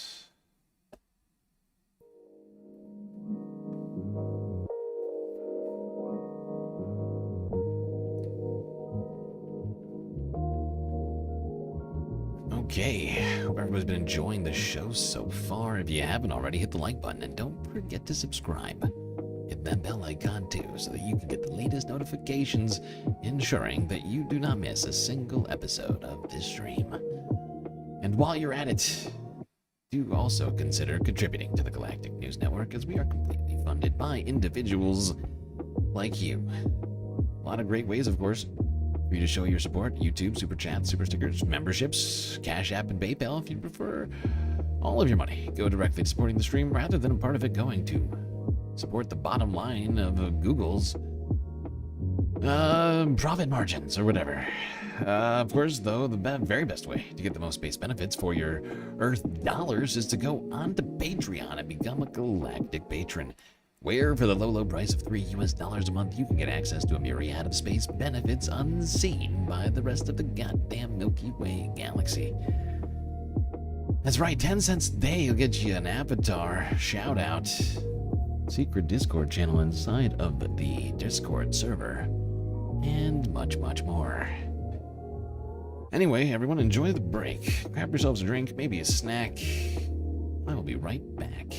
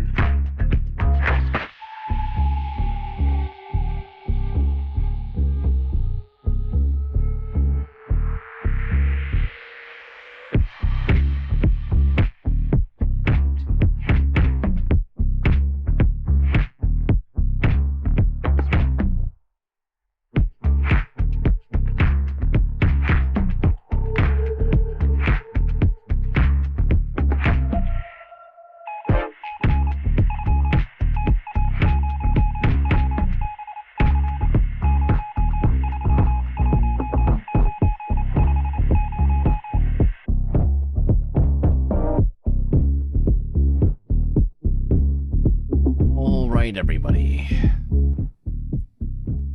I think you know what that sound means. It means it's time for us to get back to the stream. Immediately, if not sooner. Immediately, if not sooner. So get back in your seats, Space Fams, otherwise you're going to miss the beginning of the third half, which has now been guaranteed by Space Fams like you to happen in full. And who knows how many halves today will actually occur.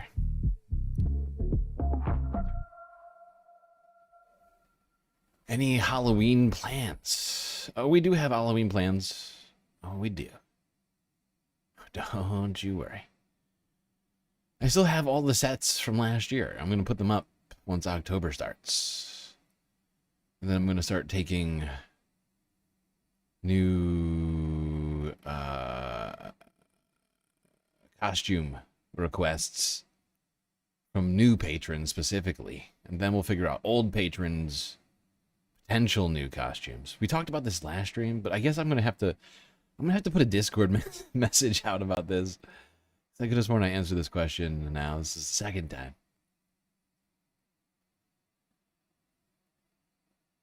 But I've still got all the sets from last year. I'm probably going to tweak them a little bit. I think I've still got the actual, I think I'll be able to very easily tweak them because I think I've got them all properly organized within my Adobe account somewhere. I try to keep my Adobe Cloud account very organized and delete as much stuff off of there as possible, and then make folders and keep certain aspects of things like the patron vids and important stuff like that there. But I've also got hard copies of it all is on the computer. So I've got the old ones, but I'm planning on updating them a little bit for this year, see what I can do to spruce it up a little bit more. But we've got the old, I've got all of everybody's old costumes still on file, right? But this year, just partly because of how stressful this year has been. Last year there was a lot less going on. Everything was kind of I knew, I was in the zone at this time last year, right? We were in the election. I knew what my next video, in some ways, I knew what my next video was gonna be, right? Back then, such simpler times. I was planning ahead. I was okay, so I'm going to do an update to the polls for the presidential election, and then we'll talk about Palestine and stuff. You're saying there was I had we'll do the climate change stuff, and but now it's just it's, oh my God, it's crazy. I've got so much stuff going. I've been stressing out so much that for now I'm going until I finish everyone's new costumes. I'm going to hold off on actually deciding whether or not to do new costumes for old patrons, right? Because I've already got one on file for you. It'd just be way easier. But, if time is on our side in October, then it might happen.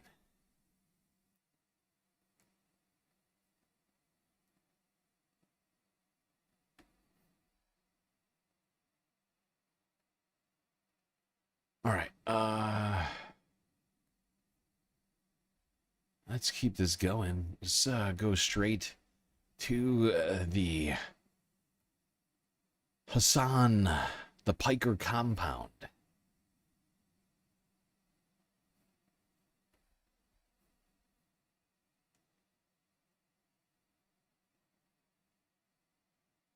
But he has so many moments like that where he'll just straight up be like, so did you this person and Sam's oh, he's my friend, he was my friend, I would never kill him. Why are you saying?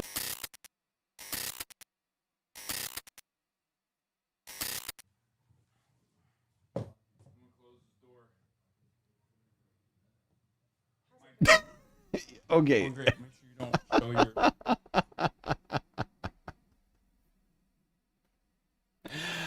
I don't know why, but this is hilarious to me. I think it's partly because I never see Jen's legs. So I guess I'm always assuming in my head that she's wearing pants, right? Because she's always wearing the blazer, right? But instead it's it's a skirt almost as short as the jacket. It's amazing. She is wild.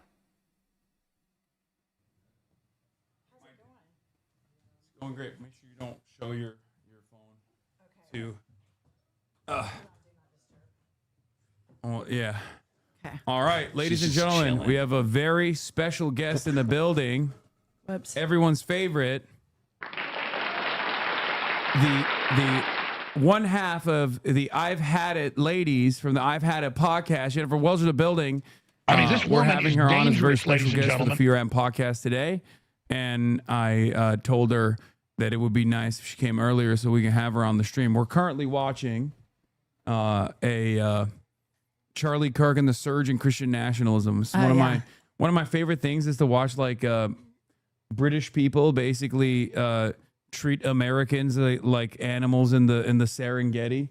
Yeah. Like they're doing like an anthropological study on how up America is in general from afar. Yeah. And yeah, this guy's just going around the country talking to people. And this person that has a Jesus is King t-shirt was just talking about how, the Bible taught him to hate Islam and gay people. And I was talking about how annoyed I am that people just like can't openly admit their hateful opinions, and they have to like masquerade it. They have to hide it under like what the Bible taught you. Just say it with your chest, Well, I live around these people. Yeah, oh yeah, And I know. so, I was raised by atheists in Oklahoma City. And so my whole entire childhood is fighting with these people. And these people tell me I'm going to hell, that my parents are going to hell. But it's fascinating when you have a European viewpoint on Bible Belt politics, because it's crazy, and it's Iron Age, and it's regressive.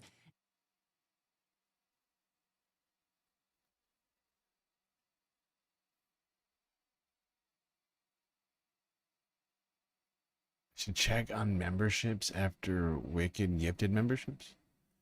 For the 19th emote, oh, we're not anywhere close to the 19th emote. We've been slipping again. We need more gifted membies. More started membies. Unfortunately. If that's what you're referring to. I think we may have slipped under 18. I think it's possible we slipped under 18 at this point. I haven't checked it in a while, but I've just been keeping track.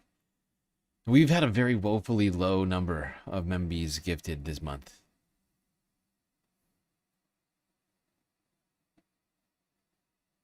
And what's so terrifying for me, Hassan, is what I lived around. The federal government, I thought, would always kind of protect, and now it's mainstream. I love her. I think her collar's too tight. You have to be able to get two fingers. What a mom. Oh my god. Jennifer Walters. She comes in, she falls in love with Kaya and immediately bonds and says, Hassan, you're not taking good enough care of Kaya. Okay? Awful. Weak. Two fingers, Hassan. Okay, she's like, I feel like she's speaking to him like he's her son. He's like, Hassan, you know better. I taught you better than this, okay? All right? You gotta give Kaya more collar room. One. I think you're choking her. She's like, it's she has a lot of neck meat. That's what it is. She loves me. But no, I fucking look was let's classic. watch him. The other thing that I wanted to say, and you're absolutely correct, is that like empathy, like basic empathy, and Kaya's loving the attention. Kaya's loving the attention right now. She's like, no one asked me if I wanted to be involved in the podcast, but yes, answer yes, I would like to be on stream, please. not just like and getting beddings, automatically demonstrating cruelty to like something that you don't understand. I feel like that was not a political concept. But now, because that's become like the guiding principle of republicanism in modern day, that it's almost made it into a version of like what people ascribe to like liberal values and liberal politics. Well, yeah, now the right is making a is this video like values and liberal politics. Well, yeah, now they're Oh, it is. It's the video. Whoever was ripping this. Oh, whoever's ripping this fucked this up. right is making a concerted effort to brand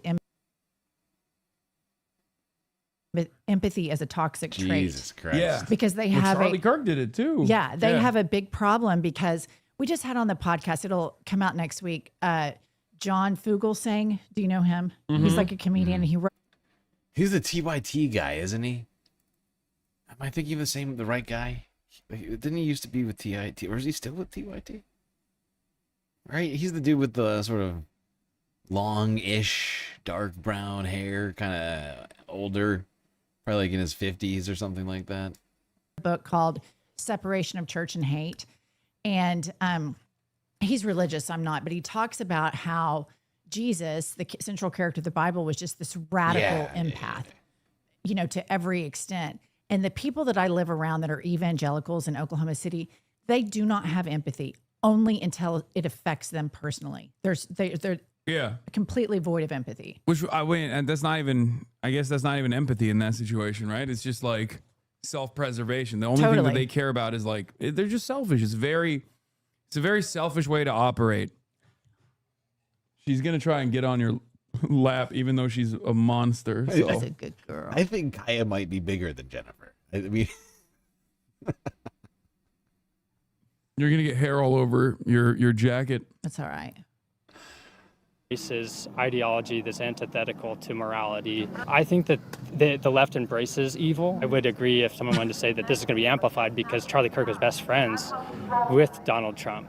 I do think that there's going to be extra fuel, so to speak, to because it's so close to home, to them acting out these views of not unifying because they think we're past that point. So how does that play out long term if there is no unity and you don't want to call for unity?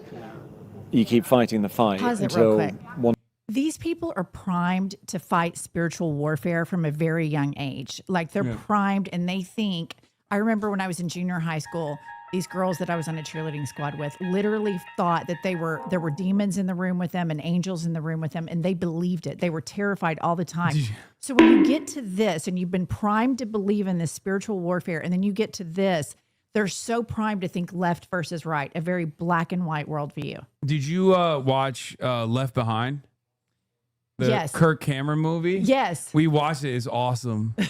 I love that. I learned so much about like American conservatism from just that work alone that I never could have fully comprehended. I only dove into that because of all the rapture stuff, like on Rapture Talk, the people thinking that like they're gonna get raptured and become clothes. But the thing that I wanted to present to you is the maximalist position on that. Megyn Kelly doing an entire 7-minute sequence on witches. Have you seen this? It's so good. It's like I'm sorry. First of all, there's so many different How have things I that I want not to seen that? I feel out of the loop right now, guys. Come on, can we keep it to common? Oh God, I feel so left out. I have to watch this. Are they gonna watch it? They better watch it right now. If not, I'm gonna have to pull it up. Oh, you bastard. Well, fine. Well, fine. Hassan, just make my life hard and more difficult. Phrasing.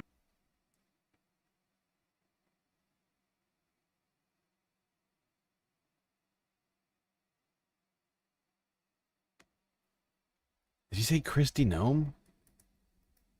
No, it was Megyn Kelly, right? Megyn Kelly. Witches. What the fuck does Megyn Kelly have to say about witches? Are you gonna have actual witch trials? What's happening right now?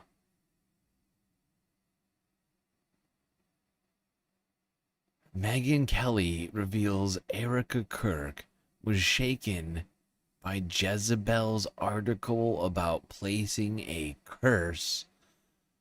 A Jezebel placed a curse on Erica. Get the fuck out of here. You've got to be joking me. What is this?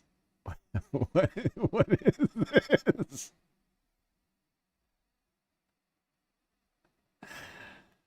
I genuinely do not have enough Twilight Zone music for this. First, I have a sort of... Please hold, Megan. Please shut your mouth before, all sorts of things start coming out of it.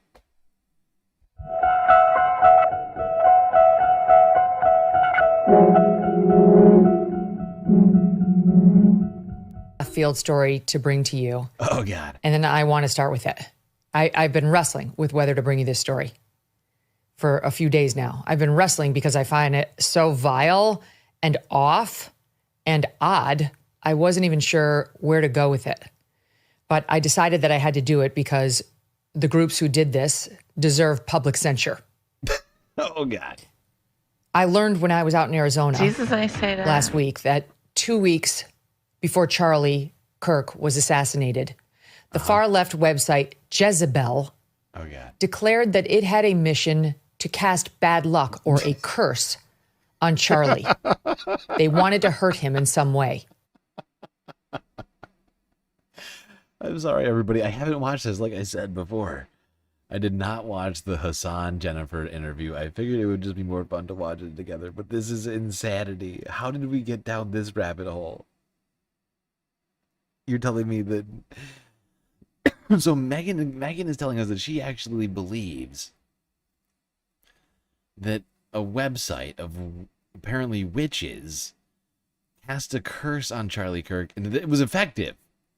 That's the thing that I want to make sure that we're on the right, like we're on this page together, is that Megyn Kelly believes in witches and that witches are actually quite powerful and have the power to do all sorts of things, like getting people shot.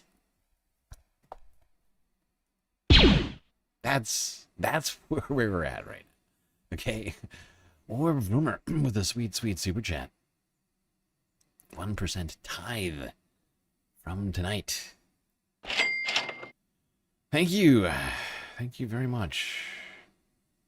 Greatly appreciated. Very generous. And in fact, I think that was the half a chat that we were short earlier on the goal that I said, why wait? Why not just have the confetti party now?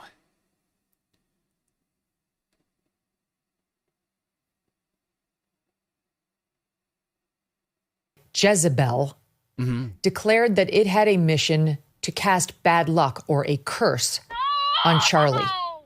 They wanted to hurt him in some way. They declared, quote, if the far-right misogynist with a bad haircut wants to villainize independent women, Jezebel is more than happy to be the hag of his nightmares. And they went on to the website Etsy, yes, Etsy, to, quote, cast a curse on him. Yes, this is actually a thing. Etsy, the website known for... You're the one saying it. You're the one saying it right now, Megan.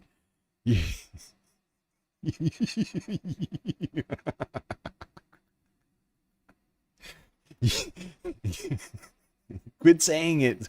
Quit trying to say this. Like you're not the one that's saying that this is actually something. Okay. The crazy part is that you think that this is real.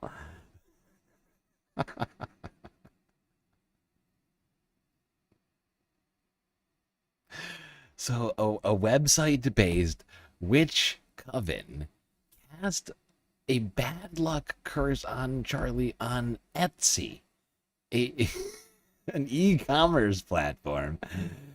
I mean, wow. We're gonna have to bring the CEO of Etsy to Congress to talk about this. This is ridiculous! Arts and crafts on demand will happily cast a hex through its witches, who you can hire, on someone if you ask them to. The Jezebel crew was delighted to discover, quote, it's not uncommon for the so-called witches on Etsy to channel their energy toward The Etsy witches, they're all over the place. Selling wands to each other, amethyst, orbs, frog's tongue,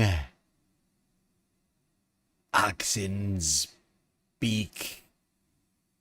Don't ask me, there's magical oxens with beak. I'm the expert, okay? Don't ask a question. Nightshade. I bet they're even selling voodoo dolls.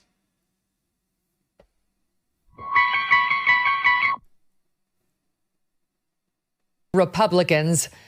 There's even a subreddit devoted to casting nightly hexes on Trump. Jezebel decided Charlie Kirk, who they've repeatedly described as far right, the founder of the right-wing conspiracy theory factory, Turning Point USA, is, quote, more irritating than most, and asked its audience if they were, quote, interested in punishing Kirk for years of regressive rhetoric with a curse, with a hex on him. After all, they told readers, he's basically a fake news vending machine.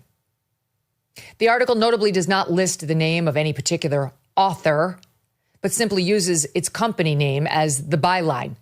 So we don't know exactly which writer or staffer at Jezebel, which has long been a disgusting publication, came up with the idea. Disgusting. A disgusting Jezebel. But since they're attributing it to all of them, so will we in terms of our blame. It was, in fact, the brainchild of one writer, however, because it is written in the first person, a female. The writer explains now. Nasty. Is it to curse a man I've never met? Probably not. Megan is disgusted. A woman wrote it. Gross. She might be bleeding out of all of her holes. And then the bears will come and kill us all. I can't believe that's a real thing. I can't believe that's real. How is that a thing? It's insane. How does she have millions of subscribers? How is that what honestly? Oh, God. What's a guy got to do? Do I have to start coming up with crazy witch-based conspiracy theories over here? Don't make me do it. I will do it. Immediately, if not sooner.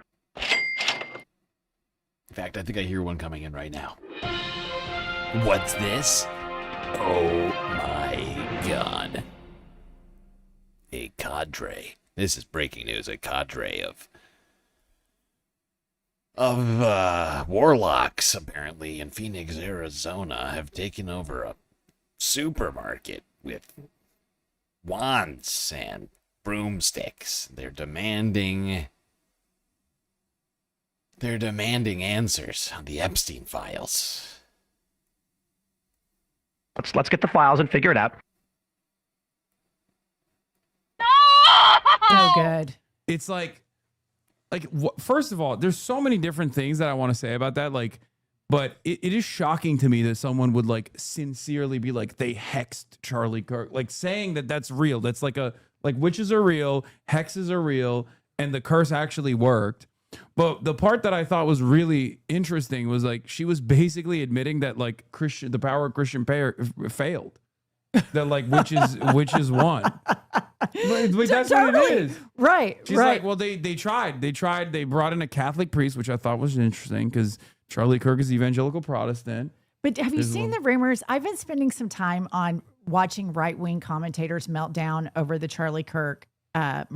You have some of them that think it's Israel. You have some of them think that Erica Kirk is involved in it and it was CPAC. Yeah. There's all of this fracturing that goes on in it. But yeah, I'm taking a let him fight position on it. Totally. It's awesome. Totally. No, the thing about Megyn Kelly and then what's her name, Candace Owens, you'll listen to them for about 45 seconds. And then I was listening to Candace Owens try to make this case. I was like, okay. And then all of a sudden she links in Bridget McCrone. Yeah. Out of nowhere. I think I was listening to the exact same video earlier. I was considering watching that after the Joe Rogan one.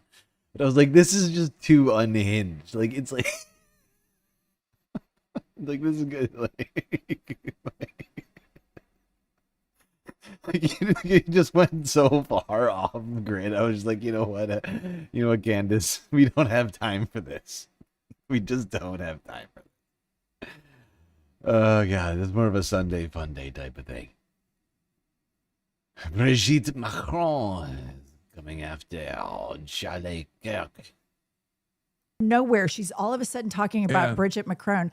And then if you look at the comments, I think that what the country's having a hard time reconciling is this world, like streaming. Like I had to call my son after it happened. And I'm like, what is a groiper? What is a cat boy? He had to explain all of it to me. All of those things. Right. Because that's kind of the rabbit hole that I went down with it. Yeah. That this guy's MAGA, steeped in gun culture.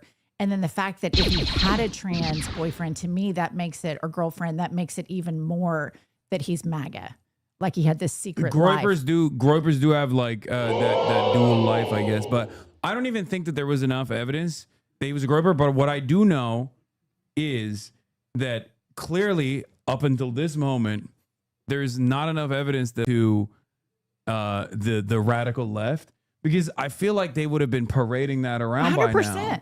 Like here's What the happened? thing. You're right. Who said that? Who said that? I can't find it now. I'm on Top Chat. This is rude. Well, I saw it on my other screen just now. Someone saying that we should get a sound shot of Megan saying Jezebel. I think you're right. I think that's probably that's gonna come up later. We're gonna want that.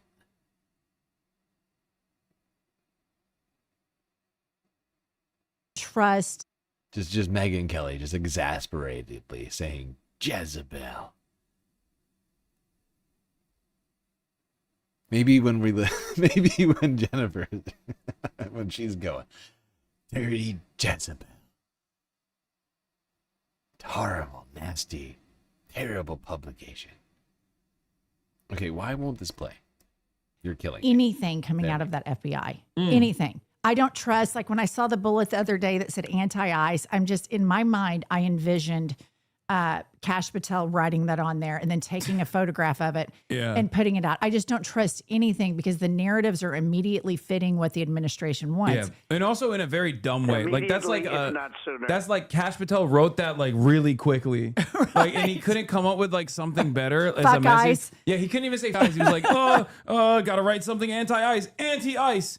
Oh, okay, we got it. I nailed it. I don't think it's hyperbolic to think that we can't trust information coming out of this administration. I can't trust anything Kash Patel says. No. Kash Patel could be telling me something that I want to hear, and I still will be like, I don't know if I agree with that. It's like Israel and Kash Patel have. Oh my God. No credibility in my eyes. I agree. They just. If I hear even something I want to hear from either of these parties, I'd be like, I don't know if maybe I should read. The shoddiness of this Hassan rip making me feel like I needed to start my own Hassan Industrial Complex channel. Because this is terrible. Awful, awful, awful. Weak. How are we to deal with this? Oh, because if you're noticing the lag, it's not even the stream. It's this goddamn video. It sucks. It's terrible. Maybe I should reconsider everything. But all of this Christian stuff is so terrifying to me because I grew up around people that really believe in this very simple spiritual warfare world. They think that it is very real, heaven, earth, good, bad. And if you think about Donald Trump, he's an evangelical preacher. He looks like an evangelical preacher. He grifts like an evangelical preacher. He talks like an evangelical preacher. The only thing he fucks doesn't know around the like an evangelical scripture. preacher. He just doesn't have any command over that. Right. But it doesn't matter. No. Because as long as he is calculating the petty grievances of like the average American that's in his base of support, and he's just like really hitting those notes, clearly that's all that matters for a lot of these people. But I think this kind of stuff is not really working in their favor right now because his approval rating has been low. Right. But it was basically stuck. And only the Charlie Kirk did it actually go down. Did she just switch sides? How did I not notice her like switching sides of the room? That just threw me the fuck off.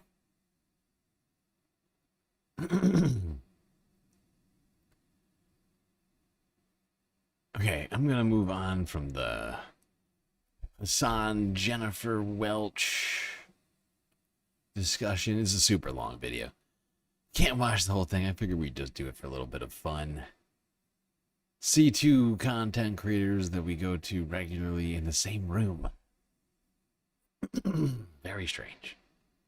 Maybe we'll watch more of that on Sunday Funday. All right. Let's keep this moving.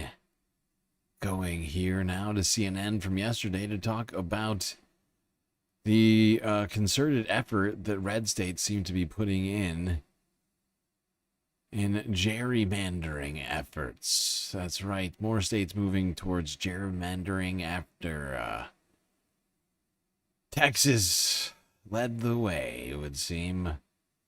I think there's like 8 states now that are launching new gerrymandered maps, trying to get more. Whoever, I guess maybe there's like a contest that we're unaware of. Like whoever gets the most districts for Donald Trump wins some sort of trip to Epstein Island or something.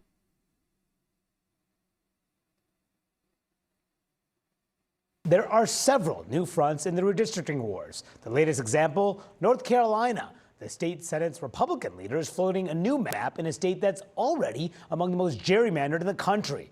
The Republican gerrymander in Texas is poised to give the party 5 extra seats. They also could pick up multiple seats if Ohio and Florida do their own. And new proposed maps in Nebraska, Missouri, Kansas, and Indiana could net them 1 more seat in each. California voters will decide in November whether to allow a Democratic gerrymander there. And Illinois and Maryland may try to add a Democratic seat as well. And in Utah, a judge has ordered them to redraw their map in a way that could add a blue seat. One thing we know for sure, every single seat will count next year. My panel is back. I mean, this effort in North Carolina just shows you the extent Trump was willing to go to just try to get 1 seat here and 1 seat there in order to keep the House. And I would repeat the word California, and that is the reason that they're doing it. I spoke to a senior Democratic they're doing it because California. Said, whether we like it or not, we cannot. They're doing it because California. It's not Texas's fault, it's California's fault. It's like October 7th. When does history start? I love that take.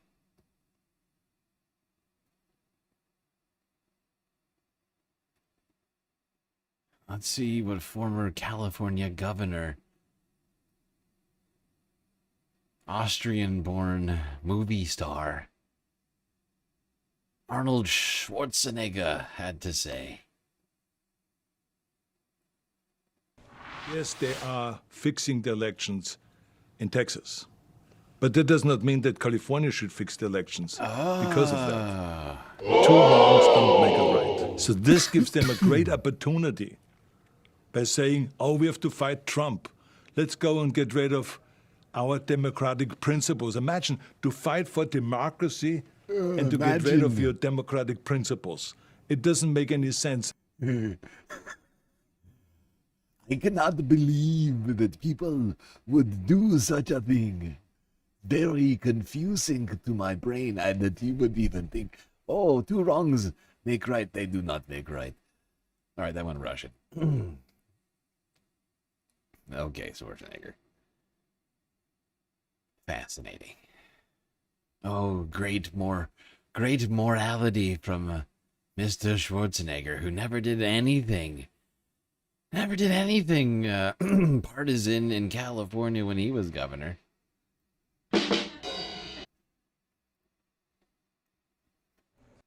2 wrongs don't make a right. How could California do such a thing? Oh, he's outraged.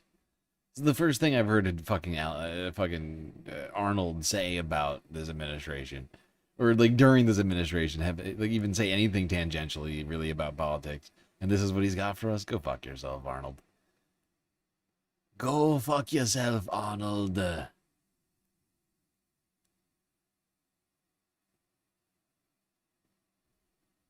California. Girly man. You're a girly man.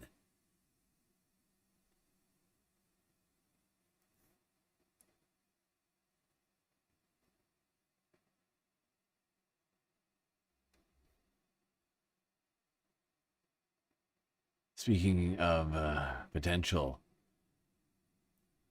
changes, let's go here. Majority report.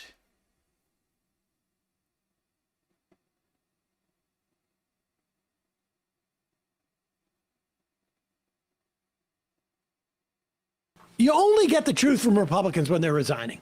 That's it. Yep. It's the only time.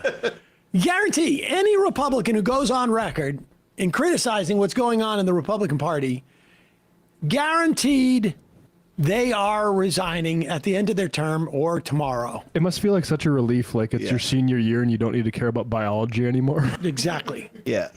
Here is Representative Ron Bacon from Nebraska on with Manu Raju talking about the whole tariff issue.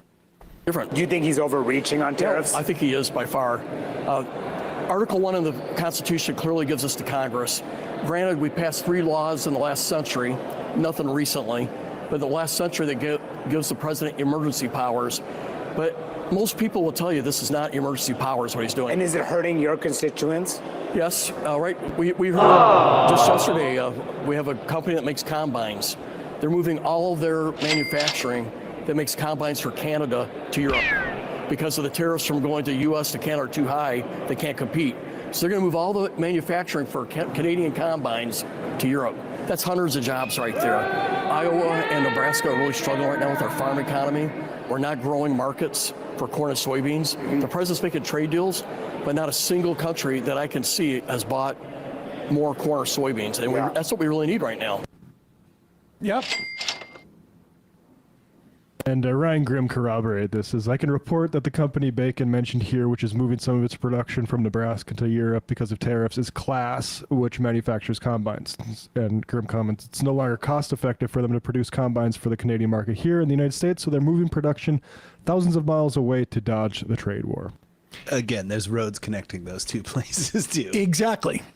They're going to increase their transportation costs probably by whatever percent, 25%, 50%, 100%. If people look at a combine, it's kind of a heavy thing to ship across water. And they're doing that. And I got news for you. That company is never coming back.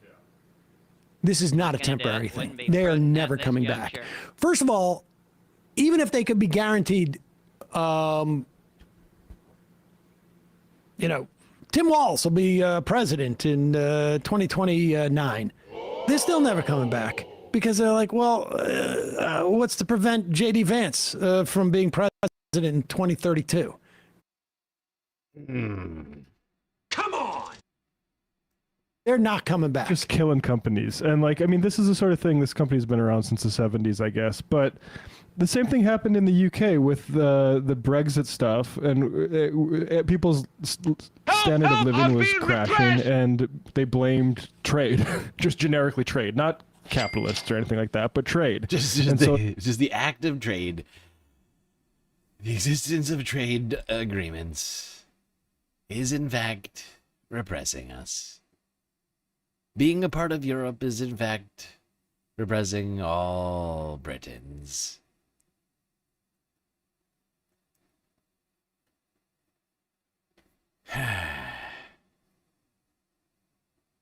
Speaking of tariffs, let's go here to BBC News from yesterday.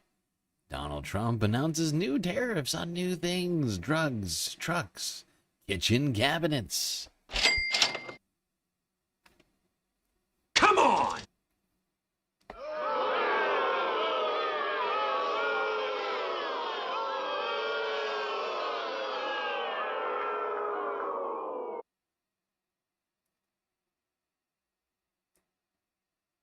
We're going to talk about President Trump and a new wave of tariffs that he announced on Thursday, including a 100% levy on branded drug imports into the United States. 100%. He did say, though, it would only be imposed on pharmaceutical companies that don't intend to put new manufacturing plants. What does intend mean? Can anybody explain that one? Because I know what intend means, but what does the president think that means? Does there have to be an ongoing construction, or do they just have to say we intend to do it and then they don't have to pay the 100% tariff? How does that work? Because I don't think anybody is excited to have 100% more, because this is just going to make drugs more expensive. Donald Trump said he was going to bring drug costs down, but this is undoubtedly going to make it more expensive, because we don't have the factories here. It's all very disturbing when you think about it. In the United States. Washington also planning to impose a 25% tariff on all imports of heavy goods vehicles and 50% levies on kitchen and bathroom cabinets. We're getting some early reaction just in the last few minutes. The European Pharmaceutical Industries representative body saying that tariffs on medicines would create the worst of all worlds. Certainly more reaction likely to come later today about that. But President Trump made clear that his concerns were based on the US, as he put it, paying for the lion's share of the world's pharmaceutical bills. But starting today, the United States will no longer subsidize the health care of foreign countries, which is what we were doing. We're subsidizing others' health care. Countries where they paid a small fraction of what, for the same drug, that what we pay many, many times more for. And we'll no longer tolerate profiteering and price gouging from Big Pharma. But again, it was really the countries that forced Big Pharma to do things that, frankly, I'm not sure they really felt comfortable doing. But they've gotten away with it, these countries. European Union comfortable doing it, and has that's been why brutal. They sold them the drug.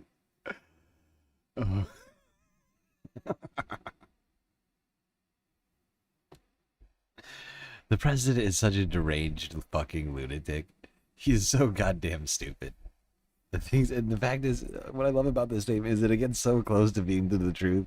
He gets almost all the way there to the mountaintop. He's like, we are not going to let these nasty drug companies hold up the American people, rob them blind for medicine. No more price gouging. But it's actually Europe's fault. Europe, for doing the thing that we should do, has made it much harder for the United States.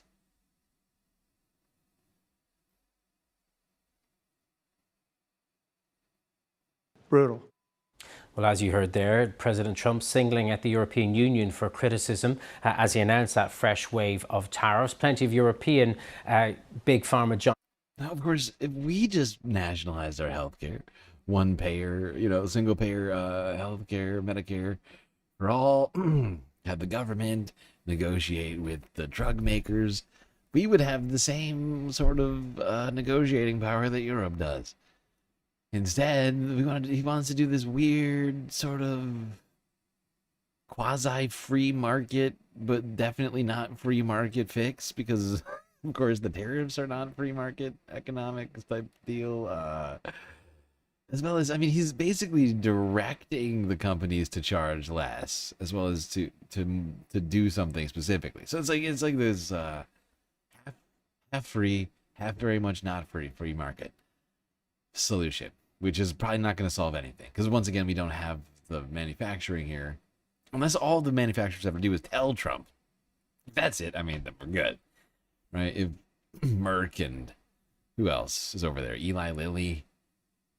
If they can just tell Donald Trump, write him a strongly worded letter, saying, oh, we very much are going to build a factory. A great, beautiful factory, better than any factory ever before in the United States, and it will be built by the time you're out of office. I think that will work. I think that'll work. Export to the United States, but it's causing ripple effects in Asia too. And our business correspondent in Singapore, Suranjana Tawari, told me. Let's just be clear.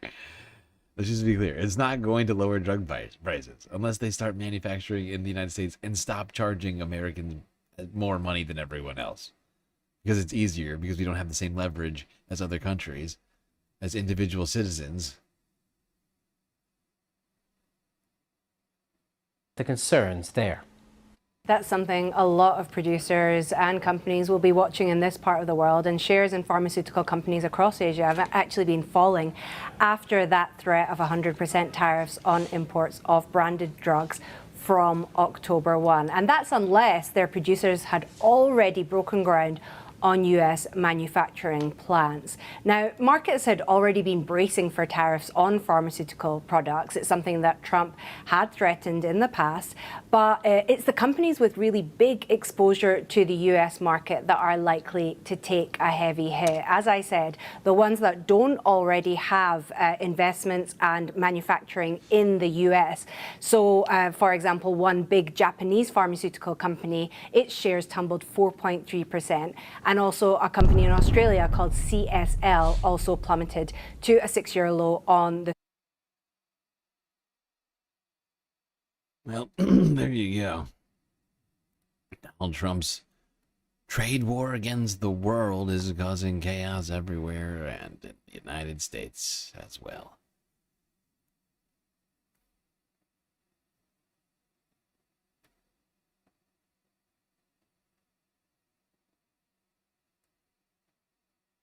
Yeah, and I don't know if it's the trade war, but tourism is down across the nation, including in Hawaii.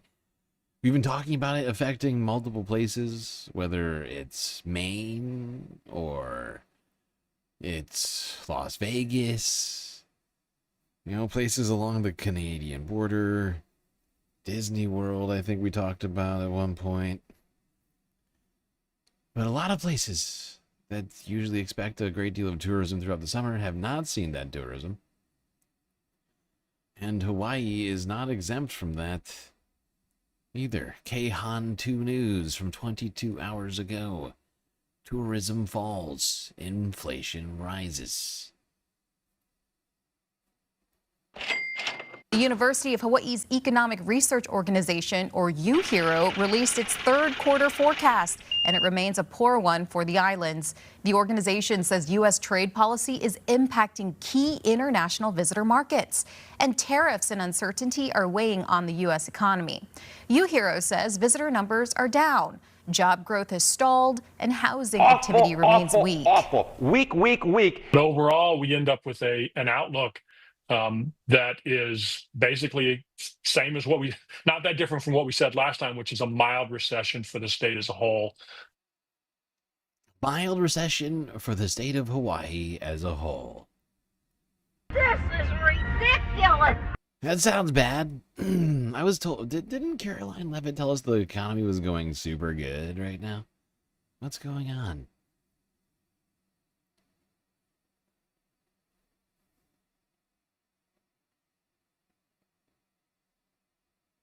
Okay, let's go here. I don't know if you're a frequenter of Starbucks, if you like their coffees or baked goods. Perhaps you're a fan of their internet. Probably not their bathrooms, because of course they don't allow people to go into their bathrooms anymore, which is a fun policy. But, earlier this week, and I don't think we actually covered this, but I believe there was like a story earlier this week on Majority Report discussing more unionization efforts at Starbucks. And I don't know if this is related to that, but I get the strong sense it has something to do with that. This next story has to do with Starbucks, who is apparently going to be closing 600 stores, I believe, cutting hundreds of jobs across the country. I think it's going to be it must be closer to thousands. I think they're just trying to make it sound less bad than it is. Because considering the number of stores they're talking about closing, it just doesn't make any sense. Let's go here to KTLA 5. Talk about this planned closure of the Starbucks in LA.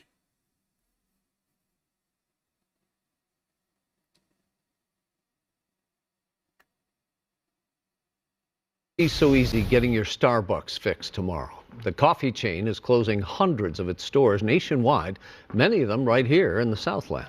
Struggling with coffee competition and inflation, Starbucks now is running out of steam, you might say, and laying off hundreds of workers. KTLA 5's Chris Wolf joins us live from Hollywood with the story. Chris.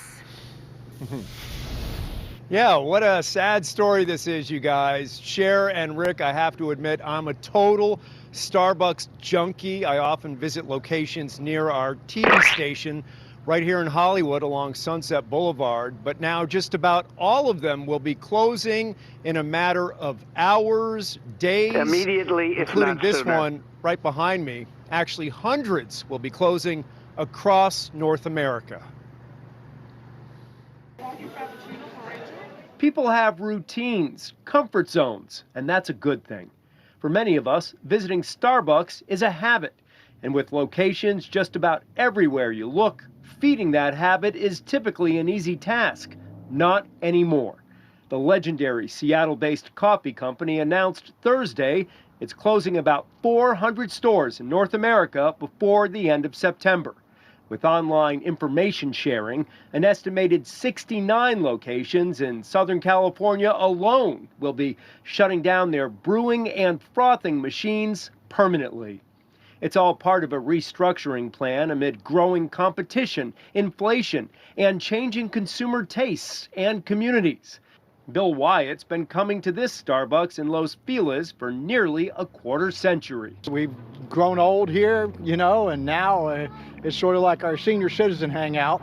It's absurd. It's the timing of not having any notice. It's devastating because it's a part of our routines. Bill Wyatt went so far as to launch a Save Our Starbucks campaign online, although it's too little, too late. Most importantly, it's the employees that are, I think, hurt. I just read in the New York Times that they're restructuring and. Yeah, and if they're closing hundreds of stores, I think the numbers gonna be way higher than the 900 jobs that are being claimed that they're cutting. If there's even just a few people at each location, it's like that should be 2,000, right? But there's more than 3 people that work at Starbucks. Like, no matter what size, it's almost always like a half a dozen or more. I feel like, unless they've been already cutting down on employees like big time. I can't imagine how you could run an entire store with just 3 people.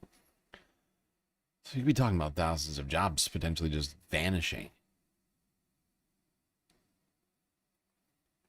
Nadia Yvette Chambers with the sweet super chat.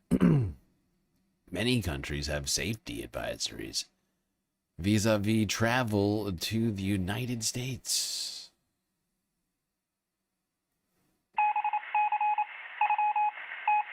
This just in.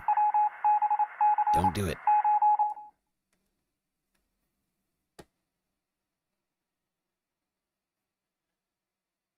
Okay, let's go here to Philadelphia.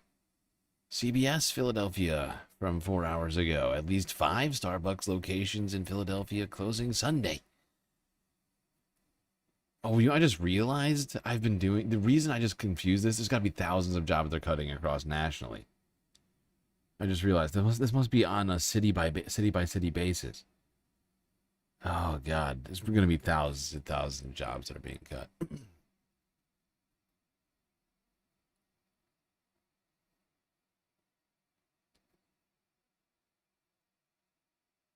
5 Starbucks locations in Philadelphia are closing for good this weekend. This is video from the location on Spring Garden near Broad Street. There's a sign in the window informing customers of the closure. The other locations are 12th and Walnut, 20th and Market, 17th and Chestnut, and 18th and Spruce. Starbucks says the locations that are closing are either financially underperforming or are unable to create, in their words, the physical environment that is expected. It sounds bad. That sounds bad. I was told Donald Trump was going to make America great again. I'd settle for America being as great as it was in the Biden administration at this point.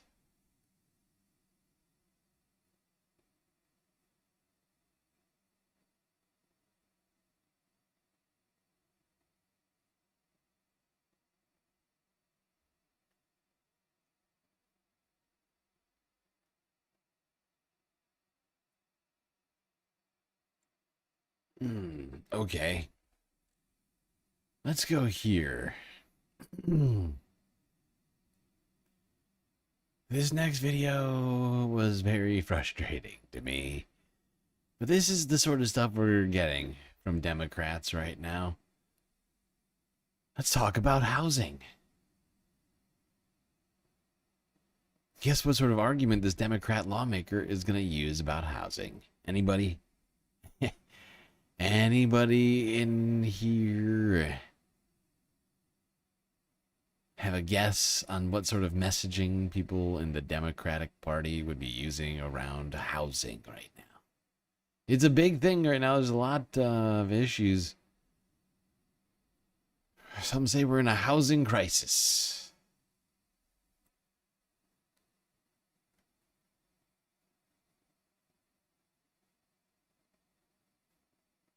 My guest in my backyard and real estate caucus, co-chair Brittany Pedersen. Thank you, Brad. Hyperbolic? I mean, you could say it's perhaps hyperbolic, but I mean that's not my concern. I mean, politicians are constantly engaging in hyperbole. It's about the exact hyperbole being used. That's the question. Is what's the strat here? What's the strategy? How do we solve the housing crisis? Can anybody think of any, I don't know, recent books that have come out? You know, not to get too granular with you folks, but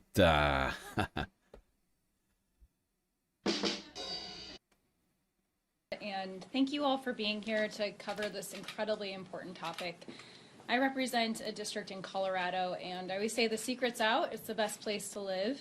We have had tens of thousands of people moving there every month consistently for years, and it has pushed so many people who have grown up in these communities who are no longer able to live in our state. We're actually seeing for the first time that people are leaving our state because of how unaffordable it is to put a roof over their head. I want to highlight some of the gaps nationally we face. The U.S. shortage is 4.5 million homes that we're short right now to meet the current need. And Colorado, unfortunately, is ranked second for the worst state for affordability and access to housing. And that's why when I was first on the campaign trail talking to constituents about the issues that they're most concerned about, when they talked, number one thing that came up, the biggest pain point is around the housing crisis. And that's why I asked to be on the Financial Services Committee, on the Housing and Insurance Subcommittee, and why I'm part of these two very important caucuses to identify what we can do at the federal level to incentivize and streamline the process for permitting locally, and also how we create and increase the opportunity for people to buy a home, to increase their financial stability, even have something to pass on to the next generation. I think that Brad did a great job at highlighting what the younger generation feels like right now, where they are graduating with a mountain of student loan debt. They are, far too many are stuck living in the home that they grew up because they can't afford rent, and they don't have hope that ever one day in the future that they'll buy a home. That is a huge issue for us as a nation. When our young people don't have hope, when they're not bought into our long-term economic success, and when they aren't able to make that very important step in home ownership that brings that financial stability over time, that's a problem for all of us. Far too many people right now are competing with corporations buying up single-family homes for rentals instead of being able to own it for their long-term stability and success. And that American dream has become further and further out of reach. When I think about in Colorado, this is ridiculous. This is ridiculous! Get prepare yourselves. Sorry, I gotta pause because I just saw Sasha G send a sweet, sweet super sticker. Oh, it's so cute. Look at it. I don't think I've ever seen this one. That's the sweetest, sourest sticker of all time. Look at those two citrus fruits hugging each other so supportively. It's exactly how I feel right now. Receiving that super chat from you, Sasha. Incredibly generous. Thank you. Oh, God, but prepare. I need everybody to prepare yourselves for what her solution to all this is. She's identified a great deal of problems at this point. What do we got? We got people buried in debt. People living at home, struggling to find a place to live. Never having any hope for the future and having a stable home of their own. How do we solve it? We must know. Please, ma'am, settle this for us. How do we fix this terrible problem? Buying up single-family homes for rentals. Oh, right. And don't forget the corporations buying up all the single-family homes for rentals, BlackRocks, you know, your Blackstones, your Airbnbs, all of these things. Can't forget that. That's on the list, too. We got a big, long list of things that we could address. How do we fix them? Over time. That's a problem for all of us. Far too many people right now are competing with corporations buying up single-family homes for rentals instead of being able to own it for their long-term stability and success. And that American dream has become further and further out of reach. When I think about in Colorado, the seniors who want a place to move to, but there are no options for them to go. They're unable to move, to open up the home for the next generation to move in. It creates a domino effect. And we have failed as a nation at investing in the supply that is needed right now. We are decades behind. We are facing, We have failed to meet the supply demands. This is fucking idiotic. She identifies all these problems. And she even gets to corporate ownership, which completely negates her little plan of building more houses. Build houses faster than the capitalists can buy them. What are you talking about, bitch? What you talking about? What are we fucking talking about? I feel like I'm taking crazy pills. We just need more abundance. We're not abundant enough with the homes. We need more. If we're just more abundant, if we can just build more homes, if we can just knock down all the regulations and build all the homes and stop shackling ourselves, preventing ourselves from building all of those homes. The capitalists, of course, all these people who are buying up homes to rent, they're not going to buy those new homes.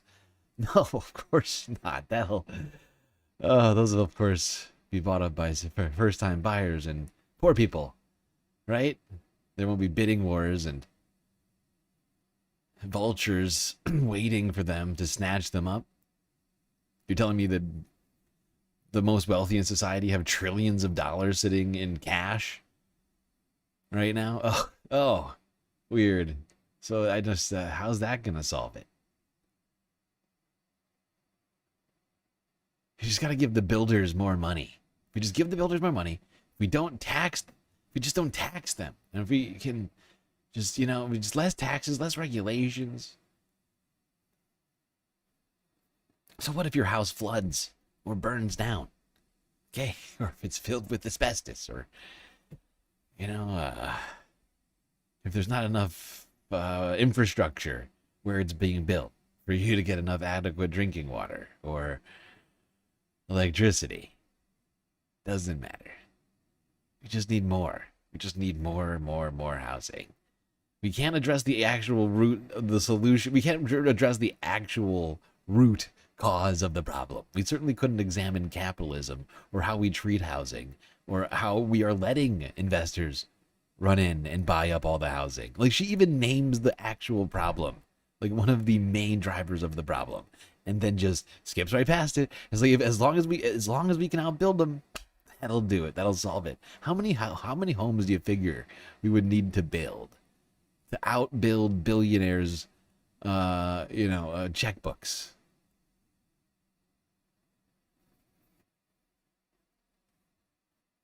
Like, at what rate do you figure? When would we finally exceed the spending capacity of the very wealthiest in society? How many homes would we need to build? Can I get a number on that?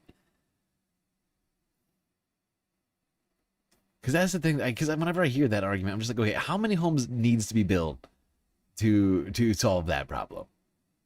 Because I've yet to hear an actual figure, or even like a ratio. Like, I'll accept a ratio. You don't have to give me an exact number on. I'll do the math myself. I'll figure out how much cash the billionaires and the Blackstones, what have you, have in cash, and then I'll do the math. That's fine. Give me a ratio, and it's not a lot of calculating from there. It'll be fine. Oh God, it's such a nonsense argument. Gives me chills when I hear people like come up with such terrible plans, and they're like in the Democratic Party. And I'm like, great. Got another Alyssa Slotkin on our hands.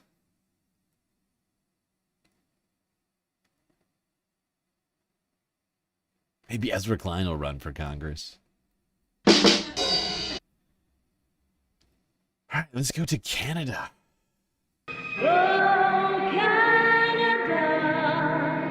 Global news 12 hours ago. Canada has an opportunity to attract new talent after Donald Trump raises the H-1B visa to $100,000.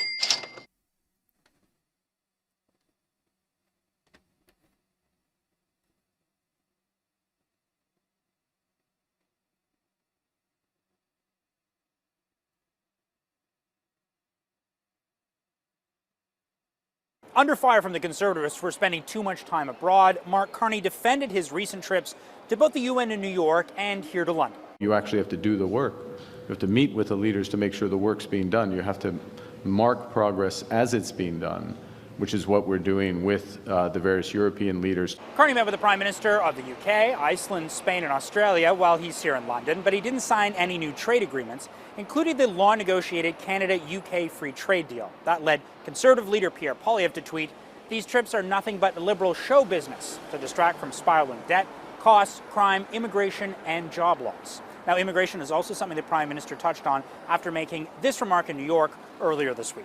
I understand you're changing your visa policy here, so you're going to hang on to a few of those. That change Carney's referencing to is from the H-1B visa.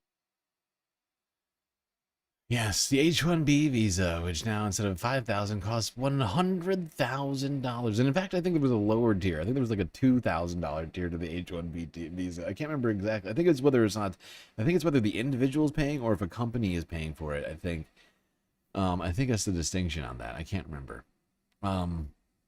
Yeah, we've increased our the cost for the H-1B visa from somewhere between 20 and 50 times as much as it used to, and now Canada has a sweet opening. They could be accepting of people from other countries. Get a big old boost to its economy. People coming to Canada's universities and colleges, coming to work for Canada's companies.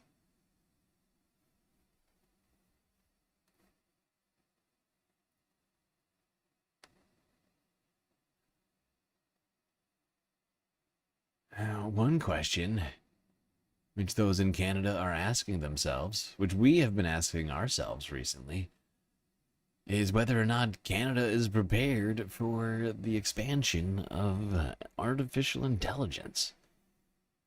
Here is CTV news from 12 hours ago.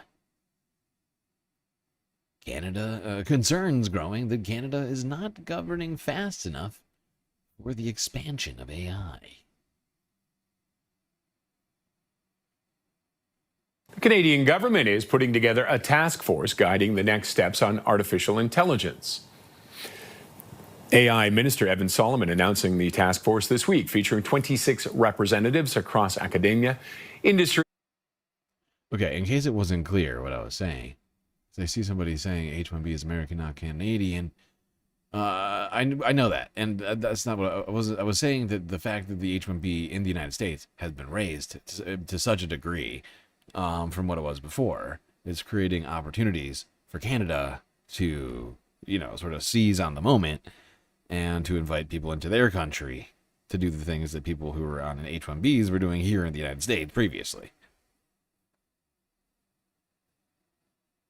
On artificial intelligence. AI Minister Evan Solomon announcing the task force this week, featuring 26 representatives across academia, industry, and civil society, including former Google CFO Patrick Pichette, head of AI and emerging technology at Canadian Tire Kari Covent, and former Shopify VP Dan DeBow. The group will evaluate various topics within AI, including research, adoption, investment, infrastructure, skills, safety, and security. With me now is media and tech analyst Mohit Rajans. Mo, thanks as always for joining us. Good morning, Roger. This new task force wind down, and is the cat out of the bag already? Very good point. You know, Canada is definitely in the middle of this AI arms race with the rest of the world, and we have to sort of show that we do have some form of a task force at the federal level that is able to tackle some of the ongoing issues with artificial intelligence and the way that Canada is going to position itself on the global front. The truth is, on the U.S. side, they've really turned purchase order into policy, or policy into purchase orders, and they're procuring quite a bit of artificial intelligence related equipment and GPUs. And it's really becoming scary because Ottawa has to react and react fast. And so are they reacting? I guess it's a question. Are they reacting fast enough? Well, this 26-member task force is definitely a... Yeah. I mean, we all have to be really doing what we can now to be regulating this sort of thing.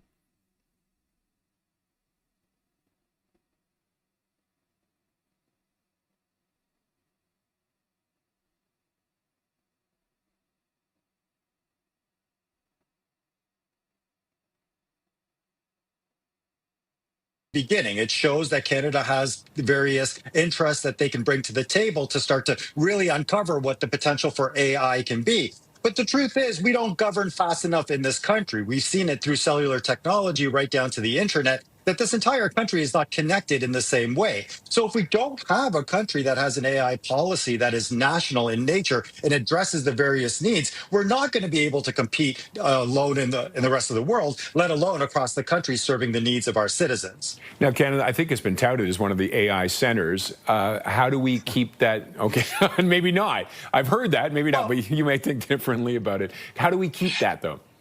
We have a history, we have a legacy, and we definitely have an impression that we've left around the world that we do have the first to market nature of what Canada's been able to offer the AI industry. But where we lag behind is we don't govern fast enough. And while we have this 26-member committee, they have a 30-day sprint that they're committing to be able to push these things through. Roger, when is the last time the government's committed to doing anything in 30 days? And that's what worries me. I think there's a little bit of a communications gap when it comes down to the use of artificial intelligence and how quickly the federal government has to pass some of these rules in order for us to benefit from how this technology is useful in this country. Immediately, if not sooner. Well, Canada, good luck with that. Hasn't been going very well over a year. We got a 10-year moratorium on regulation. At least on a state basis. I guess we'll have to have federal, coming from a federal level rather than a state-by-state basis. Which will, well, I don't know. Could be easier. Could complicate things, but yeah. Good luck. Let's go here. Which could, in fact, be a very problematic foretelling, if true. Here's a channel called Over Easy from 6 days ago with a little animation to explain how potentially the AI bubble is perhaps about to burst.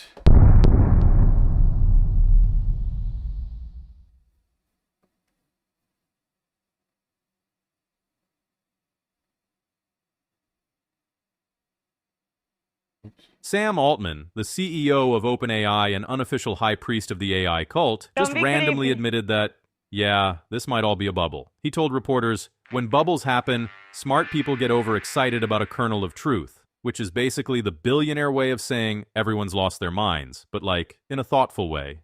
He even compared it to the dot-com bubble, that fun time when the NASDAQ lost almost 80% of its value because it turned out most internet companies were just PowerPoints with mascots. And honestly, he might be right. The US stock market has almost doubled in 5 years, mostly because 10 giant companies promised AI would change literally everything. Altman's raised billions and is already talking about spending trillions on data centers, which is a totally normal thing to say if you're planning to buy a small moon. So here's the real question. If this is a bubble, what did we actually buy? This is where things get weird. Most of the headlines you see about the AI boom aren't about how much value AI has created. They're just about how much the price of a few companies' stocks have gone up, which is kind of like judging the quality of a restaurant by how expensive their forks are.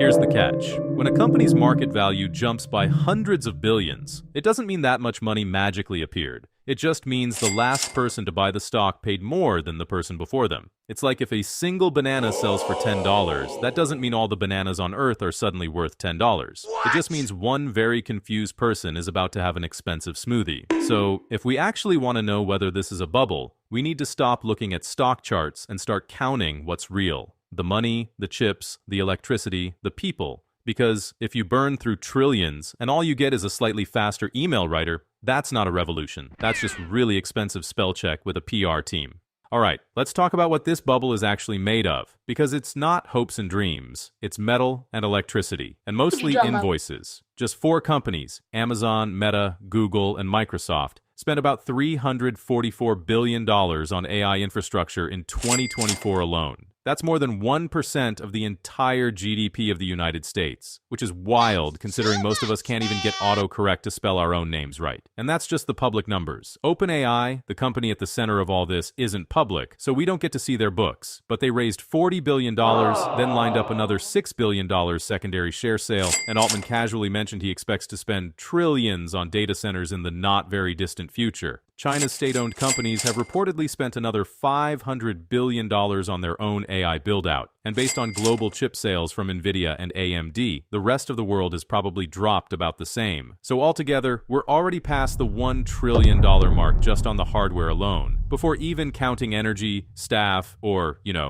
right now, data centers already eat about 1.5% of the world's total electricity, and according to the International Energy Agency, that number could double by 2030 if AI growth keeps going like this. Which is a fun way of saying we might run out of electricity because your chatbot needed to write a limerick about avocados. The United States grid is especially not ready for this. Most of it was built in the 1960s and 70s, and it's running with just 15% reserve capacity. Meanwhile, China, who built their grid way more recently, runs at 100% reserve, meaning they can casually plug in another few million GPUs without blacking out an entire region. And this strain is already showing up on our bills. US electricity prices have nearly doubled in the past 3 years, partly thanks to this AI build-out. That hits every industry, not just tech. Which means when your grocery bill goes up, part of that might actually be your neighbor asking an LLM to write their wedding vows. The Goldman Sachs analysts say new large-scale power capacity in key U.S. markets won't come online until 2028, and data center vacancy rates are already below 3%. So the AI boom is slamming into a literal wall. There's nowhere left to plug it all in. New Massachusetts Institute of Technology report called The Gen AI Divide found that 95% of companies using generative AI got zero return on investment. Not a bit disappointing, zero. The tools look impressive in demos, but the moment you drop them into real workflows, they fall apart like IKEA furniture in a hurricane. The few companies that actually see results aren't trying to automate their whole business. They just pick one boring but valuable task, like back-office paperwork, and quietly make it faster. Everyone else is out here building half-baked co-pilots for everything and wondering why nothing works. And it's not just bad planning. The tech itself keeps wobbling. Meteor researchers found that large language models do fine on short tasks, but completely fall apart on long ones. Even coding, supposedly AI's best use case, ends up spitting out more bugs and security holes, so teams are literally hiring AI code janitors. Which is hilarious, because that was supposed to be the job the AI was taking. And then there's the stability problem. These platforms change so fast, they keep breaking their own ecosystem. When OpenAI pushed out GPT-5, it quietly broke support for custom GPTs and wrecked tons of developers' tools overnight. Imagine if Python just deleted half its standard library one morning. That's what people are trying to build on right now. So not only is AI failing to produce returns, half the time it can't even stay upright long enough to try. If the tech isn't ready, why are companies still throwing billions at it? Simple. No one wants to be the one who missed the future. Every big company watched their competitors slap AI powered on something and suddenly get a stock bump, so they all panicked and did the same. Budgets were rewritten, teams were rebranded, and CEOs started saying AI strategy in every sentence just to keep investors calm. That does sound bubblicious. I think it's possible we are in an AI bubble. Especially when you think about the implications to society that I think most people have not even considered yet. And the more that those become clear to those who have been either skeptical about it or just unaware, I think that I could really turn on this whole AI thing.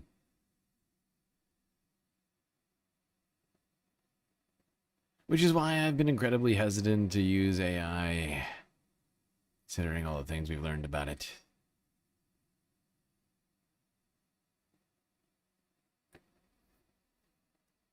Okay, let's see.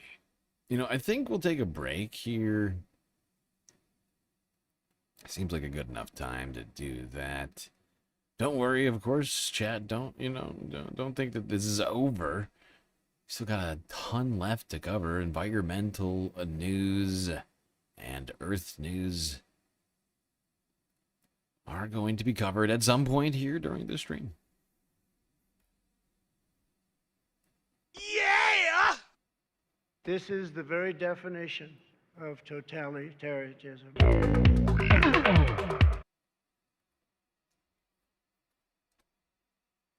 All right, everybody, galactic intermission. We'll be right back after these brief messages.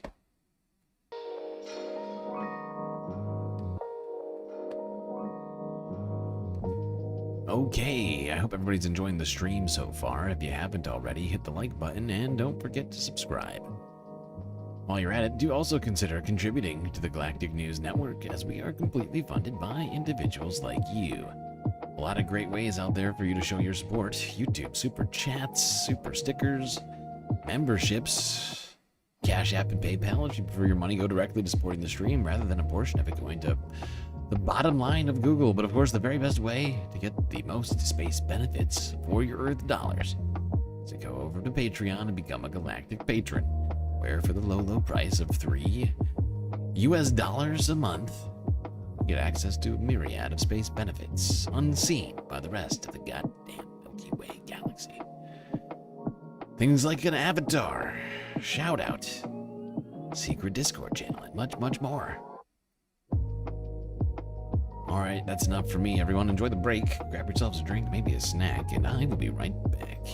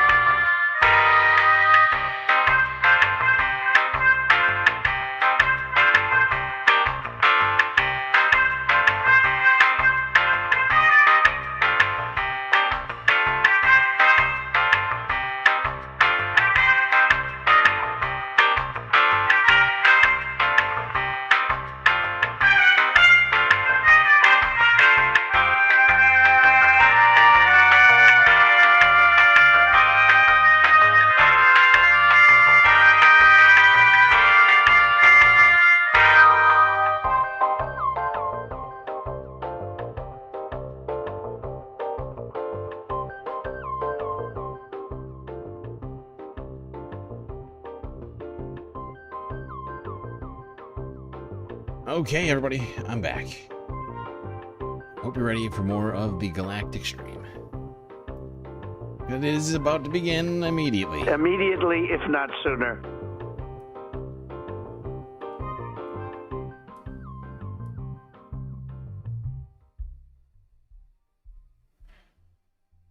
All right, let's start the fourth half. Wow, we're the fourth half already. Look at that, how the time flies.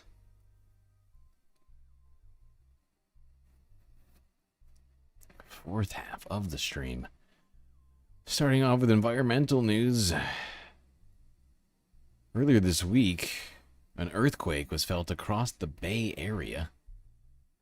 Here's NBC Bay Area.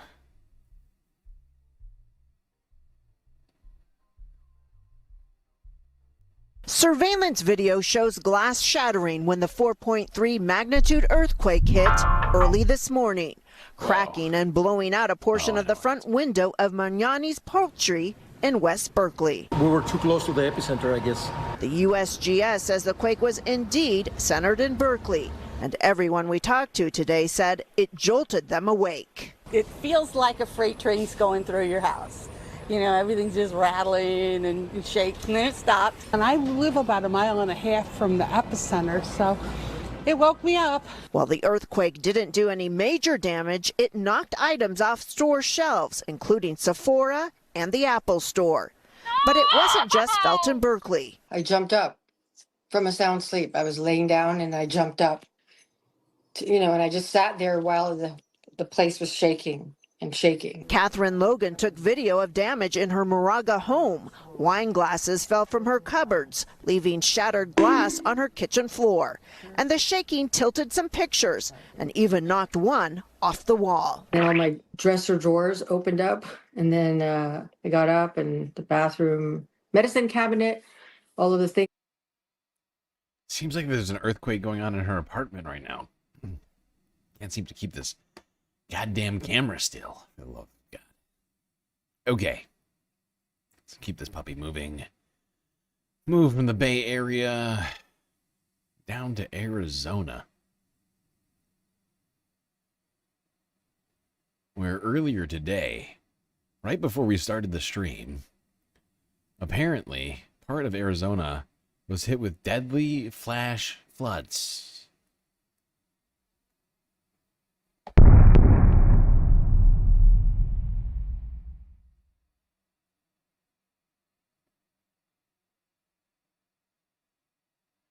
CBS 4 hours ago.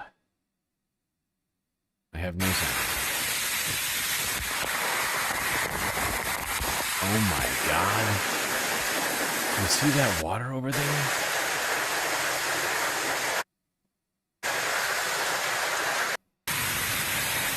Oh my God, you can see it. So for a second I thought it was mud. It's hard to tell with all the rain coming down and like the vantage point of the camera. Everything past that fence is just seems to be mud.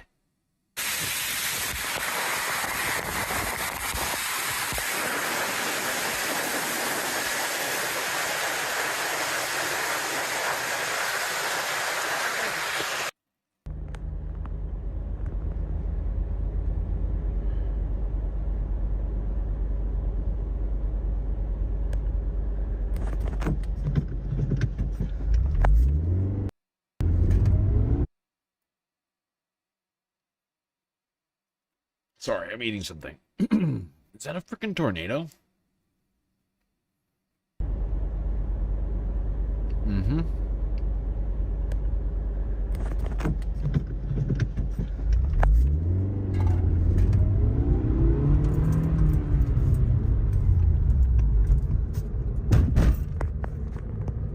What did that guy just hit?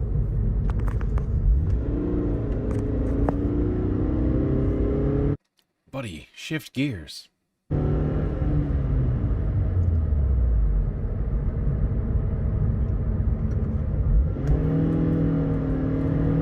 What is this guy doing? Why is this guy in first gear?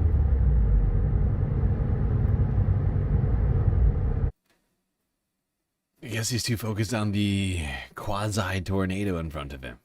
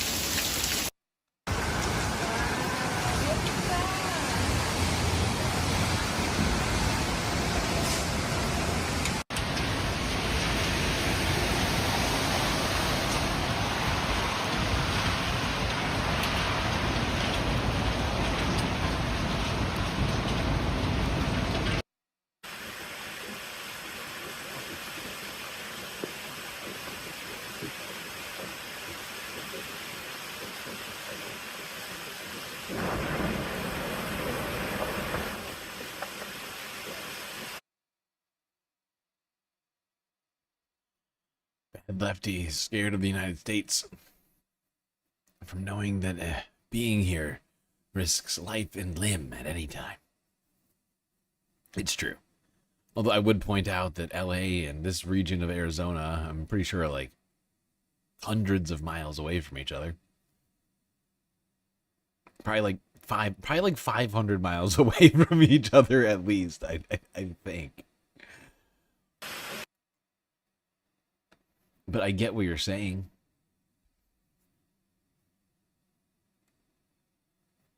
Look at all of the water. Holy fuck. I can't believe these guys are just going to drive through it.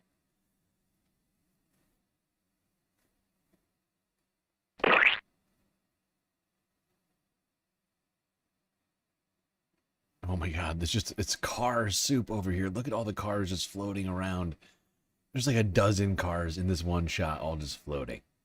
That's wild.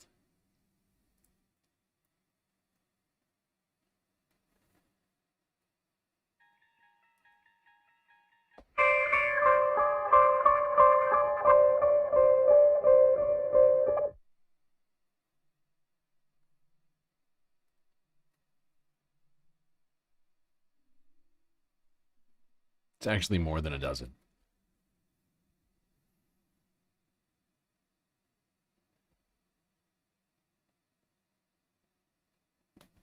This is ridiculous! Okay, let's go here. This is the only other video I have on this because it happened so like abruptly, like right before the stream started. This is Fox 10 Phoenix.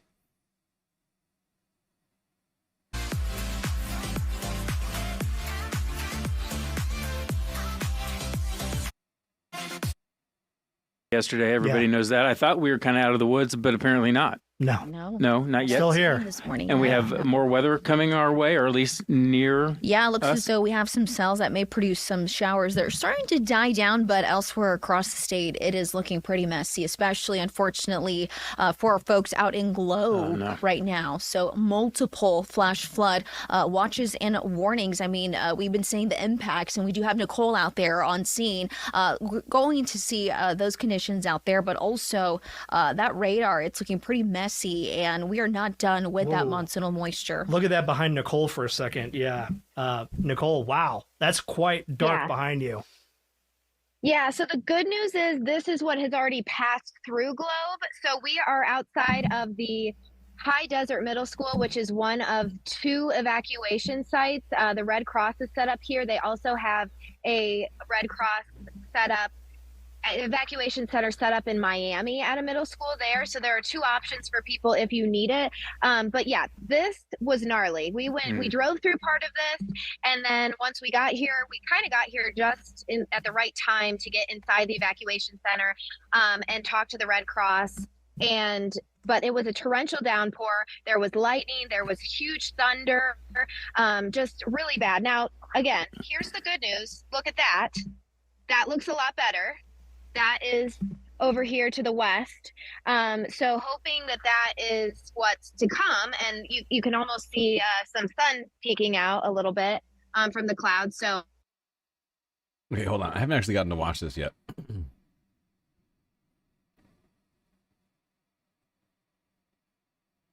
Proclamation, and that's Gila County we're talking about. And now the governor has also signed an emergency declaration for Globe Miami area to authorize funding.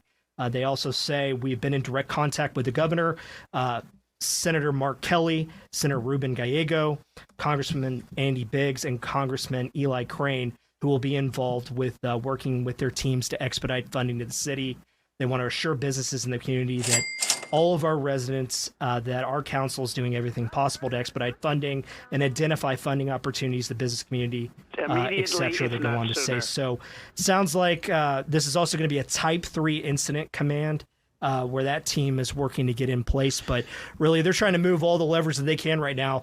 I know that we've got some video coming in from last night. There's one of those propane tanks we talked about. Now, Brian, when we described this, right, it wasn't just like a small thing. I mean, that's like a massive one for residents. Almost as big as cars. It was first reported as gas tanks, and that was like, okay, no, these are the real deal, huge propane tanks. We should mention we have had at least 4 deaths reported, 1 in Scottsdale, 3 out in the area where Nicole is.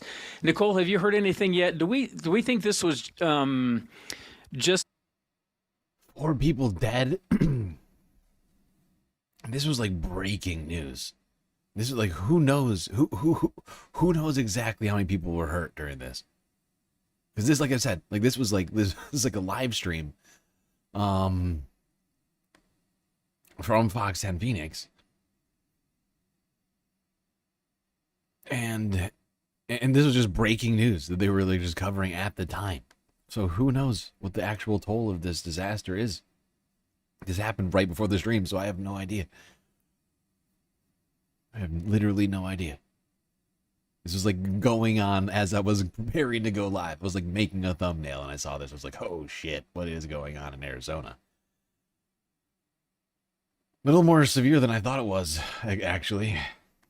Flooding in and of itself, or have you heard any talk of maybe some burn scars adding to the problems yet? I know you just got out almost there. Almost undoubtedly. Yeah, I haven't heard anything. There's almost no way that it's not, considering the fires that happened in Arizona last year and this year. There's probably a lot of mud out there. Not the burn scars yet. That's something that we'll continue to kind of ask some of the people on the front lines out here.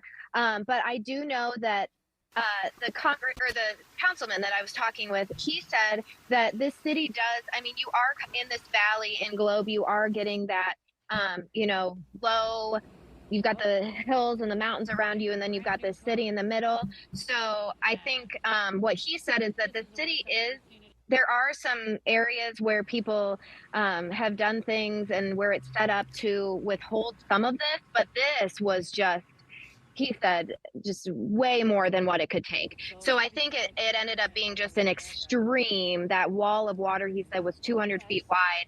That just came out of nowhere, and people didn't even have time to prepare, and the city wasn't quite prepared, but not necessarily from anything of their doing, just because this was so much water and it hit so fast. And we had people that we were interviewing yesterday too, other crews that were out here, saying that they had never seen flooding like this in the area. So even if you are prepared to a certain extent and you have some of those safety measures in place, sometimes Mother Nature doesn't care, right? So wow. Yeesh. Okay, I found one newer video while I was sitting here talking about this, or listening to her talk about this. So I'm just gonna go straight to that. It's basically the newest thing to have been posted. So hopefully there'll be at least some kind of an update on this thing. CBS Evening News.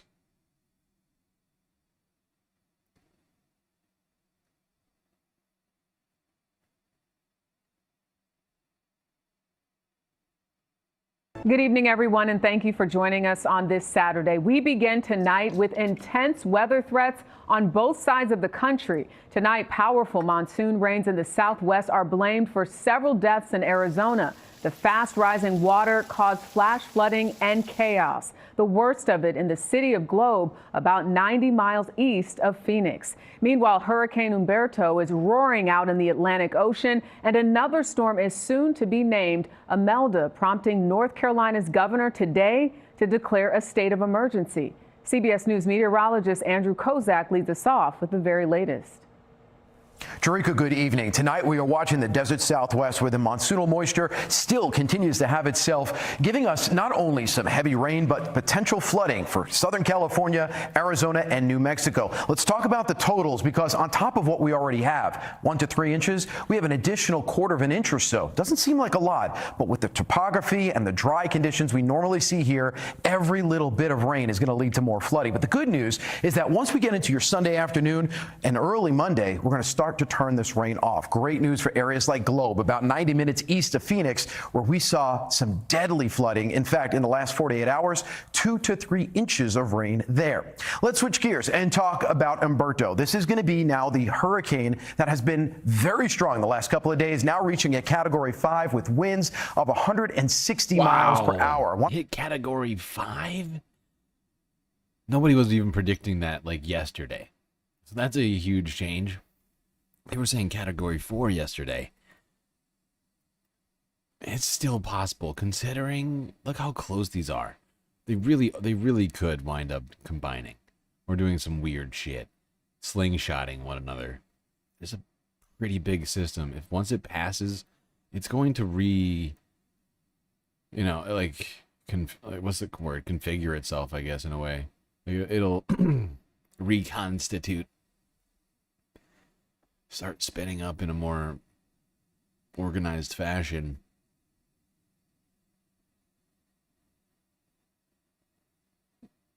Days now reaching a category 5 with winds of 160 miles per hour. I want to talk about the track on this. It's going to go a little further north and west and eventually out to sea. We're also going to be watching some potential coastal issues. We're talking not only rip currents, but coastal flooding. And then we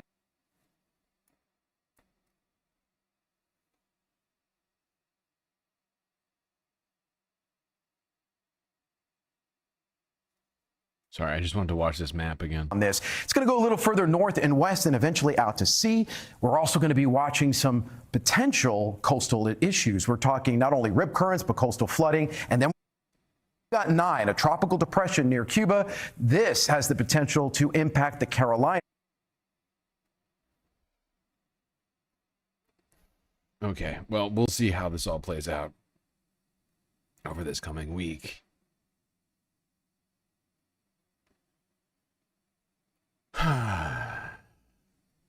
There was a chat I was going to respond to. Now I cannot remember what it was.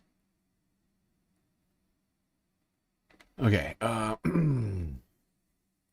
Now let's move it along. Talk about this. That actually makes my life easier. So I can skip this next video.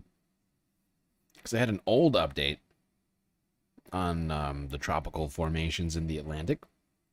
But now we have an even more up-to-date update than I expected. Happy accident.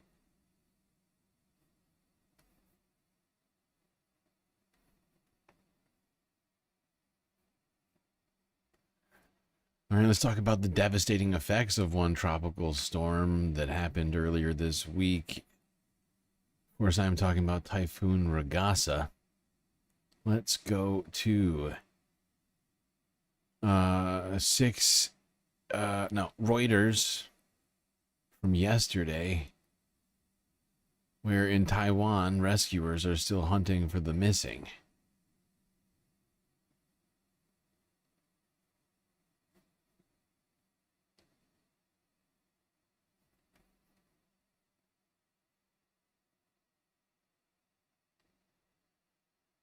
Places like this, like in Taiwan, are just covered in like feet of sediment, dirt, and rocks and rubble. That's all just been. I mean, look at it. Like you can see it here very clearly. That is a window right there, and the sediment is all the way up to the top of it. It's insane. It's going to take so much effort to clean it all up. Taiwan rescue workers battled tough conditions as they looked for missing people in the town of Guanfu on Friday. They waded through mud and cut holes in roofs in hope of finding 7 people still missing after Super Typhoon Ragasa's onslaught. This year's strongest tropical cyclone brought heavy rains to the island's eastern Hualien county this week, causing a barrier lake in the mountains to overflow, unleashing a wall of water onto Guanfu. While the floodwaters have receded, dark grey mud continues to blanket large parts of the area. My friends are buried inside over there. Who am I supposed to speak to? How can we find them? Their bodies have been washed over in the floods. The flooding's death toll was raised by 1 on Friday to 15, the fire department said. Satellite imagery revealed the formation of the barrier lake from April to August this year. Such lakes are formed when rocks, landslides, or other natural blockages make a dam across a river, normally a valley, blocking and holding back water, hindering or even stopping natural drainage. But the barrier lake was barely visible on satellite images on Wednesday. The government has ruled out using explosives to break through the bank holding back the remaining water, fearing. So yeah, an entire lake basically just emptied itself out onto an unsuspecting village. Who knows how many people are missing here?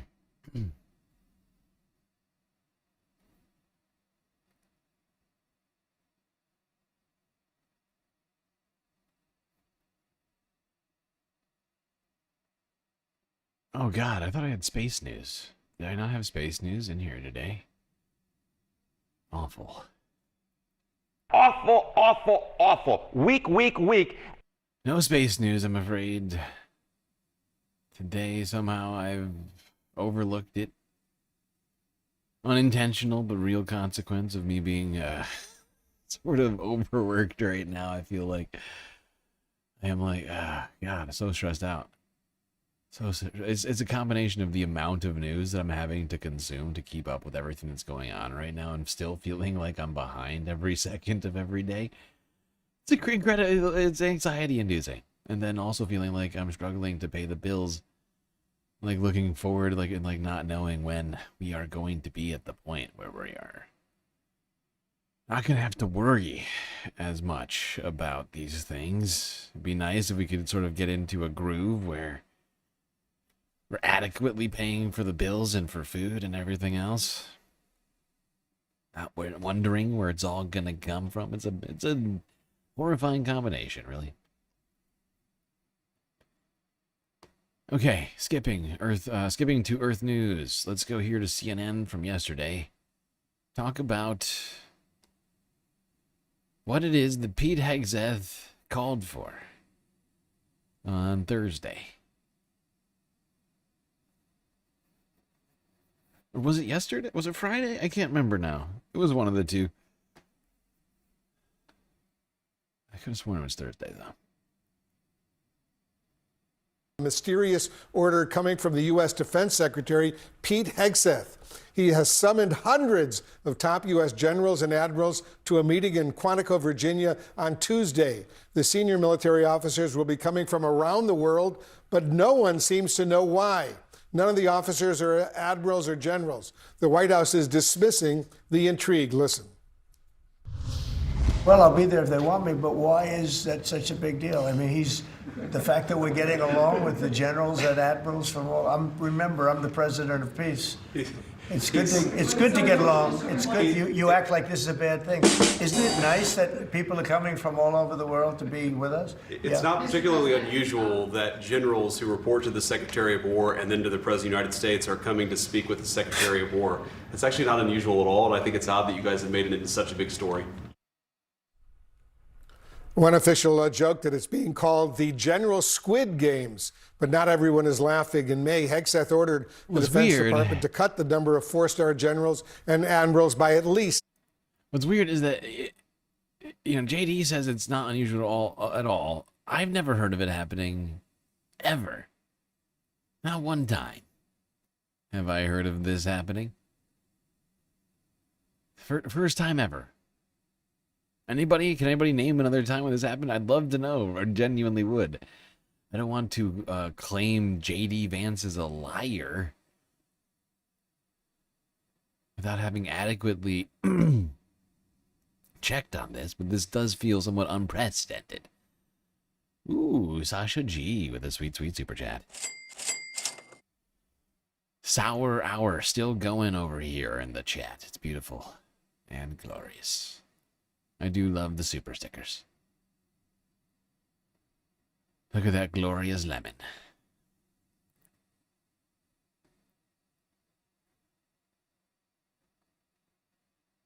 Every dollar counts around here.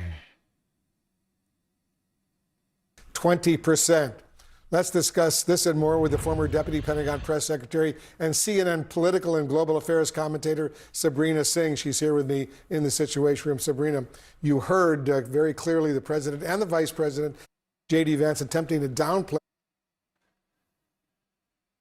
I don't want to get ahead of us here, bad lefty, but I feel like you might be underestimating this situation. I'm still incredibly concerned about it. I get what you're saying. This was ridiculous, and that maybe it's a relief if it's just some stupid freaking meeting that they want to do. But no. The implications of this thing, which we're going to get to in a second, I'm going to make the argument actually do have possibly very dire consequences in the near future for everybody. Americans, non-Americans, Americans abroad, everyone. This very unusual in-person meeting of hundreds of senior military officials being told, come to Quantico, Virginia for this meeting. They don't know what the meeting is about. What's your reaction to this Hegseth order? Well, it's highly unusual. We've not seen many secretaries of defense over the years, from Gates to Panetta under Secretary Austin. We've never seen a meeting like this. Sabrina, who is just a political commentator, she didn't used to be, I don't know, spokesperson for the Defense Department. Thanks, Jeff, for the question. Oh, wait, she was. That's right. From Gates to Panetta under Secretary Austin, we've never seen a meeting like this convened. And what Hegseth is doing is basically pulling. Oh, okay, CNN, thank you for at least giving us that context. For a second, I thought they were just going to pawn her off as a political commentator and not having been the former deputy Pentagon press secretary. Back from 1 to 4 stars. That's approximately 800 people all around the world from their different missions and combatant commands to Virginia for a meeting that no one knows what it's about. On top of that, it's the day of the shutdown, September 30th, and it's going to be an... Yeah, that's actually a great point, Sabrina. That's one of those things lines up with this that gives great pause as to why this is happening. What's the plan here?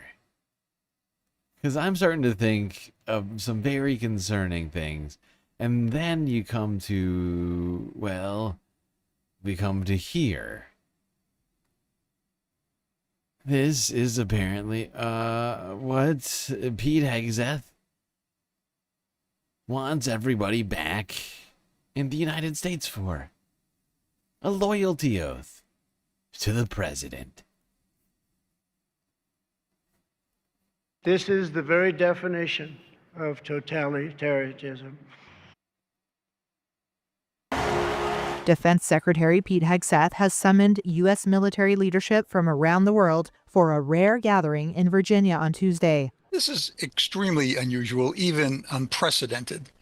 And what's unprecedented is the size and the short notice. Mark Kansian, a retired Marine Corps colonel and senior advisor with the Center for Strategic and International Studies, says the upcoming meeting is unique for a few reasons. It is mystifying why this was not done virtually. Well, lack of an agenda is also very unusual. Senior leaders' meetings always have agendas that are hammered out weeks in advance, so everyone is prepared. My understanding from talking to people in the Pentagon is that the general officers don't have any more idea about what the meeting is about than the rest of us do. It seems to me like if you're going to call a loyalty oath meeting, you would want people to be as little prepared for that as possible so that perhaps they could be easily pressured into doing the thing you want them to do, that being pledge loyalty, fealty to one man.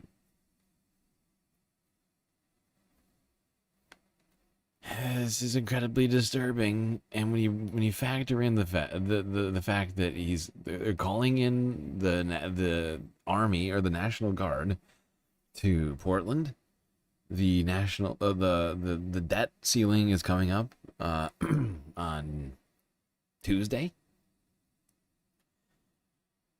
Or is he going to try and institute martial law across the country? Or then what's the other reason for this?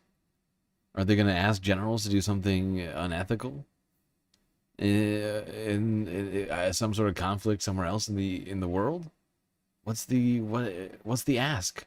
Why do we need a loyalty oath if there isn't some sort of pledge, some other pledge that we're expecting them to take, some other sort of action that is sort of to follow? Because that's what I keep thinking is like this is preempting something.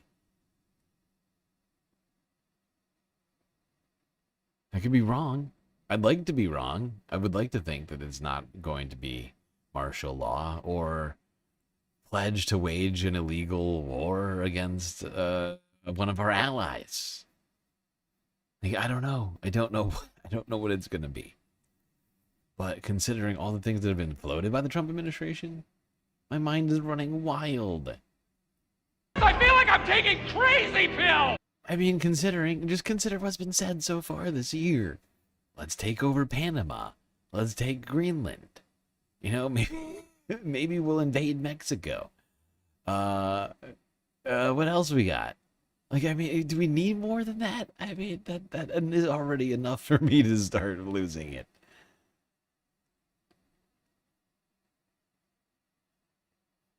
Defense Secretary Pete Hegseth is ordering hundreds of U.S. generals and admirals from around the world to gather in Virginia next week. Sources tell CNN he plans to lay out his vision of the Pentagon as a Department of War and push what he calls a warrior ethos.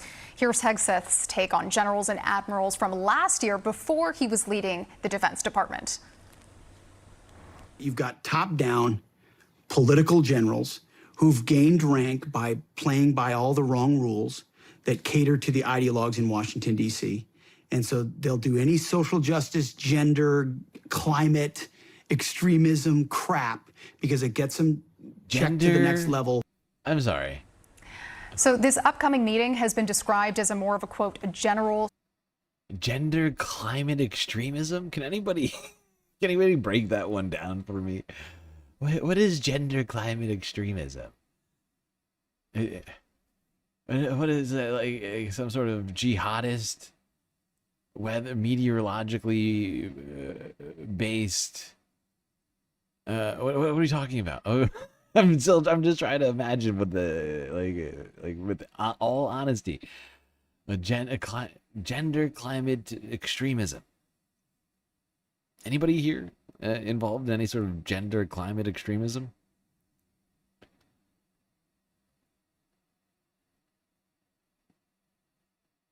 Is that when you like start a wildfire from doing a gender reveal party and accidentally launching a firework into a forest?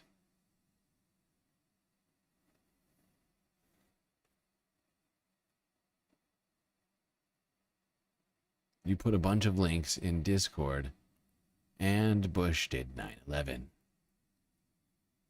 There's an old saying in Tennessee, I know it's in Texas, probably in Tennessee, that says, fool me once. Bunch of links in Discords, you say? Okay, I mean, I'll check it later. I can't go digging through the Discord for links in the middle of the stream. This isn't the Patreon subathon or something like that. You're derailing it right now. Crazy. Ridiculous. This is ridiculous. Although I appreciate the super chat. I really do. And the links too. I'll check them out when I get a chance. Perhaps later today on Sunday, if I get there. Somehow there needs to be more hours in the day, specifically for me, because I don't have enough to do all the things that I want to do.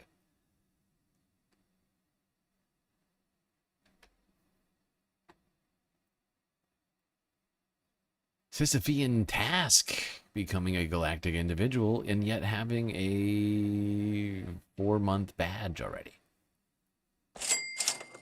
That's weird. But really not weird since that happens a lot, apparently.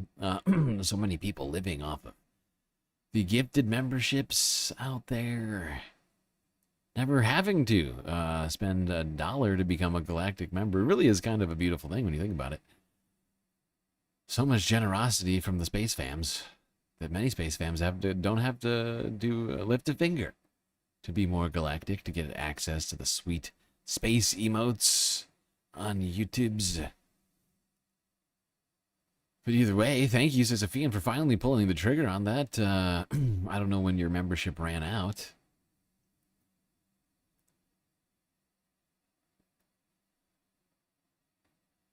Yeah, we need as many people becoming members on YouTube as possible. I think that's a great way to contribute to the stream. You know, I think Patreon memberships and YouTube memberships probably one of the best, two of the best ways possible, because you get benefits like immediately. That's not the right one. Where is it? How did that happen? Immediately, if not sooner.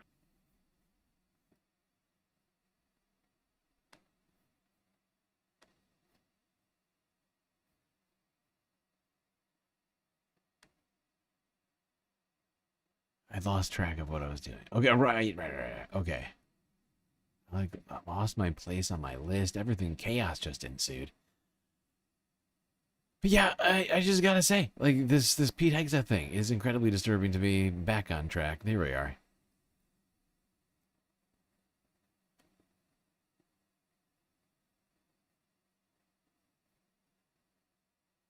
So this is all very, very problematic. Because I mean, they're supposed to take an oath to the Constitution, an oath to defending the country, but not an oath to one man. Sure, is the president the commander-in-chief? Yes, but that's not who they take their oath to. And this is, I think, this is like incredibly this is a very slippery slope of literally politicizing the military. And I don't think that Republicans would appreciate this whatsoever if Democrats did it. I know that I sure as fuck don't appreciate this.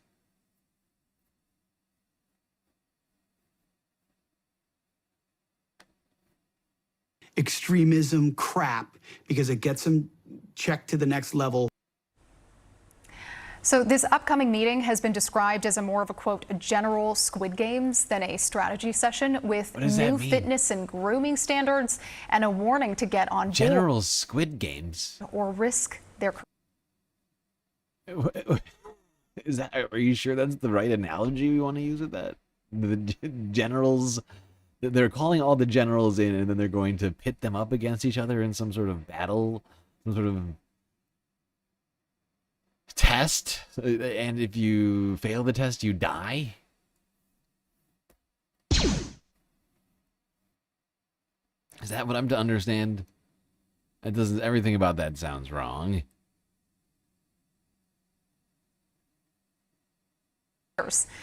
Now, some say this news story, this is the latest Trump administration move against DEI, a decades-old Defense Department committee that advised the military on how to support women in the service, has been shut down.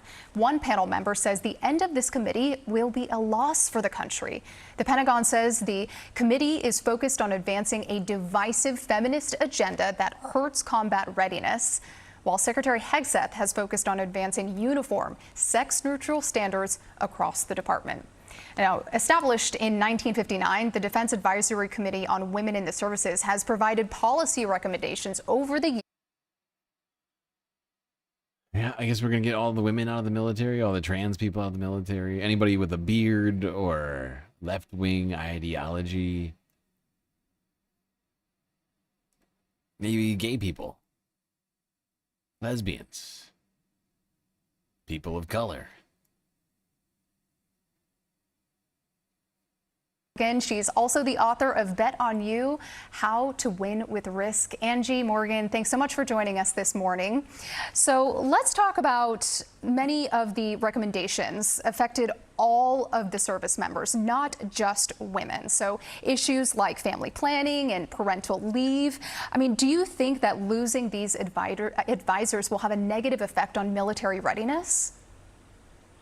I think it's really important to understand that DACOITS, this military advocacy group, is an independent, facts-based research organization that guides and advises decision-making. So absolutely, this is going to have a long-term negative impact on women for generations to come.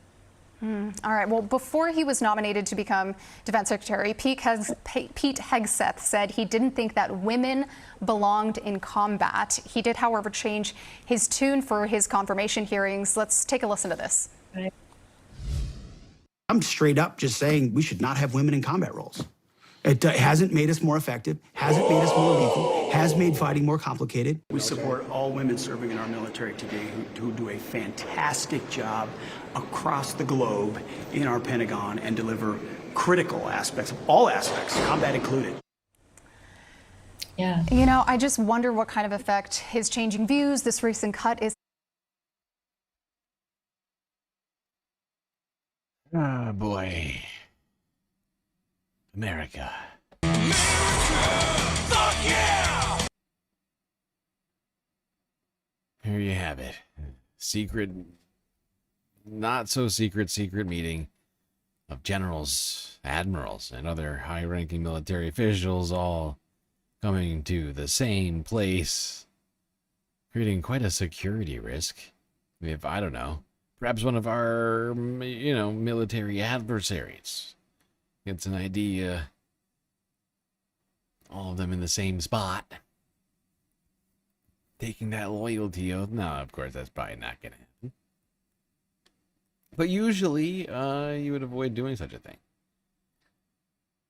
if you were at all competent at your job. Either way, should be interesting to see what happens next with the newly named Department of War after everybody takes their loyalty oaths and gets done doing the General Squid Games.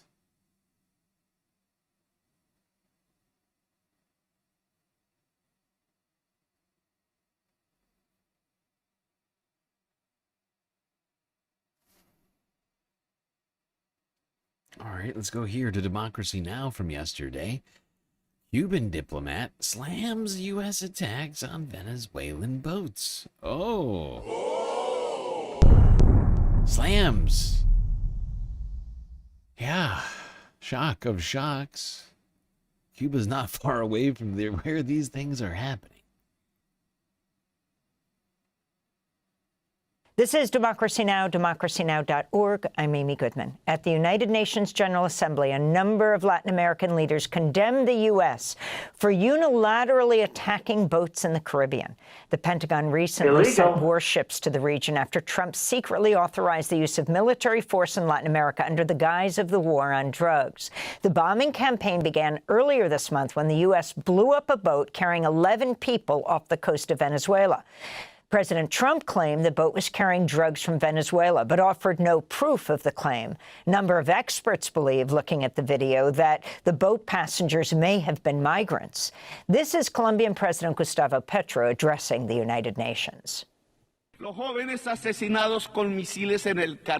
young people killed by missiles in the Caribbean did not belong to the Tren de Aragua gang. Perhaps nobody here even knows their names, nor to Hamas.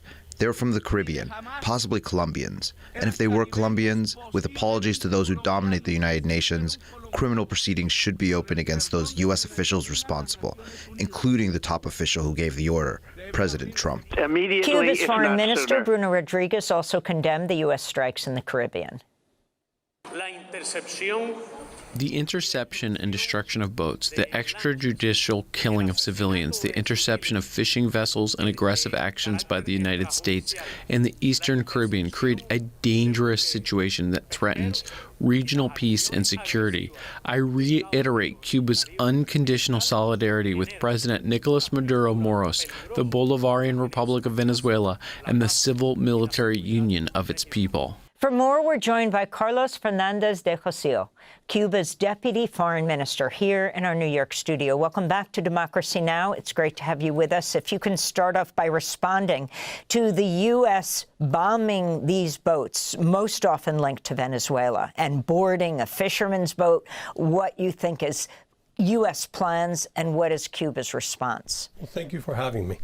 We believe that the whole military presence in the Southern Caribbean, extraordinary and extravagant in our opinion, is a threat to Venezuela and to the countries of the region. There's no real reason for that to be there, and the justification that they're fighting drugs or organized crime is believed by no one.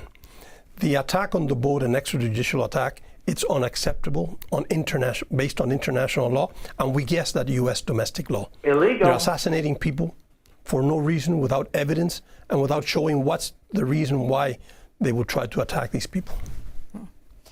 So how are we living in a dictatorship yet? Donald Trump sending troops, federal troops, the military, to another city What is it? The fourth one now? Third? Threatening many others. Disappearing detainees. Loyalty oaths to the supreme dictator. Illegal attacks outside of our own waters. Expansionist desires. American leaders organizing at this. Crackdown on free speech. Civil liberties. What else we got on the dictator list? The region has the majority of the government. Self-enrichment. Corruption. I mean, there's been plenty of that already, I know. Oh my God, him and his family have enriched themselves to the tunes of billions of dollars. And then if you include all of his friends who he's put into the government, have also made millions. In the region have expressed their concern. There are instances of concerting ideas in the region through CELAC, through ALBA, but there's not today a full consensus on how to deal with this issue. You may have heard that Defense Secretary Pete Hegseth has summoned hundreds of generals and admirals to a base in Northern Virginia next week for an unprecedented meeting of the nation's military. Do you have any idea what that is about? We have seen that the politicians and the public in general in the United States is questioning what's the reason for this, and we're following it. Truly, we don't see a reason. It could be of a domestic nature, or it could be the attempt of doing something outside of the United States. The strikes appear to have been outside of any declared war zone, targeting civilians who pose no immediate threat. Legal experts say such extrajudicial killings violate both U.S. and international law. Very interestingly, there are Republicans as well as Democrats who have condemned what President Trump is doing. We just heard Gustavo Petro. He has called for criminal proceedings against the Trump administration over the military strikes in Venezuela. You are a close ally of Venezuela. Nicolas Maduro has offered attempted diplomacy. The White House said it has dismissed an office from Maduro to engage in direct talks with President Trump aimed at de-escalating the U.S.-Venezuela relationship. What do you think has to happen now? I believe there has to be a responsible attitude from the United States. In the case of Cuba, any aggression or any threat of aggression to any Latin American or Caribbean nation will, of course, will imply that we have full solidarity with a nation under threat or under aggression. We believe that the international community should send a clear message, not only Latin America and the Caribbean, to the U.S., that violating international law, carrying out aggressions and aggression goes against the UN Charter and against the principles with which the international community should live. 100%. Where are the international sort of exceptions, right? Like where are those comments from our allies saying, hey, U.S. should not blow up boats randomly in the Caribbean Sea? Awful, awful, awful, awful. Weak, weak, weak. Now, there's another country right next door that apparently Donald Trump is very upset at. President of Colombia said some stuff that Donald Trump really didn't like at the UN and has decided to revoke the visa of the president of Colombia. Immediately, if not sooner. Here is France 24 from 17 hours ago. This is ridiculous! Relations between Colombian President Gustavo Petro and Donald Trump have been tense since the U.S. president returned to power. Petro's remark on Friday in this pro-Palestinian demonstration pushed the crisis to a whole new level, Standing outside the UN building, Petro called on U.S. soldiers to disobey. I want the young people, sons and daughters of workers and farmers of both Israel and the United States, to point their rifles not towards humanity, but towards the tyrants and towards the fascists. Standing next to Pink Floyd's Roger Waters, President Petro called to form an international military force to counter regular armies. Its first mission, he said, would be to liberate Palestine. It has to be bigger than that of the United States. That's why from here, from New York, I ask all the soldiers of the Army of the US not to point their guns at people. Disobey the orders of Trump. The U.S. administration said that is incitement to violence. We will revoke Petro's visa due to his reckless and incendiary actions. Disobeying the Supreme Leader is a crime. Right to jail, right away. You know, and I find it fascinating that at the same time that they're calling for a loyalty oath with the troops, simultaneously, Colombia's leader. Oh, actually, in fact, this happened before. This happened before the comment itself happened earlier this week, and then the loyalty pledge came. That's the chronological order of things. This comment was made, I think, Tuesday or Wednesday. Thursday, Pete Hegseth is saying everybody's got to come back to the United States and take loyalty oaths right now. Wow. Interesting. I wonder if those two things are related. Concerned that people might disobey orders when it comes to, I don't know, blasting American citizens in U.S. cities? I don't know. I don't know what it'll be. Not helping Israel facilitate with a genocide? I don't know. I do not know.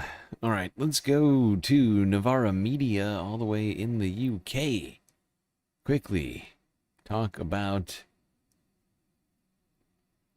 kneecap rapper Liam Ogohane, who has beaten the terrorism charges brought by the Labour government. The terrorism charge against Kneecap's Liam Ohana, also known as Mo Cara, has been thrown out of court today due to a technicality. The rapper had been charged for allegedly displaying a Hezbollah flag at a London gig last November.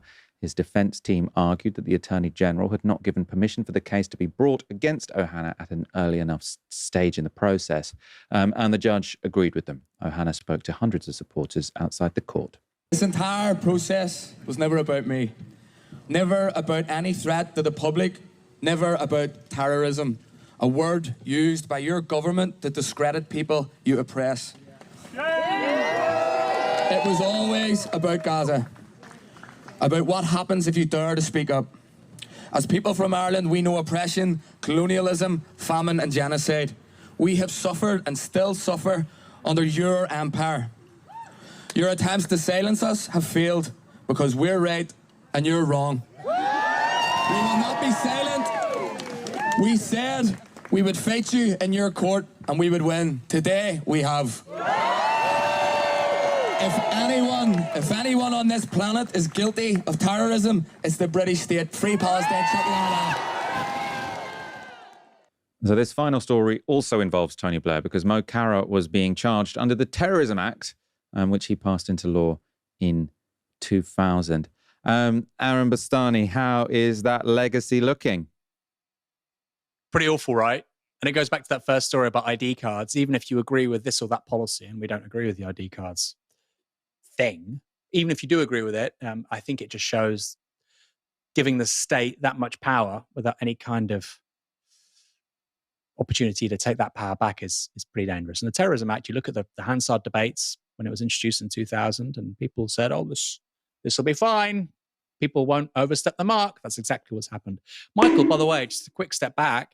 We've done 4 stories tonight. They're all connected to Tony Blair. This is wild.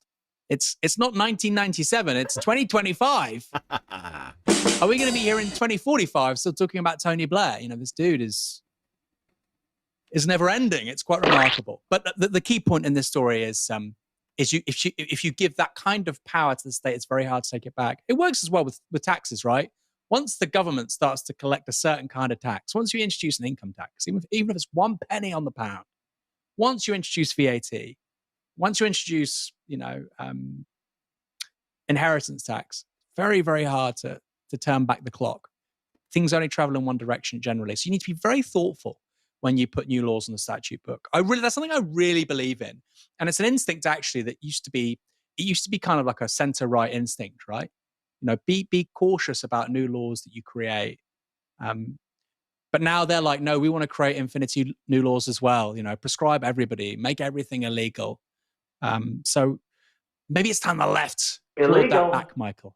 I think it's good to have fewer laws, but better laws.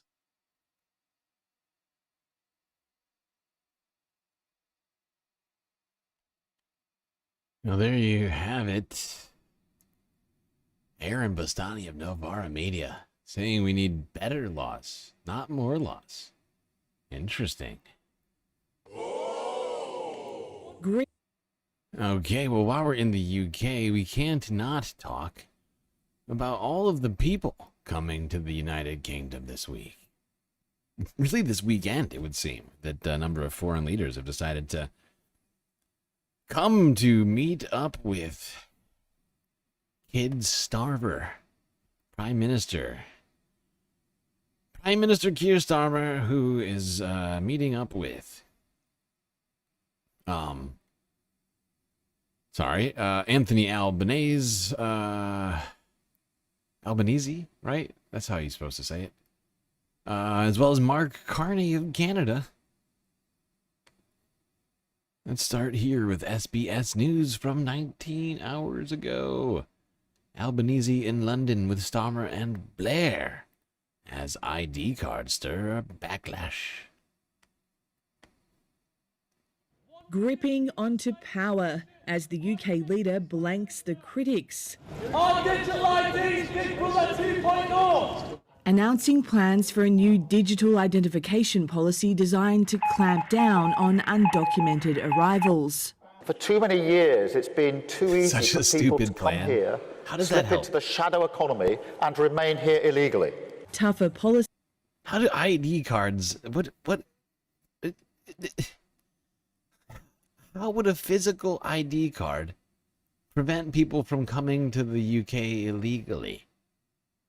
Is it going to stop them from getting on the boat? Is that what's going to happen? They're going to look at that boat and say, oh, I don't have an ID card. I'm not going to go to the UK. Is that what's going to happen? They're going to look at that channel and say, no, I can cross this channel, but not having an ID card. There is a channel I cannot cross. That's too much, man! For popularity doldrums as the government lags behind and the far-right Reform UK party, led by Brexit co-founder Nigel Farage, leads in the polls. It is now time for Social Democrats to confront directly some of the challenges and some of the lies, frankly, that have taken root in our societies. Reform opposes the ID card, saying it's a form of state control. Keir Starmer hoping to emulate an Albanese-style political fightback. Well, it's a real pleasure to welcome you here. The Prime Minister also meeting with the Conservative opposition leader, Kemi Badenoch. She's lagging behind Nigel Farage too. I don't want to this see, woman is dangerous, ladies and gentlemen. The rise of populist organisations, parties of governance have to come up with solutions, not seek to divide people. Championing the alliance and allaying AUKUS fears. It is happening, it is progressing, and it is progressing because it's a good idea. Earlier, the pair among 4 centre-left leaders talking winning strategies at a progressive politics conference. You need a positive agenda, and it matters how we build. We went back to core social democracy, focus on housing, economy, not trying to run after identity politics. Our opponents really went back into grievance. The Australian. Well, there you have it. Politicians hobnobbing about 10 Downing and wherever else. Cami Badenoch, Tony Blair, Anthony Albanese, and Kid Starver. What a blunt rotation that is. Nightmare blunt rotation, if you ask me. No! Wouldn't want to be in that room. Doesn't seem like a fun place for fun people.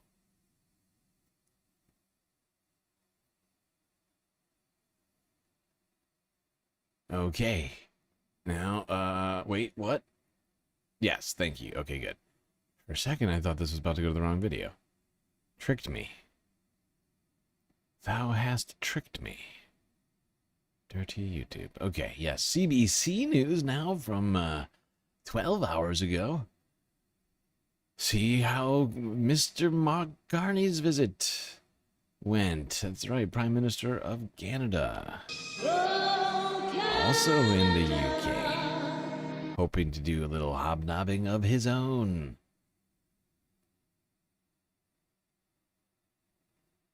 Prime Minister Mark Carney has a jam-packed schedule in London today, meeting with business and political leaders, all part of a push to attract investment and bolster Canada's ties with other countries amid tensions with the United States.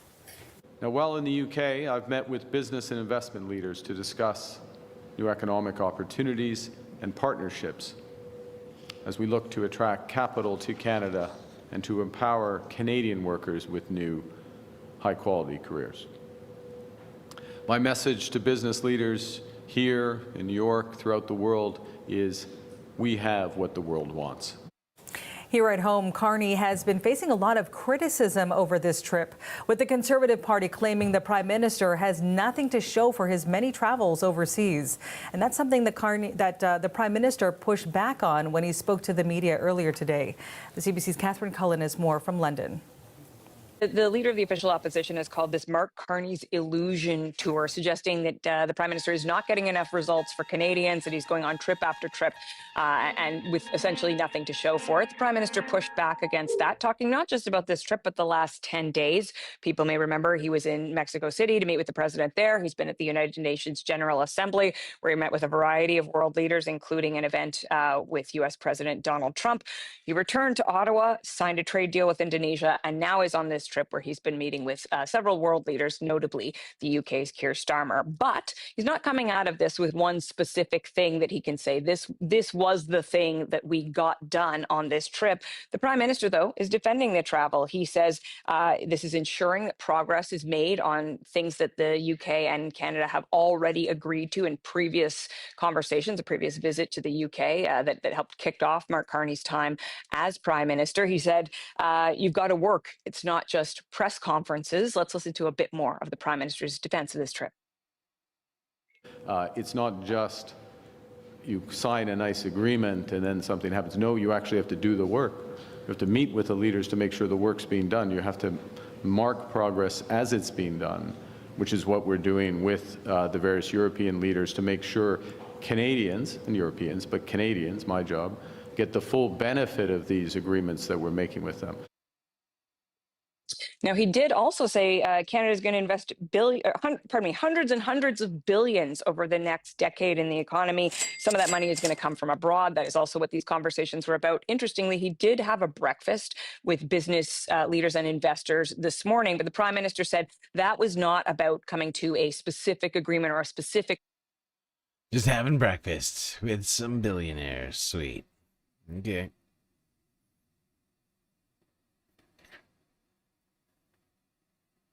Well, there you have it. Some calling Mark Carney's trip to the UK a trip of delusion. What is being accomplished by this trip? I don't know. What's being accomplished by any of these trips?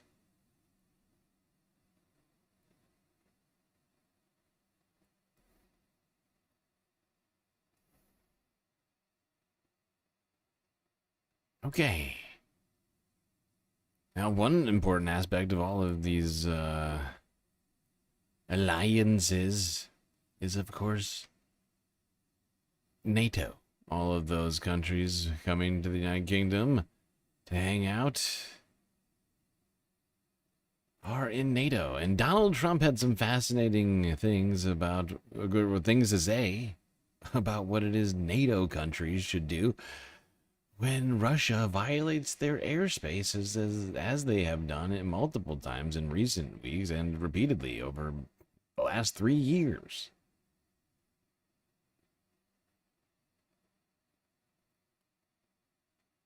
President Trump and Ukrainian President Volodymyr Zelensky sat down and took questions. This, again, is just from moments ago. Here it is. Mr. President, do you think that NATO countries should shoot down Russian aircraft if they enter their airspace? Yes, I do. Mr. President, any update on your talks with President Putin, and do you still trust them? I'll let you know in about a month from now. Okay? President Trump, your President, message are you to the... to provide Ukraine with the security guarantees the same way as European allies Well, that's do? later down the road. We'll be talking about that. Hopefully, we'll be in a position to talk about that a little bit later on. It's a little bit too early to answer. Why that. do you think Mr. Putin is not willing to be... It's not even weeks away, apparently. President Trump, your message to President...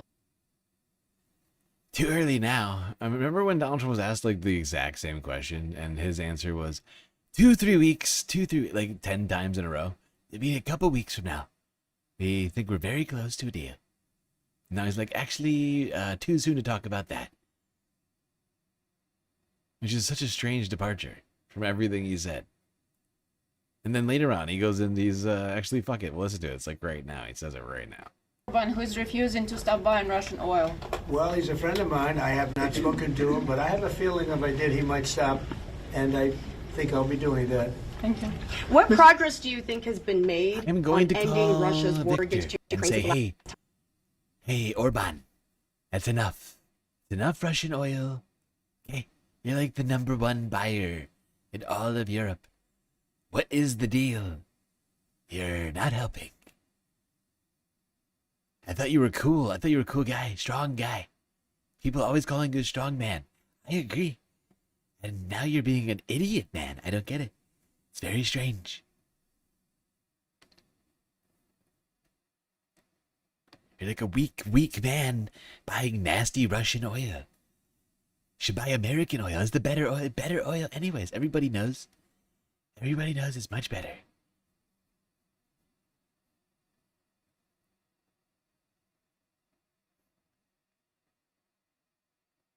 Okay, speaking of oil, Russia's having a bit of a problem. Here's Reuters from yesterday. Because it would seem, that the thing that is funding the war, the oil sales, is now causing problems internally.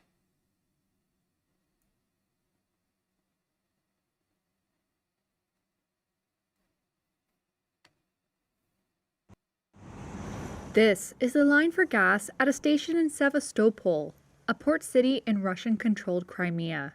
As Ukraine steps up its drone attacks on Russian refineries and export terminals, motorists are feeling the bite. A gasoline shortage has hit more than 10 regions across Russia, according to the Izvestia newspaper, citing a fuel producers union. This resident says he's had to queue for 40 minutes to fill his tank, but says he's not panicking quite yet. Sergei Aksionov, the head of Crimea, acknowledged the problem in a post on Telegram, but said gas stations would be fully supplied within 2 weeks. Russia's far... Within 2 weeks? That's not what most of us would like to call... Immediately, if not sooner. That's not at all immediately, if not sooner. That's like a long time to go without gasoline if you require a car to go to work or do anything. But it seemed that Russia is selling so much of its own oil that they are struggling to keep a supply for consumers.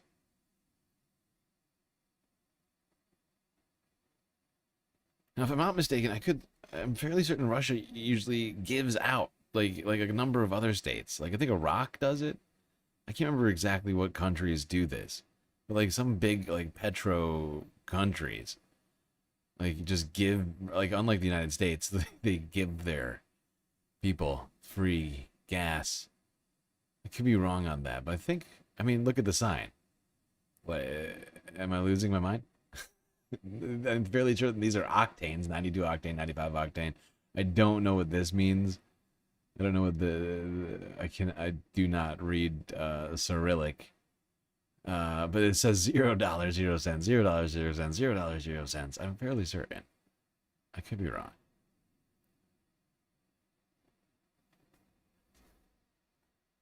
I should just look it up. All right, let's go here.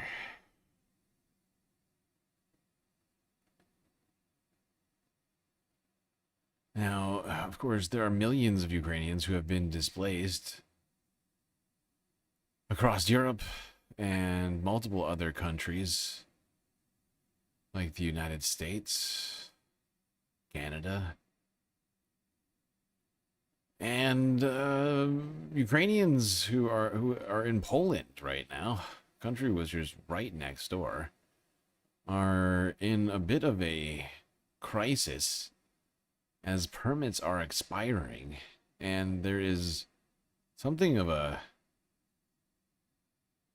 interesting change in tone on the ground in Poland.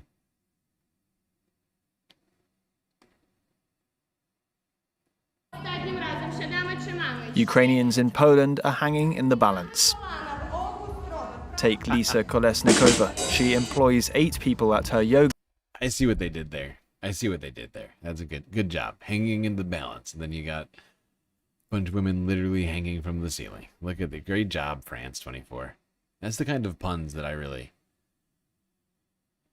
I'm impressed. That's all I can say. Take Lisa Kolesnikova. She employs 8 people at her yoga studios in Warsaw. The protected status of Ukrainians like them is set to expire at the end of the month, putting the livelihoods of hundreds of thousands at risk. Polish clients come to us, and the girls teach the classes in Polish. They respond very positively. They appreciate us. I've never received any negative comments from Poles. After Russia's full invasion of Ukraine in 2022, Poland passed a law granting Ukrainians the right to stay, work and receive benefits. Last month, Poland's nationalist president, Karol Nawrocki, vetoed the latest version of the law. An amended one is awaiting his signature, while the far-right campaigns against it. The initial enthusiasm for helping refugees has faded. Now people are calculating what it costs and who's... I just looked it up. It's incredibly subsidized. It's much cheaper than it is in other places. It's like 76 cents, US cents a gallon. I'm sorry, not a gallon, a liter, which makes it like $1.50-ish, a little bit more, a gallon. So it's heavily subsidized by the federal Russian government, but not completely free. I think the reason that it said 00000 is because they didn't have any. That would be my guess. I could be wrong.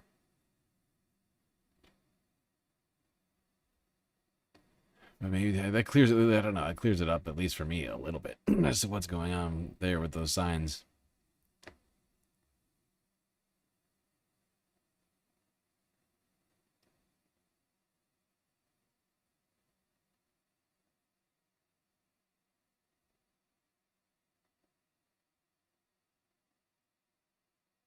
Okay, let's go from Poland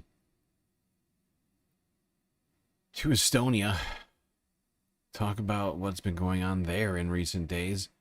French troops holding exercises in Estonia, practicing rapid deployment to the front lines, or the eastern flank, as they call it.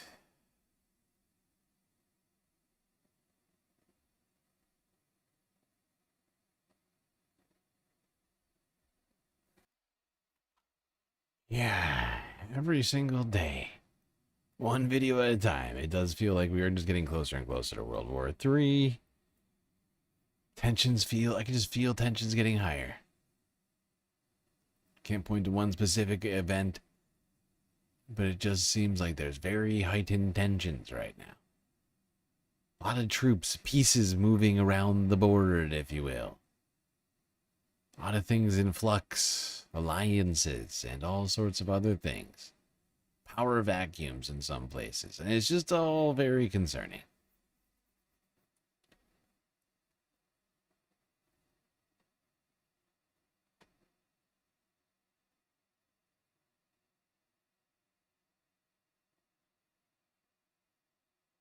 Okay.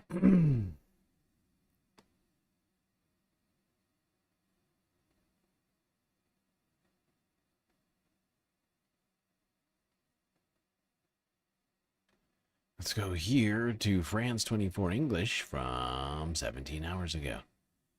EU Commissioner Dombrovskis. Quote, "We are already in a hybrid war with Russia." Unquote. Decisions to be taken.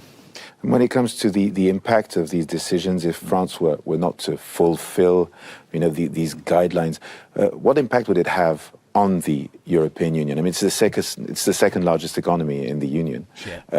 Sorry. How does it, I'd say, impact the sovereignty? Emmanuel Macron's been talking a lot about. Sorry, we're not going to talk French economics right now. We'll get into the debt issue France is facing, but not today. Not today. Maybe next week we'll get to that. That's the thing. Like, we could talk about it, but we can only do so many topics per stream. You are, as I said, the former Prime Minister of Latvia. I mean, the Baltic states are really on the front line when it comes to this war between Ukraine and Russia. And I mean, the tension with Russia is really high at the moment. We've seen, aerial incursions on the edges of Europe, including over the Baltic states. First, how worried are you, and what do you think Europe needs to do in the face of what appears to be a new provocation?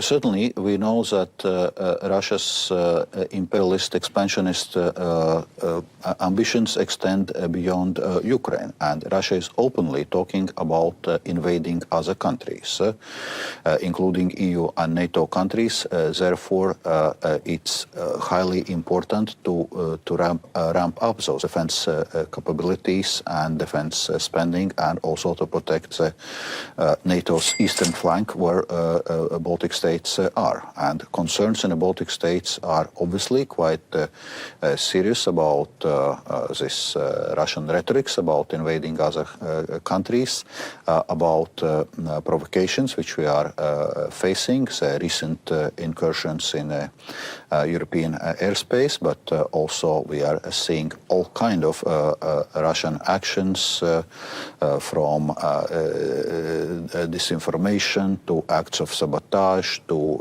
weaponizing illegal migration, and so we are already at the hybrid warfare with Russia. So we also need to see how we contradict all those different actions Russia is already undertaking, and that's obviously.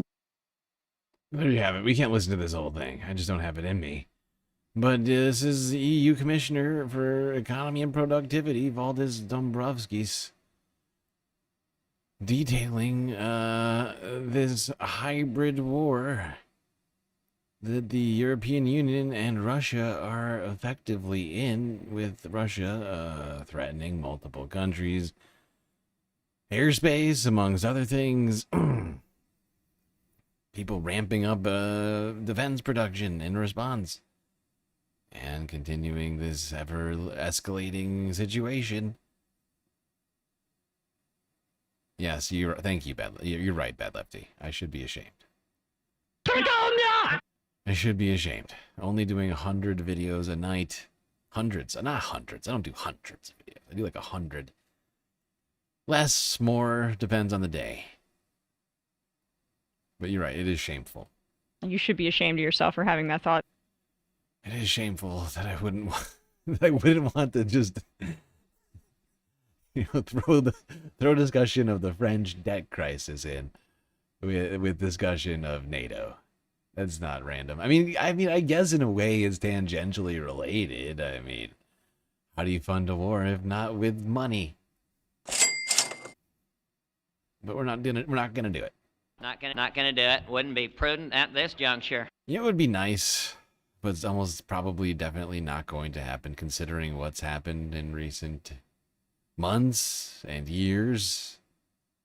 Disarmament. Nuclear disarmament, to be specific. United Nations released this video yesterday that's got 600 whole views. That's right, the United Nations official YouTube channel, 600 whole views. Everybody took this one seriously.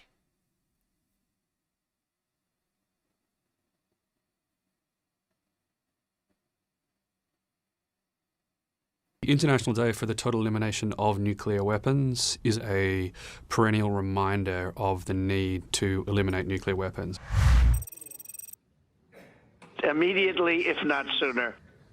In theory, the world accepts that a nuclear war must never be fought and can never be won.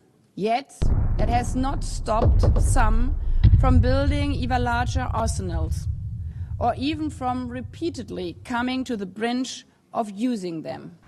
The reason why we need to eliminate nuclear weapons is because they're the only weapons ever invented with the power to destroy all life on the planet. Unfortunately, there are still around 12,000 nuclear weapons left in the world today, each of which is largely stronger than the weapons, for example, that were used on Hiroshima and Nagasaki. The number of people that died, the deadly legacy of disease that was left by the atomic bombings of Hiroshima and Nagasaki has been very clear for all to see.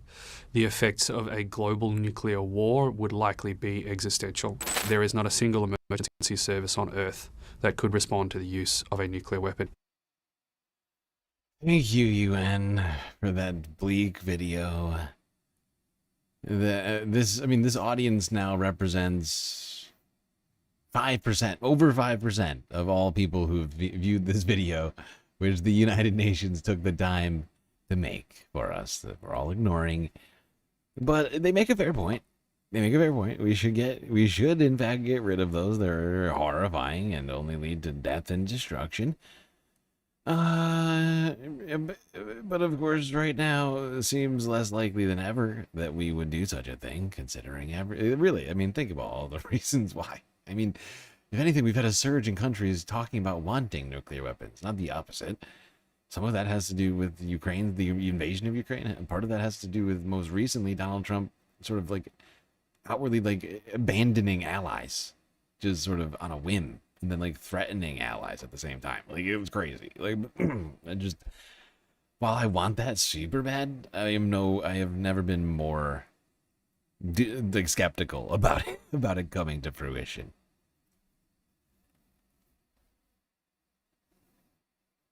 Okay, let's go here. Talk more about those escalations. This is from 13 hours ago. France 24, 2 more EU NATO countries report drone sightings, which now brings the total in the last month to, I think, 6 or 7 NATO countries' airspaces being violated.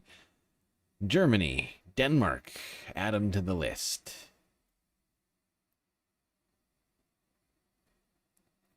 Germany's interior minister said Saturday that it has noticed an increased presence of drones over parts of the country in recent days. Describing the threat level as high, the minister said that Berlin will be adopting measures to protect itself in response. Take a listen to him earlier. We note a permanent hybrid threat. It's about sabotage and espionage. Everyone could hear in the past few days that there has been an increased use of drones over parts of Germany. Our neighboring countries are also reporting an increase in drones, with varying degrees of effectiveness. We're witnessing an armament race. an arms race between drone threats and drone defense. We must prepare ourselves for this, a race that we must not lose. And that is why we need to upgrade our technology. Well, that announcement from the German Interior Minister came just hours after Denmark made a similar claim. The Nordic country's defense ministry saying that drones were observed at several of its facilities overnight on Friday, following a series of sightings across the country earlier this week. For more on this, France 24's international affairs editor Philip Turl joins me now on set. Hi, Philip. So as for the Danish case then goes, still no news on who might be responsible. No response from anybody to say they were responsible either for the attacks in Germany, which took place in the Schleswig-Holstein state, which is pretty close to the border with Denmark, or also in Denmark, where we've seen fresh attacks overnight in several areas, notably at the Skrup Air Base and the Jutland Dragoon Regiment, and also, more importantly, this hasn't been confirmed by the Danish authorities, but by local media, that there was a sighting of drones at the Karup Air Base, which is situated in the centre of the country. This is the main air base in Denmark, the biggest military air base, and that's why the authorities are being a bit tight-lipped about it, but the reports from local authorities say that there were drones both inside and outside of that air base. But still, no claim of responsibility from anybody for these drone attacks. That hasn't stopped the authorities in both Germany, as we've just been hearing, and also in Denmark from pointing the finger indirectly at the Russians. The Prime Minister of Denmark, Mette Frederiksen, said Denmark had been a victim of hybrid attacks, which he said could then multiply. But she said the one main country that poses a threat to Europe's security is, of course, Russia. Okay. Well, there you have it.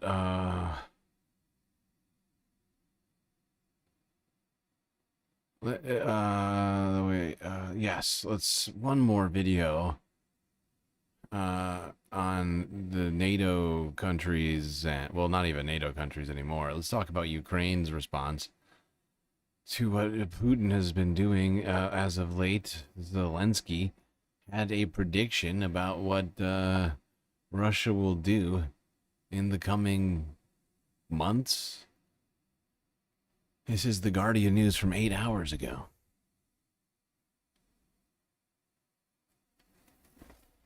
Putin won't wait until the end of the war in Ukraine. He will open another door. No one knows what that door is. No one knows for sure where the door is. But one thing is for certain. He wants to do it.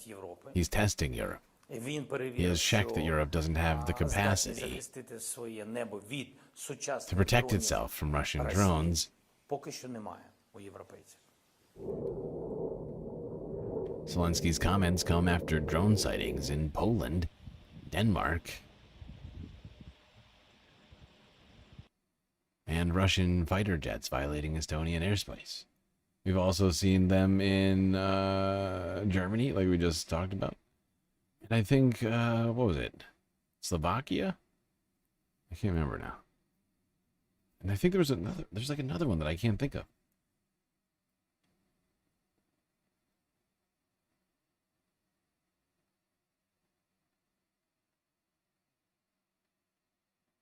Was Denmark part of the USSR? I don't think he was ever part of the USSR. No. I could be wrong. I don't think it's, I'm fairly certain.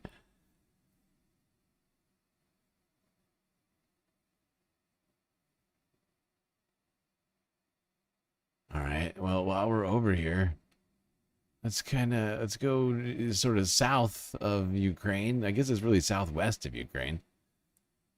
Right? Yeah. Let's go to Moldova, a place with a complicated past, who's preparing for parliamentary elections today, Sunday. Here is TRT World from 19 hours ago.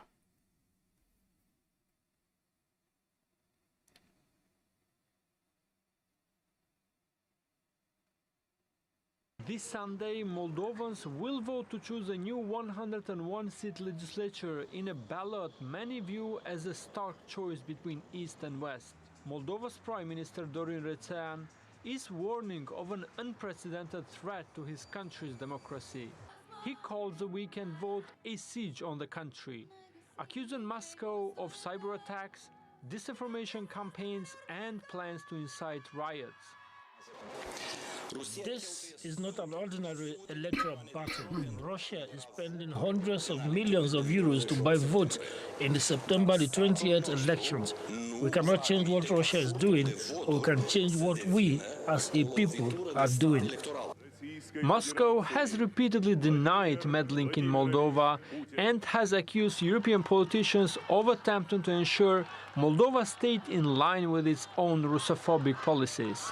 Opposition voices argue foreign influence cuts both ways. Absolutely no one should intervene in the electoral process in Moldova. But this approach must not be a selective one. By the way, no one from Russia came here in Moldova to speak from tribunes or to deliver some kind of messages, whereas from European structures we saw a suite of them.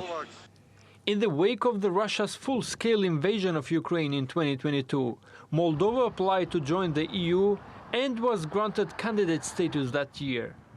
Brussels agreed to open accession negotiations last year. Russia-friendly opposition Patriotic Electoral Bloc is calling for neutrality. Moldova must have good relations with everybody, both with the EU and Russia and countries in the region. Now, part of the thing with Moldova, if people aren't familiar with it, is that it's sort of a divided country, right? Part of it, part of Moldova, effectively sees itself as being part of Russia, informally, whereas the other part of Moldova would prefer to be part of the EU. But it's on the west, like the southwest side of Ukraine.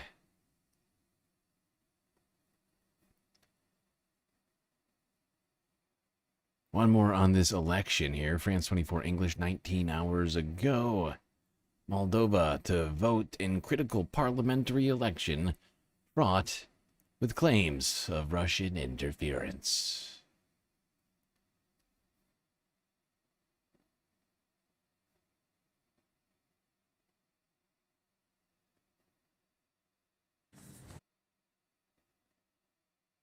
Nadia Yvette Chambers of the Sweet Super Chat. Gulf of Tonkin 2.0 in my not so honest opinion. What it was, IMNSHO. World War III to save the economy. Yes. Fuck yeah!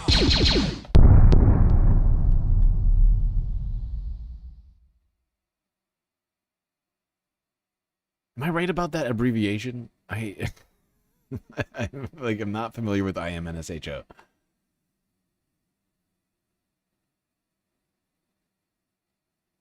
Behind these trees, Russian soldiers monitor crossings into Transnistria. The self-proclaimed republic is just a few kilometers away.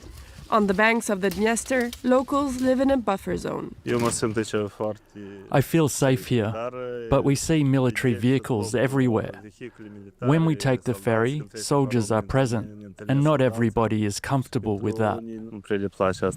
Transnistria, led by pro-Russian separatist authorities, declared independence in 1990, sparking a deadly conflict. And that's the part of Moldova that I was talking about. That's actually the part that's closest to Ukraine.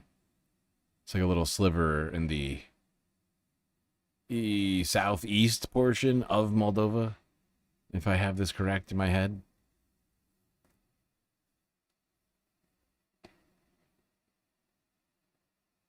Village residents fought to avoid falling under Moscow's control.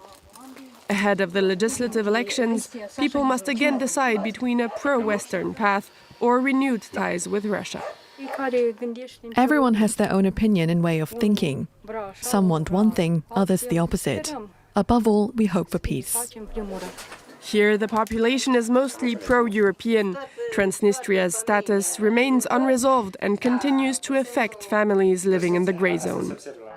Administratively, it's very complicated. We belong to everyone and no one at the same time. We remain in a conflict zone. Half of Dnistry is ours, the other half is not.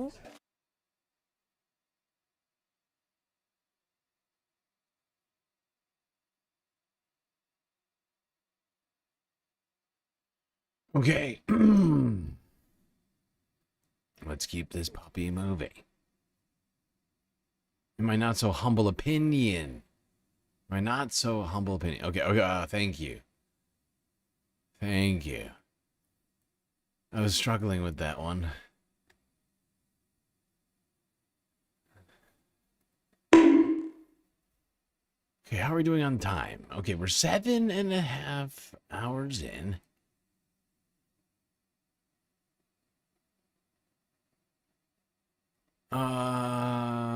This might be a good time for us to take a break.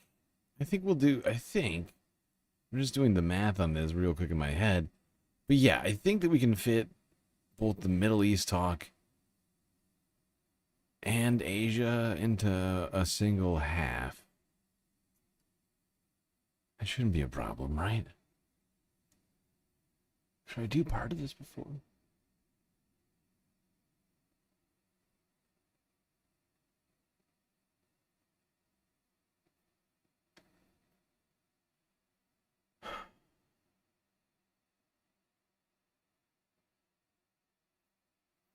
I think we're fine. Yeah. We can take a quick break here, and we'll be right back after these brief messages. Immediately, if not sooner.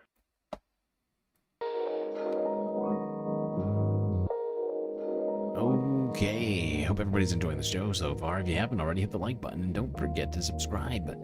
Hit that bell icon too so that you can get the latest notifications from GNN. While you're at it, do consider contributing to the Galactic News Network, as you are completely funded by viewers like you. Lots of great ways, of course, for you to show your support.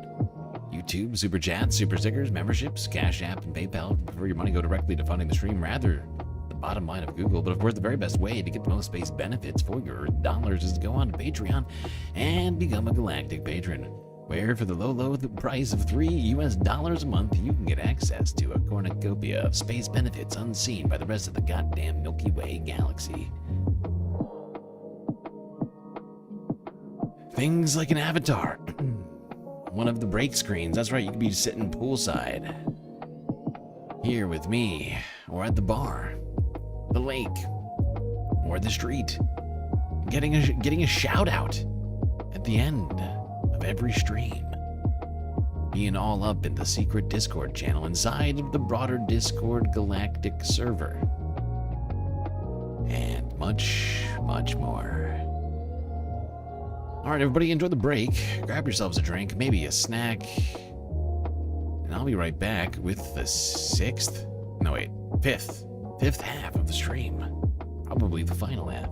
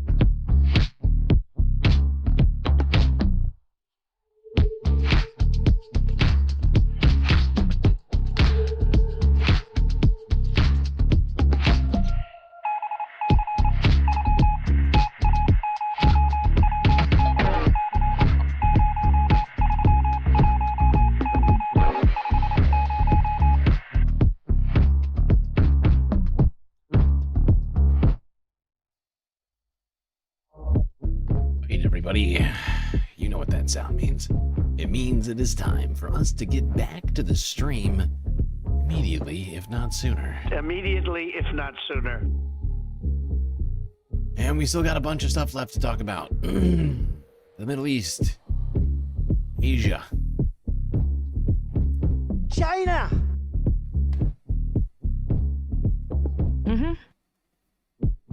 Okay, get back in those seats, Space Fams. Otherwise, you're gonna miss the beginning of the fifth and final half.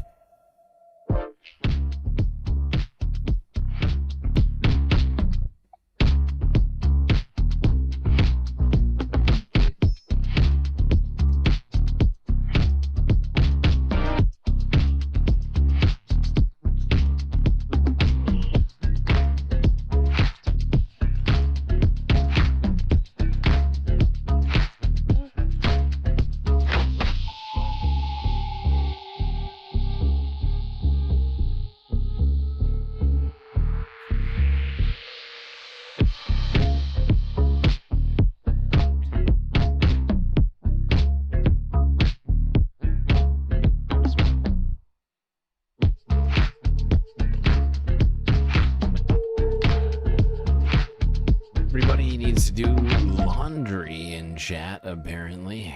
I too need to do laundry. But I've run out of quarters, and I've run out of money. So it's a problem. It's become a serious problem, very suddenly.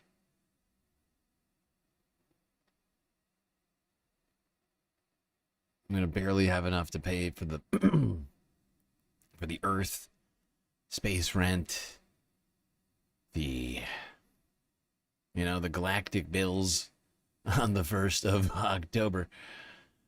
And I guess I'm just gonna have to wear the same clothes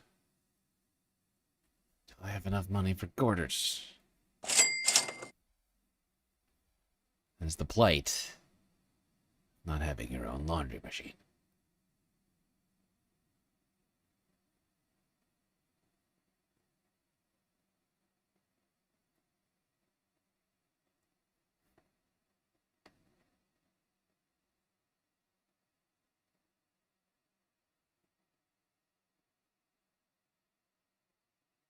Okay. To the Middle East. What do you say? Started off with Democracy Now! 13 hours ago.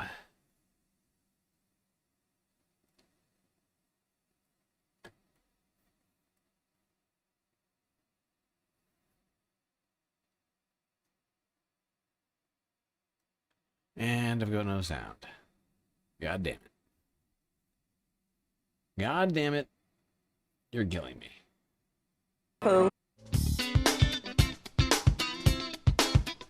I'm Amy Goodman. This is Democracy Now! Inside the United Nations today, Israeli Prime Minister Benjamin Netanyahu gave his address to the UN General Assembly. This is a part of what he said. The final elements, the final remnants of Hamas are holed up in Gaza City.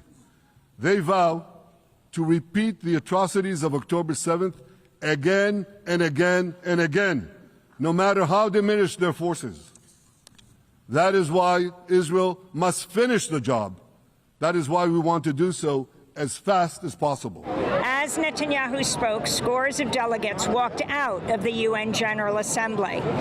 This week, Western countries like Britain and Australia, France, Portugal, Canada, Belgium, and others joined more than 150 other countries in recognizing the state of Palestine.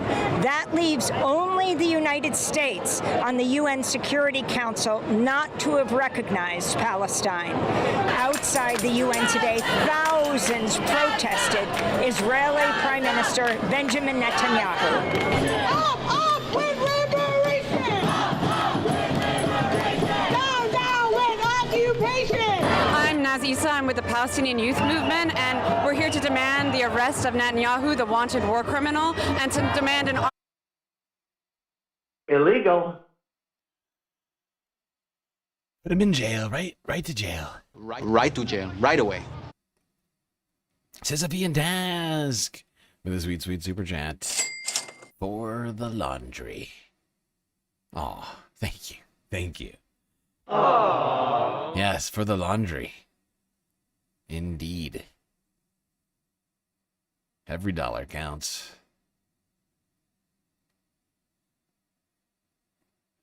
It's very sweet of you.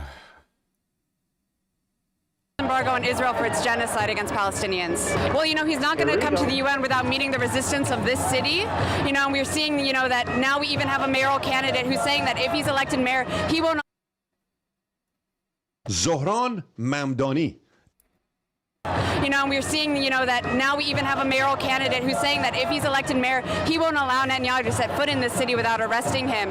And so we're seeing the growing international isolation of Netanyahu, his bloc, and Israel, and that's what we're here to solidify. Symbolic rejection of Netanyahu isn't enough. Turning their backs on Netanyahu isn't enough. They need to take action as member states of the United Nations and impose real sanctions, an arms embargo, and a trade embargo on Israel. My name is Reed Brody. I'm an international war crimes prosecutor. Benjamin Netanyahu. Damn, we got an international war crimes prosecutor in the crowd. Fascinating. Just looks like a normal dude.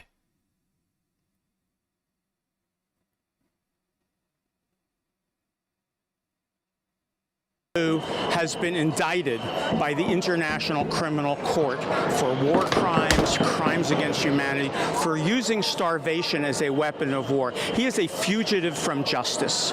States that are parties to the ICC have a duty to arrest him, and even states like the United States, which aren't parties, have a duty to arrest war criminals. The United States is complicit in the war crimes being committed in Israel. The bombs that are being used to destroy Palestinian homes and schools and houses are American bombs. The campaign of extermination that Israel is carrying out is being done with American political support. The United States should be arresting him, not faking him. My name is Nida Lafi. I'm a member of the Palestinian Youth Movement, and I'm here with the thousands of people to say, Netanyahu should not be at the UNGA. Actually, he should be tried for his crimes at The Hague. We're all here the same way we have been for the past 2 years, demanding that governments and leaders take real action to end the genocide that has only escalated, right? For it to have reached this level of atrocities and for him to still have a spot at the UNGA is absolutely egregious. And that's why I think now more than ever, people are more agitated, people are more angry. I mean, we see in Italy, millions of people have gone on strike, right? And here the streets are filled with thousands of people when Netanyahu's room, when he was speaking to the UNGA, was mostly empty.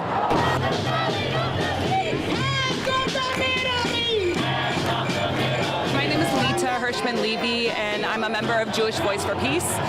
I'm disgusted that our country would allow this war criminal here. There is no reason for him to be here. He should be locked up. He should not have any power as far as I'm concerned. He is a war criminal. He is perpetuating and creating a genocide in Gaza. He is murdering thousands of Palestinians. This is not in the name of Jewish safety. It goes against everything that Judaism stands for. I'm horrified that this is happening in my name as a Jewish person. I'm the descendant of Holocaust survivors. My grandparents were Holocaust survivors. He is not welcome here. He is a war criminal, and this has to end. Palestine needs to be free, liberated, with the right to return home.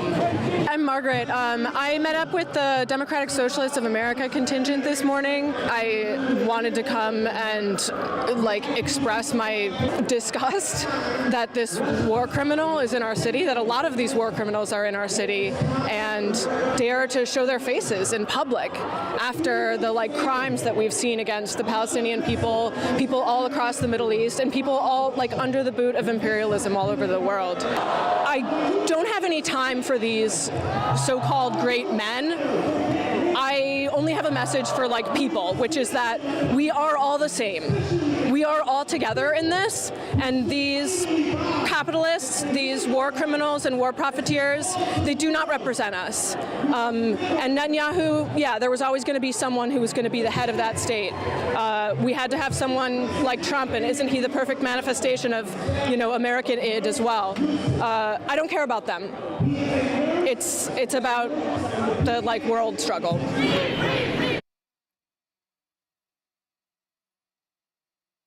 Okay. Well, there you go. Amy Goodman on the streets of New York, talking to the people. The people protesting. Benjamin Netanyahu being in the city.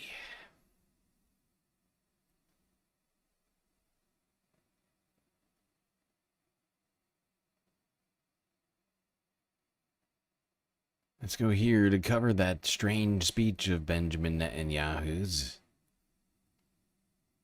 People did walk out, but he continued talking. Jessica, good to hear from you as always. Jessica Missouri, our correspondent in New York. Let's bring in Aaron David Miller, Senior Fellow at the Carnegie Endowment for International Peace and former State Department Middle East analyst and negotiator in both Republican and Democratic administrations. Great to have you on the programme this evening, Aaron. A number of things have happened during that and after as well. President Trump having a kind of doorstep moment with reporters saying, I think we got a deal in Gaza. Didn't elaborate too much, perhaps not surprisingly. What was your take, not just on the speech itself, but the kind of choreographed moment, having the speakers on the Israeli-Gaza border as well? The speech was, first of all, Benjamin Netanyahu fashions himself in international statement. He prides himself in his capacity to articulate. He's been extremely effective. I remember one of my former bosses, Madeleine Albright, described him as the American Newt Gingrich. A prime minister can be very persuasive in English and in Hebrew, and he laid out his case. I don't think there was any expectations on his part that this would be received well, let alone warmly. You saw that from the walkout. A few jeers here and there. Look, the speech was fine in terms of what he wanted to accomplish, to tell, quote unquote, his version of the truth. The only thing that matters, frankly, is his capacity to persuade a constituency of one.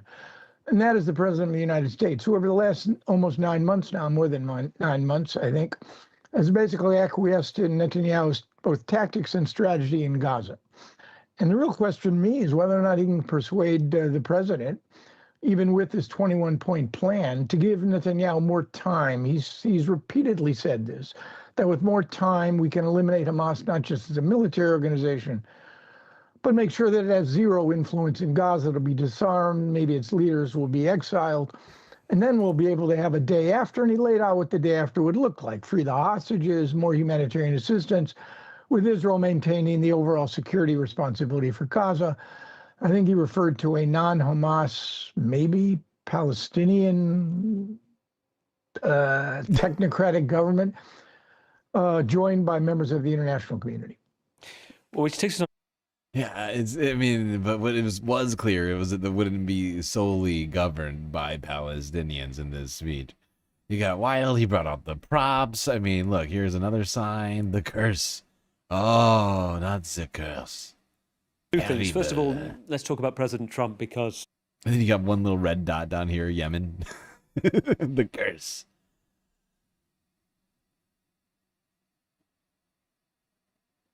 If we go back 24 hours where he talked about in his speech, and remember, a point that you've just made, it's as capricious as we talk about the President Trump can be and the different types of people he can be influenced by. He was sitting with President Erdogan, who was a word in the ear, the first time in 6 years that those two had sat down together. And we know his views against Benjamin Netanyahu and against the continuing conflict in Gaza. And President Trump told reporters he would not allow the continuation, annexation of the West Bank. And I just wonder, your point to the fact that he's had a welcome audience, Benjamin Netanyahu, with President Trump before, do you sense that's changing? It's really hard to say. Immediately, if not this particular sooner. President. Look Honestly, at his it's not about hard to face say. of that. I don't fact, think what it is with respect to Vladimir Putin. and you shut up, sir.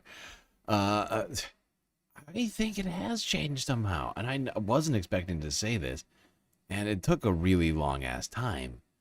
I do actually think that somehow Donald Trump has maybe shifted slightly on this thing. He's saying that, I mean, he said earlier this week, it was like Thursday or Wednesday or something, he was like, I won't let Benjamin Netanyahu annex the West Bank.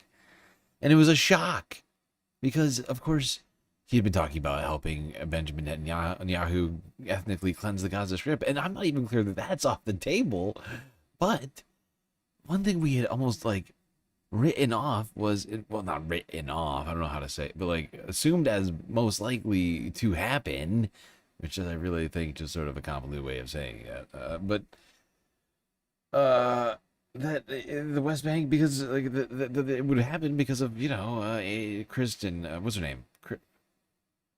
God, I can't think of her name now. The Adelsons, right? Miriam Adelson, you know, giving them all that money and putting in a bunch of people who believe that the West Bank is Israel in the government, you know, calling it Judean Samaria. People like Mike Huckabee, you know, it has been a while since we talked about her, but Elise Stefanik, among all these other sort of clearly Christian, like like Zionist types littered through the government.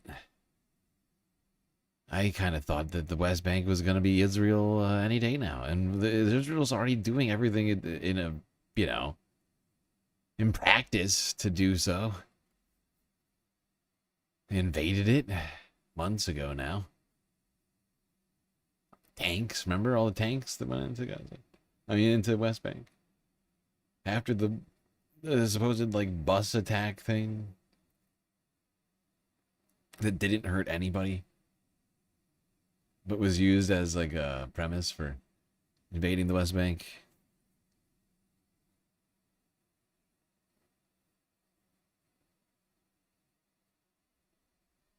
Exactly. I mean, in practice, it's basically already annexed. Israel controls the whole thing at this point. There are like tiny pockets of Palestinian land where people are trying to fend off settlers and the IDF.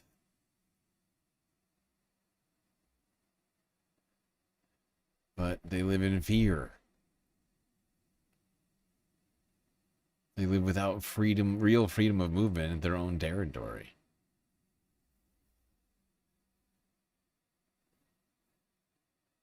Okay, let's go here. This was quite a story, which maybe not everybody heard.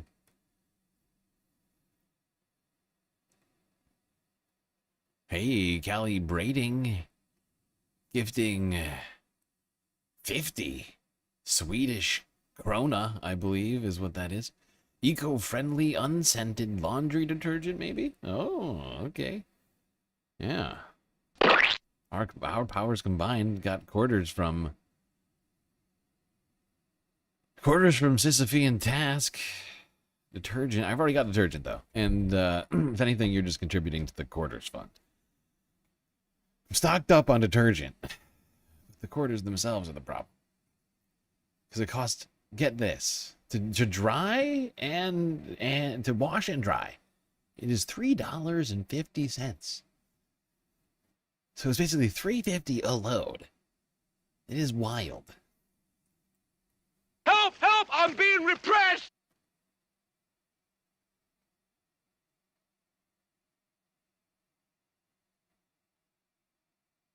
But with those two, both of those laundry-based super chats, gets me 2 loads, which is great, because that's more loads than I have right now, and an extra $1 on top of that, although technically YouTube's going to take part of that. Damn you, YouTube. Why doth thou steal from me and the space fams?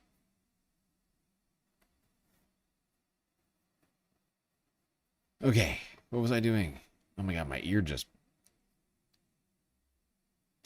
doing some sort of like tinnitus thing right now. Stop ringing. Okay. Ma. Okay. Democracy. Now, wait, no. Al Jazeera English 2 days ago. Microsoft ends Israeli military contract and disallows use of AI and data services for its mass surveillance of Palestinians. That's right. No more Microsoft Cloud Services for you, IDF. Illegal. Some breaking news for you now. Microsoft has stopped Israel's military from using some of its technology for its mass surveillance program. The army's spy agency uses the software to monitor millions of calls made each day by Palestinians in Gaza and the occupied West Bank. We can get more on this now from Shihab Ratansi, who's in Washington, D.C. for us, and give us a little more on the detail on this, Shihab.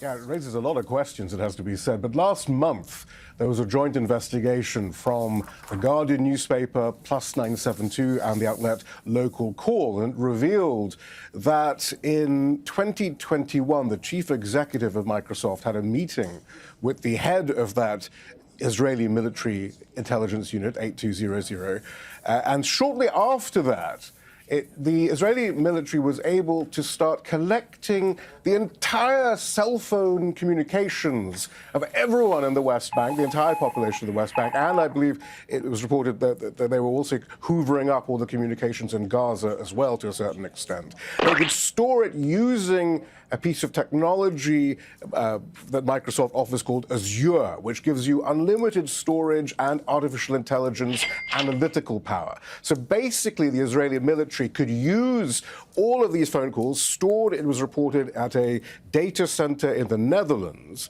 They could just go through it, replay cell phone calls, replay all the information for military intelligence, which they would then use for their military operations. Shortly after that article was published, Microsoft announced it was holding an internal review. It was also reported, though, that the Israeli military had removed all of that data from that data center in the Netherlands. And now we have the Microsoft vice president and chair saying that they're no longer giving this particular service to the Israelis. So maybe some services are still available. It's not clear, is it? But it is at least something of a shift from Microsoft. I'm not sure I'm prepared to have them taken off the BDS list, but maybe off of the naughty list, or whatever. I don't know. We'll keep up with that. Let's go here. Back to democracy now. Talk about the Samud flotilla, which has been in the news all week as well. Boy, it's been a crazy week. This is Democracy Now!, democracynow.org, the War and Peace Report. I'm Amy Goodman with Nermeen Sheikh. Spain and Italy are sending naval vessels to protect the Gaza-bound global Samud flotilla after activists said that drones repeatedly attacked their boats near Greece on Wednesday. In a statement, the flotilla organizers said, quote, multiple drones, unidentified objects dropped, communications jammed, and explosions heard from a number of boats. Activists also said the strikes on Wednesday marked the 7th attack on the flotilla. The global Samud flotilla set sail after Israel blocked 2 earlier attempts by activists to reach Gaza by sea. Passengers aboard the flotilla, there are many boats, include the Swedish activist Greta Thunberg and Nelson Mandela's grandson, the South African MP Mandla Mandela. We're going now to the flotilla to speak with David Adler, the co-general coordinator of the Progressive International. He has a new piece in The Guardian headlined, "We are sailing to Gaza. Here's why." David, we see your hair blowing. We see you're on the ship. Can you explain what has taken place for people who haven't followed this flotilla? What is it, and the significance of Italy and Spain sending their naval ships to protect you?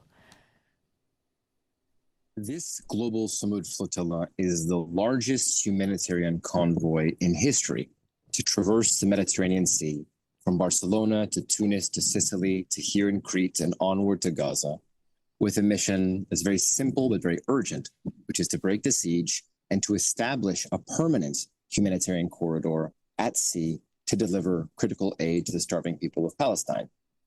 It is not an exaggeration, Amy, to say that this unprecedented mission, whose vessels number greater than the sum of all previous efforts from 2008 forward, of Freedom Flotilla and its affiliates to try to reach Gaza, has faced bureaucratic sabotage, has suffered from drone attacks in the port of Tunis when we were on the boats and we were attacked with incendiary devices. But most terrifyingly, just here at sea before we entered near to Crete was 2 nights ago, when for several hours there were a bombardment.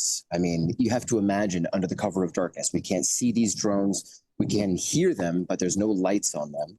And all we can hear are the sounds of explosions.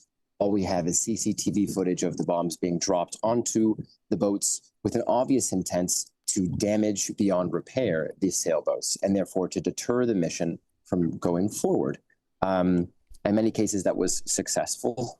Some of the boats were damaged on repair and others were able to repair them. I think there's one little detail that your listeners and your viewers might be interested in, which is as they're deploying this illegal, deeply criminal act of violence against a civilian humanitarian mission like ours, they also jammed our communication channels with what? With ABBA, with Let's Lay Your Love on Me, which of course is a reference, a not so subtle reference, to the Swedish activist aboard Greta Thunberg, as you mentioned in the introduction to the segment, Amy. So it is in the wake of those really terrifying attacks that kept us up all night and put our lives at risk that we put out a message to the world, in particular a message to the governments of the Mediterranean, not just to send a declaration instead of or in recognition of our diplomatic, our humanitarian ambitions, to join us, to send boats that can not just protect our lives, but can ensure the success of our mission, which is an infrastructural one, is to set up a new corridor to reach the people of Gaza when the points on land have been so famously, so infamously blocked from access. How many boats are there, David? Right now, we're about 40 boats that have joined together from the 3 fleets, Barcelona, Tunis, or the Maghreb fleet, and the Italian fleet, and we're meeting 6 more boats that are now coming from Greece. We should be between 40 and 50 boats. Again, an unprecedented number of humanitarian vessels that is now setting sail on the final leg to reach the shores of Gaza. David, you're breaking up a little, so we're going to fix that sound. And while we do, we're going to go to who you just referenced, the Swedish climate activist Greta Thunberg. This is Greta speaking when the flotilla stopped in Tunisia. The messages we have to Palestinians in Gaza are many. First, that I'm absolutely disgusted and appalled to live in a world where our people in power every day are betraying Palestinians, and how there are so many people who can seemingly just accept the extreme injustice and the mass slaughtering of people without doing anything. So for that, I am heartbroken, and this is not about me or my feelings at all, but I'm heartbroken to live in that world. What is happening now, for example, in Gaza City should not come as a surprise, because Israel have been very clear from the beginning that this is their intent. They have genocidal intent, that they want to take over the Gaza Strip, which is such a serious war crime. Illegal. And the world has not listened. Right now, people are more and more waking up, but at what cost? What is happening is, of course, an attack on Palestinians, the Palestinian identity, and the Palestinian nation, and all the countless of people whose suffering is being reduced to numbers and UN resolutions. This is also an attack on humanity, on international law, on every sense of humanity we have left. And that is a huge, huge risk. Of course, all right, risk is not the right word. It is a threat to everything we hold dear. What we are claiming to do is to act in line with international law. We are hearing the calls from Palestinians who are urging the people of the world to step up, to end our complicity, and we are doing a very small part of that, the bare minimum, to act to uphold international law, human rights. Any risk we could be subjected to is, of course, nothing to what Palestinians are risking. Okay, well, there we go. That was Democracy Now! Discussing the global Samud flotilla, which has been under attack by Israel all week, endangering the lives of citizens of multiple supposedly allied nations of Israel. And Italy and Spain, of course, deploying naval ships after the latest attacks. Apparently, they felt it necessary to mobilize resources to protect their civilians after watching some of those horrifying videos that we watched here. Okay. Let's go here to Hassan Piker. Yesterday. Pressure mounting on Israel, you say?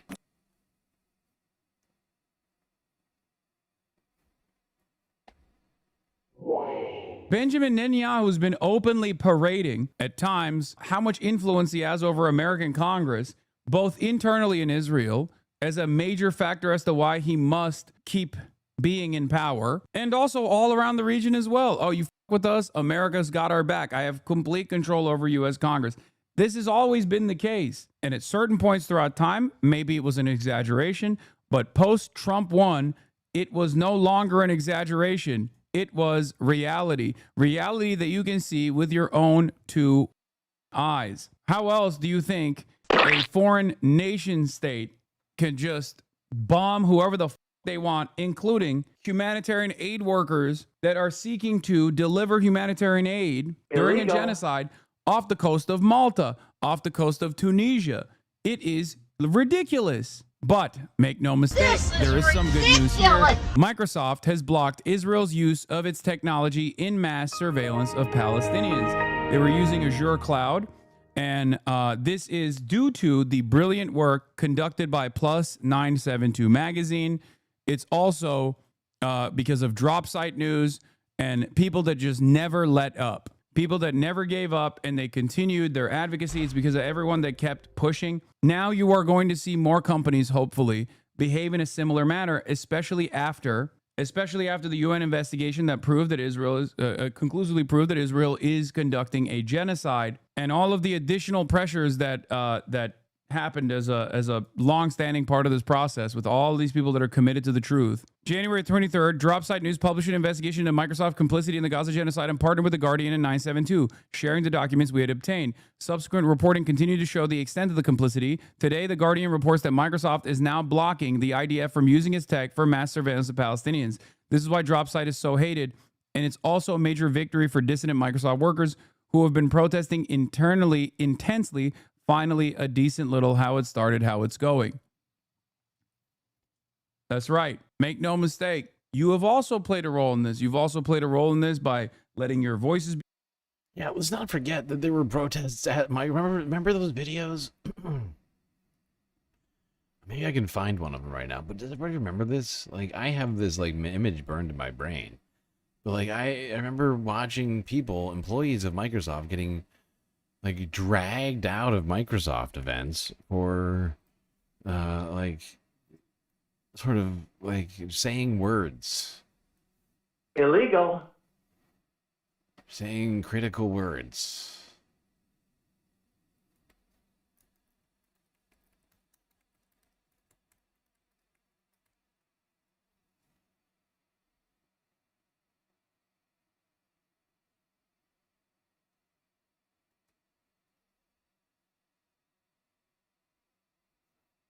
Maybe I can find it.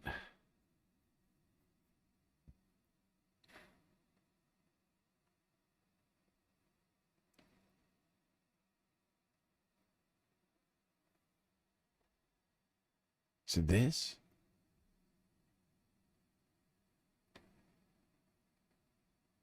Stop using AI for genocide in our region. You have blood on your hands.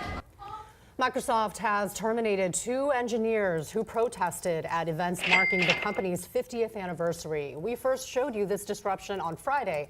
The tech giant confirmed that one was fired yesterday for what they called willful misconduct. The other offered to resign, but was instead let go immediately. The protesters claimed the Israeli military. Not willful misconduct. Awful, awful, awful. Weak, weak, weak. How dare the peasants willfully conduct themselves in a way misaligned with the vision of the company. You played a role in this by donating to Drop Site. BDS played a role in this as well. All of the brave workers at Microsoft internally that were causing a ruckus, some of which they got fired, as a matter of fact. This kind of action does have the capacity to make changes. And little by little, these kinds of things, these kinds of specks of dust inevitably create problems, long-standing problems in the cog of this genocidal machine. You might think it's irrelevant. You might think it's worthless. You might think that no one is hearing you, but your voice matters. If it didn't, they wouldn't try to stop you from speaking. And I hope that little by little, as Microsoft has led the way, when there is more discontent in other companies that are also working alongside the Israeli state's genocidal actions, you will see more and more companies also dropping Israel in the same way, making it harder for them to literally do a genocide on the ground. Now you got the flotilla that has grown in numbers this time around, where you have embargoes taking place, Israeli media admitting that the embargoes are working. The reality is the result of three factors, Israel Hayom says. First, the intense war that has lasted 2 years, during which IDF consumed an exceptional amount of material, ammunition, and spare parts, far beyond its original planning. Second, embargoes imposed by various countries on the sale of arms and parts to Israel, part of their criticism of the ongoing campaign in Gaza. And third, the relatively long time needed to open alternative production lines in Israel's defense industries. This is why whenever people understandably feel hopeless, I kept saying, it does not matter. You have to maintain revolutionary optimism. These things take time. And let me tell you something. This is a lot faster than I thought this change would come. Okay? It is even faster than I imagined it. Yet another moment to maintain optimism here. Revolutionary optimism. Incredible work. I believe Denmark also divested from Israel to the tune of 25 billion, if I'm not mistaken. And UEFA members are in favor of banning Israel from European football next week, as America is desperately trying to lobby UEFA. European soccer body UEFA moves towards vote to suspend Israel. America's lobbying UEFA to make sure that this does not happen. Fucking assholes. Corrupt charlatans. Here's another great example of this. For the first time, Israeli Prime Minister's plane extends flight route to U.S., avoiding European airspace. Think about that. Think about that. All of this stuff seems marginal, but they all play a role in dismantling oppressive systems that people take for granted and have taken for granted forever. Understand this. Spain also did a full-blown weapons embargo. I don't know why that chatter was saying you got PSO'd, but it seems like that full-blown weapons embargo is in effect. This is exactly how it took place with the apartheid in South Africa, okay? I'm telling you right now, this is how it worked. The tremendous amount of pressure against the pariah state that was apartheid South Africa made it so that its own in-group, the white South Africans, realized that there is no way to sustain the apartheid structure if they wanted to be a normal part of the world for the rest of the world. Did South Africa have nukes? Yes, they did, actually. Once they realized that black people were going to take over the government, they dismantled the nuclear program, but they did have nukes. Yes. This kind of pressure also matters in the sense that even it causes even Trump to say stuff like, it's been enough, it's time to stop now. As Nelson Mandela said, it always seems impossible until it's not. Something along those lines. I'm paraphrasing. Israel is also clearly panicking about the Sumud flotilla, by the way. Israel's panicking about the Sumud flotilla. Americans don't realize how much of a crisis this is.